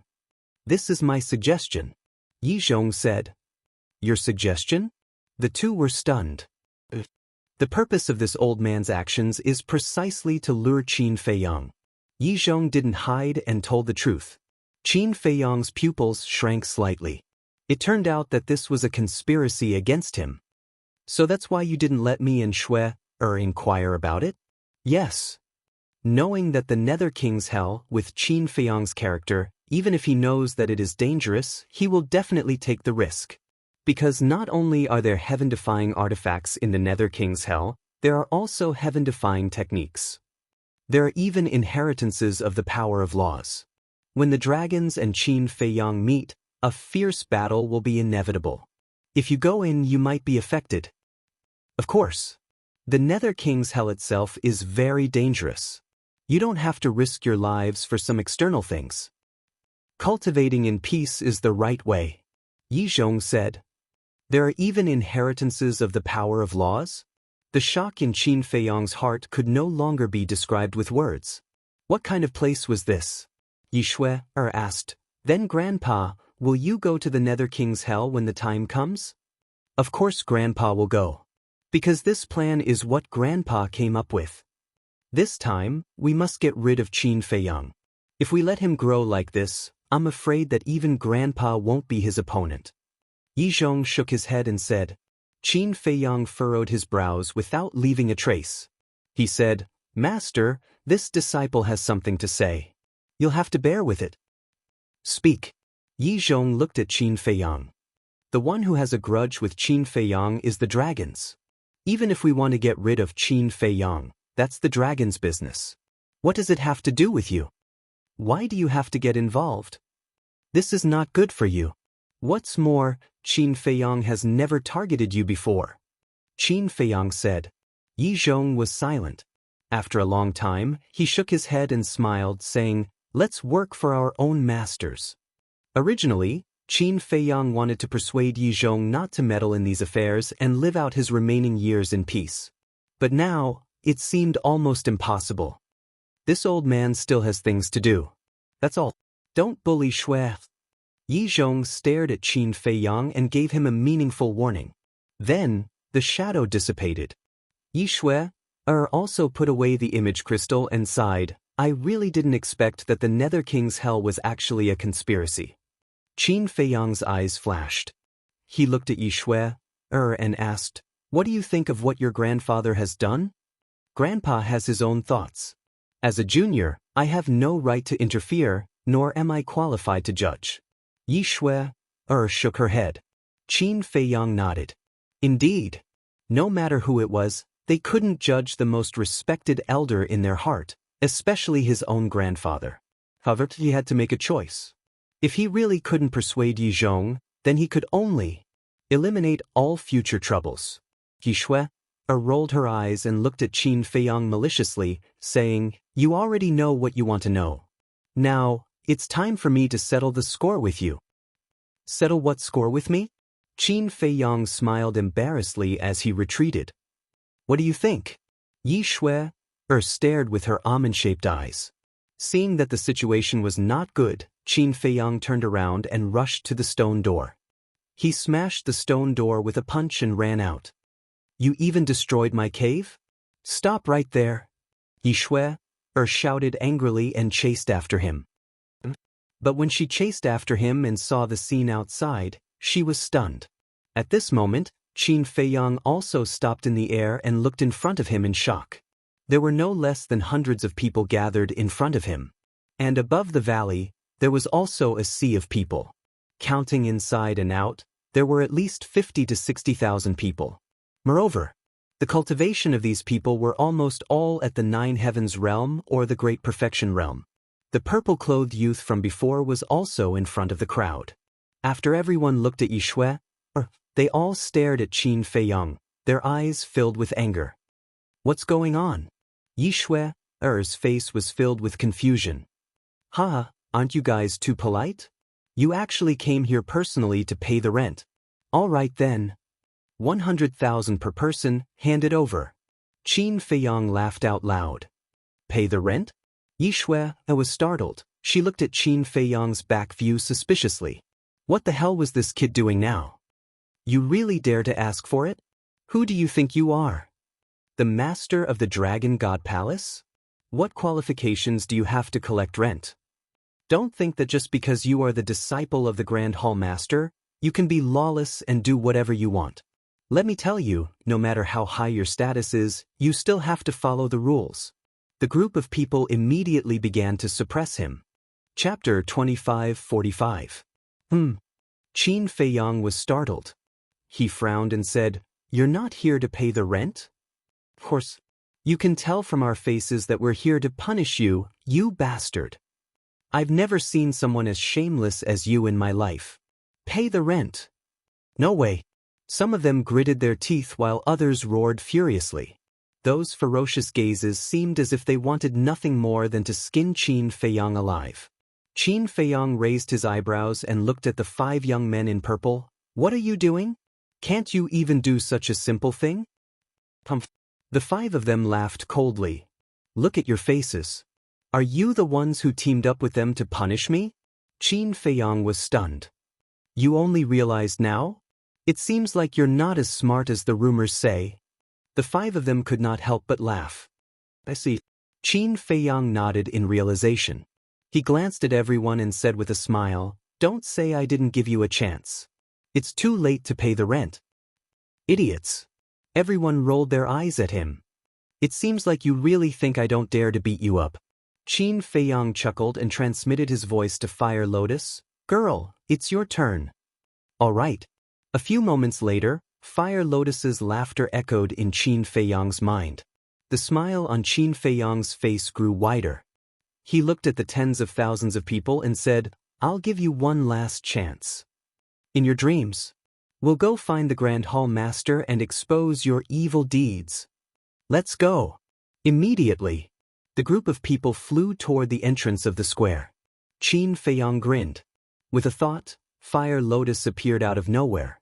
She had disguised herself as an old woman. What are you doing? We're all geniuses of the 10th island. Even if you're the Grand Hall Master's disciple, you can't escape the blame for attacking us. The group of people turned pale when they saw Fire Lotus appear. They all shouted angrily. You call yourself a genius? You guys are really thick-skinned. Then let me see how powerful you so-called geniuses are. Qin Feiyang smiled mockingly. He turned his head to look at Huolian and said, Beat him to death. Understood. Huolian nodded with a smile, and a monstrous divine aura erupted. He's for real. Run! The 5 youths in purple roared. The group of people hurriedly fled in all directions. Did they still have a chance to escape? Of course. Divine might rolled out, enveloping the entire area. The group of people was immediately imprisoned in the void. What? Whose aura? It's from it. Let to check it. That guy must be causing trouble again. Fire Lotus's aura alarmed everyone on the first island.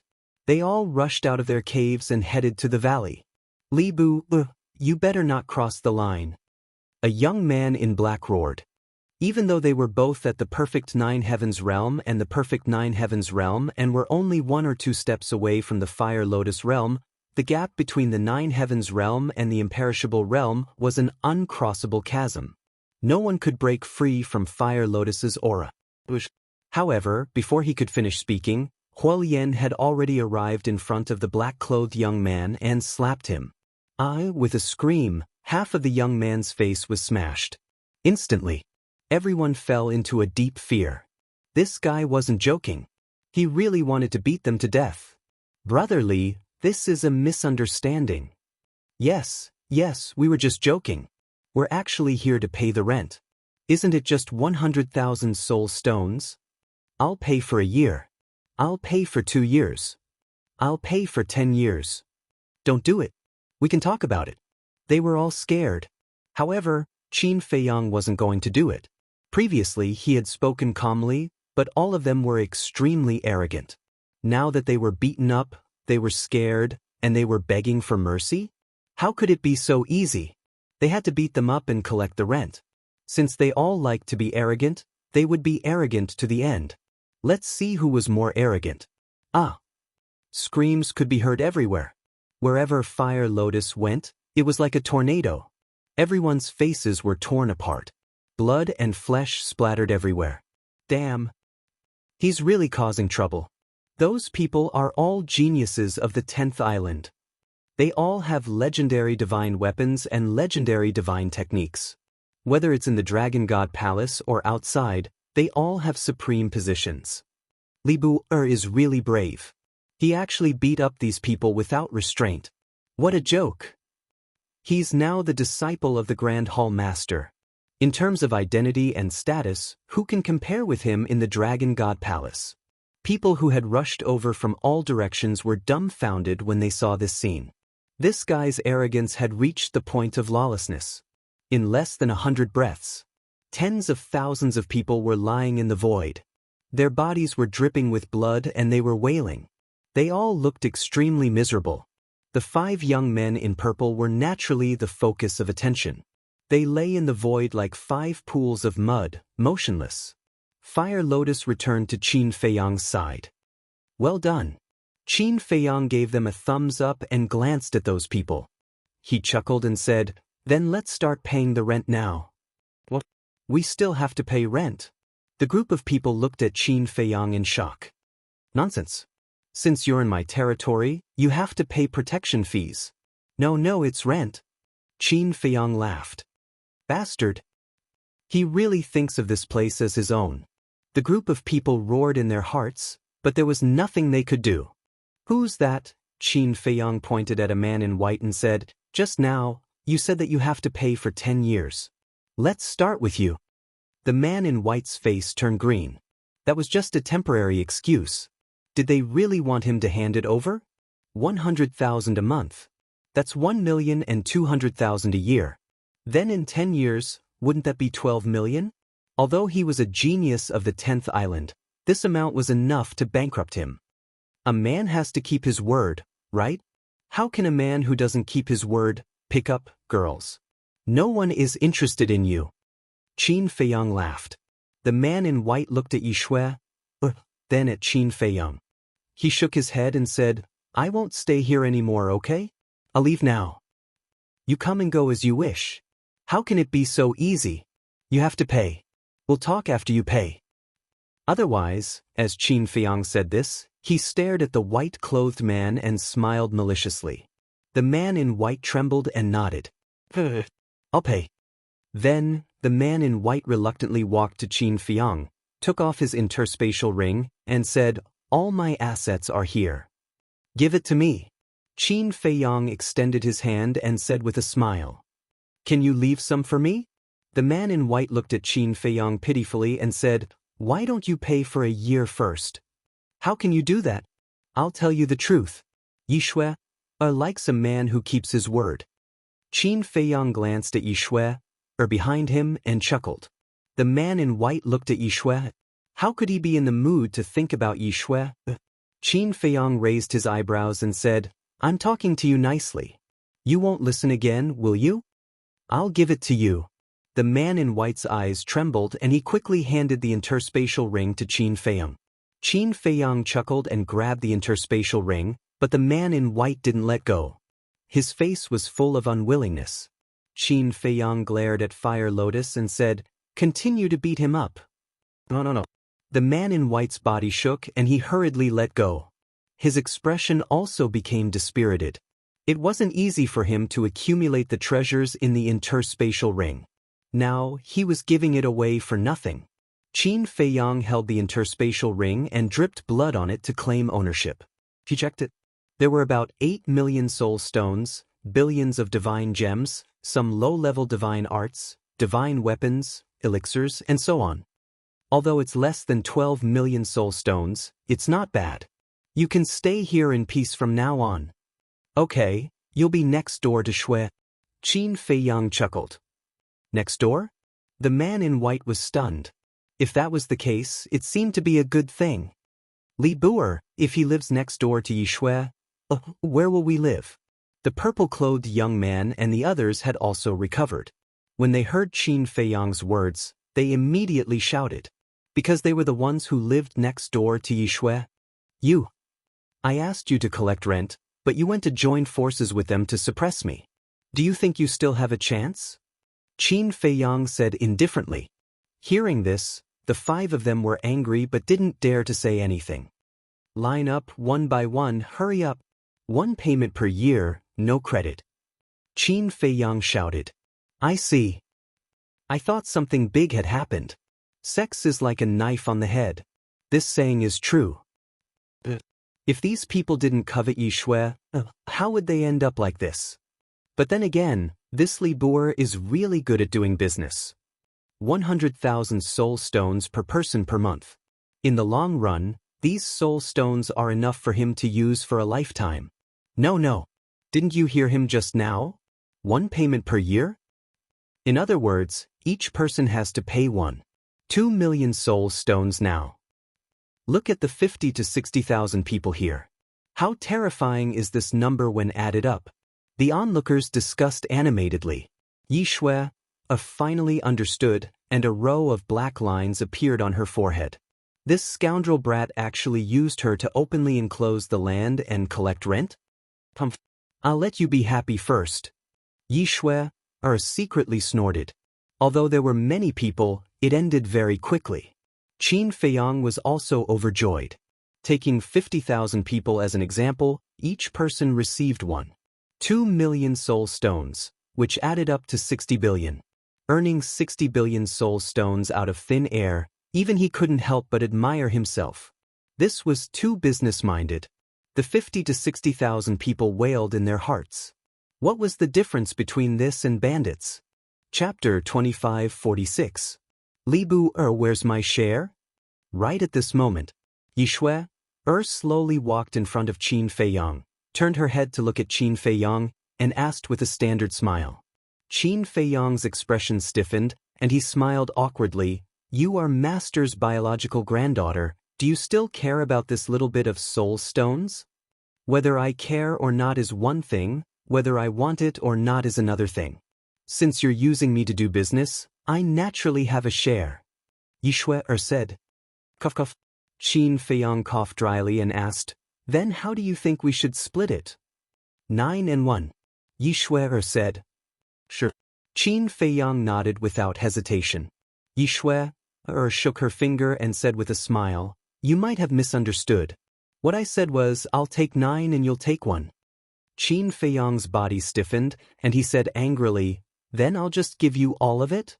This woman's appetite was really big. Yi Shui said, If you want to give all of it to me, I won't object. In your dreams. I'll take 9 and you'll take 1. After all, I'm the one who contributed to this matter. Qin Feiyang snorted coldly. Although you contributed, without me, would you have been able to get these soul stones? At most, I'll take another step back. I'll take 8 and you'll take 2. Yi Shui shook her head. Even if you're a woman, you have to be reasonable. I can take another step back. I'll take 7 and you'll take 3. This is my bottom line. Qin Feiyang said. Looking at this scene, the 50 to 60,000 people were infuriated.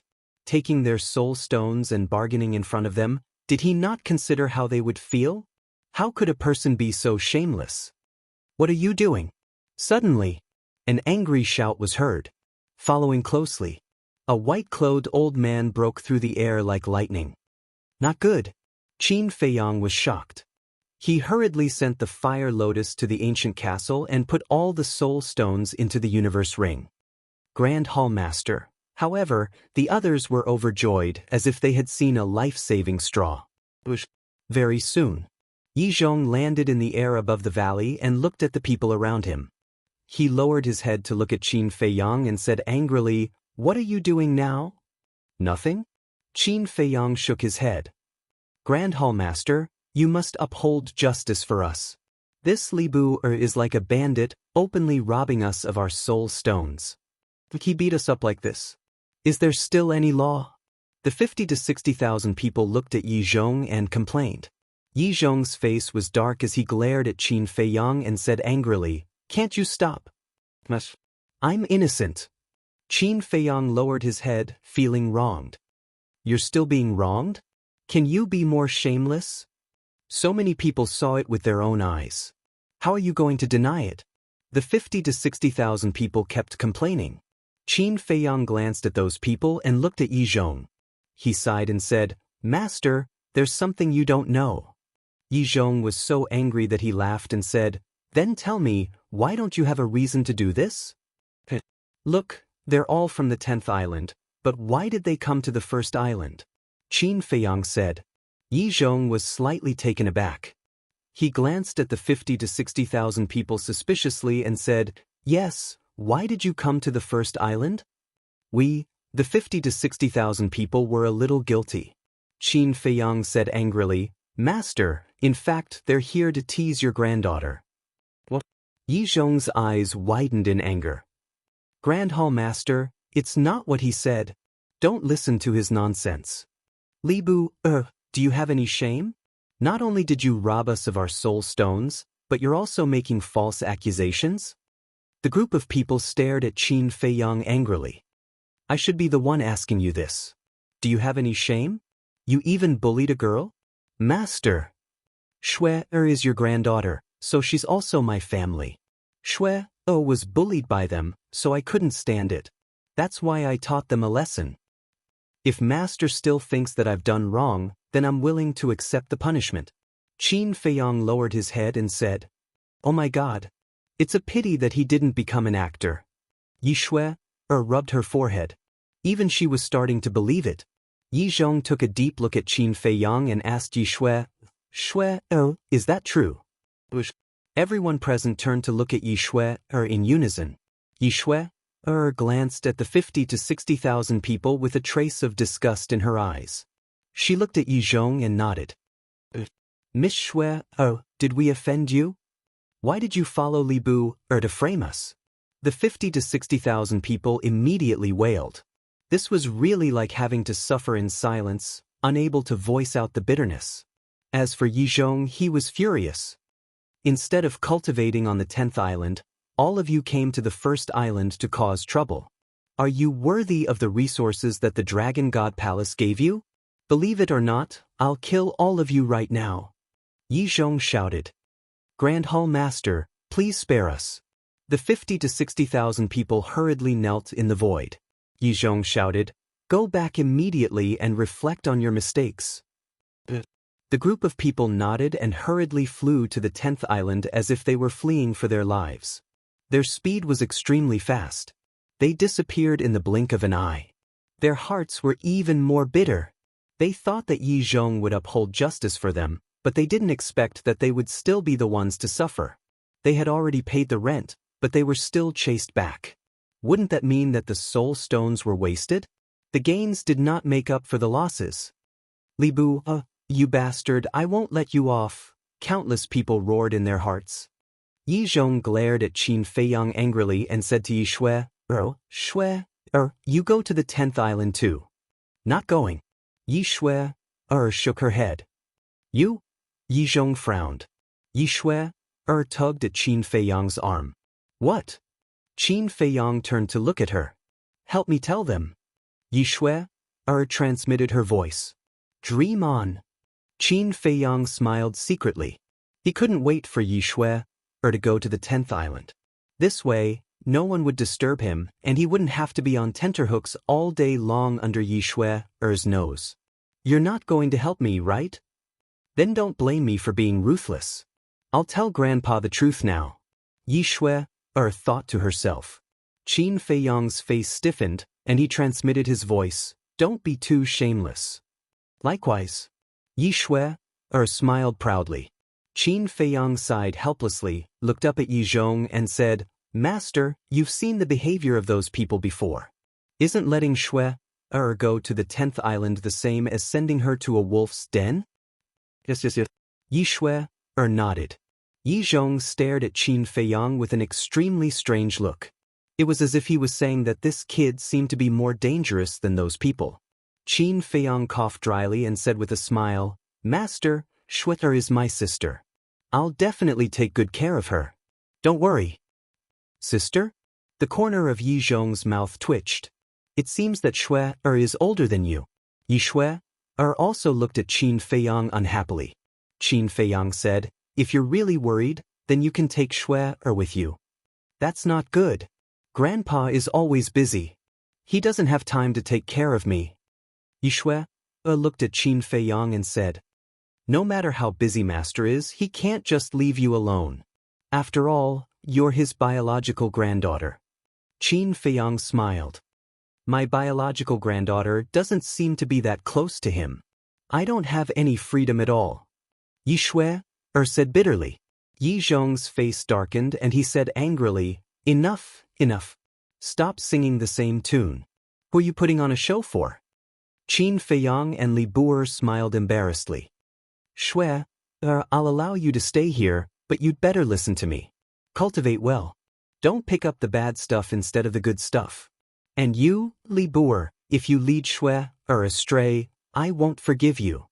Yi Zhong glared at the two of them, then turned around and left.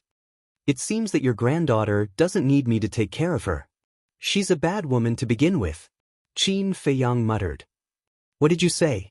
Yi Shui was stunned and immediately glared at Qin Feiyang coldly. Nothing. Qin Feiyang hurriedly waved his hands. Does this woman have clairvoyant ears? How could she hear that? Yi Shui snorted coldly and said, Although you helped me, I also helped you. We're even now.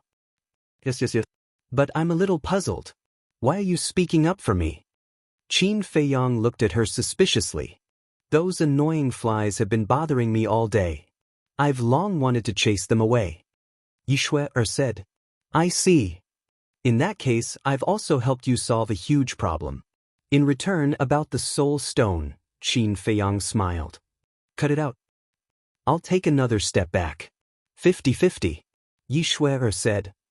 Only a fool would agree to that. Goodbye. Qin Feiyang rolled his eyes and rushed into the cave abode without looking back.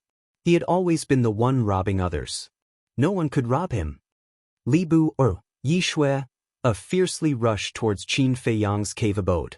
Inside the cave abode, hearing Yi Shui's voice, Qin Feiyang hurriedly called out Fire Lotus and said, Quick, set up a barrier. Fire Lotus shook her head and smiled. With a wave of her hand, a barrier appeared immediately. Yi Shui was caught off guard and crashed into the barrier. She was dizzy and embarrassed. Bastard! This made her even angrier. Shui, you're a lady of a noble family. How can you do this? Qin Feiyang walked to the entrance of the cave abode and looked at Yi Shui outside the barrier. He chuckled. Don't be so smug. Yi Shui gritted her teeth. In front of this bastard, no matter how good her temper was, she would still go crazy. So what if I'm smug? If you have the ability, come in. Qin Feiyang looked at her mockingly. You, Yi Shui, was so angry that her whole body trembled. But suddenly, she took a deep breath and the anger on her face dissipated. She said with a smile, You're right. I'm a lady of a noble family. It's not worthwhile to be angry with you. That's right. A lady should be like a lady. Don't be like a tigress all day. In the future, who would dare to marry you? Qin Feiyang laughed. You, Yi Shui's anger, which she had suppressed with great difficulty, rose up again. I'll endure it.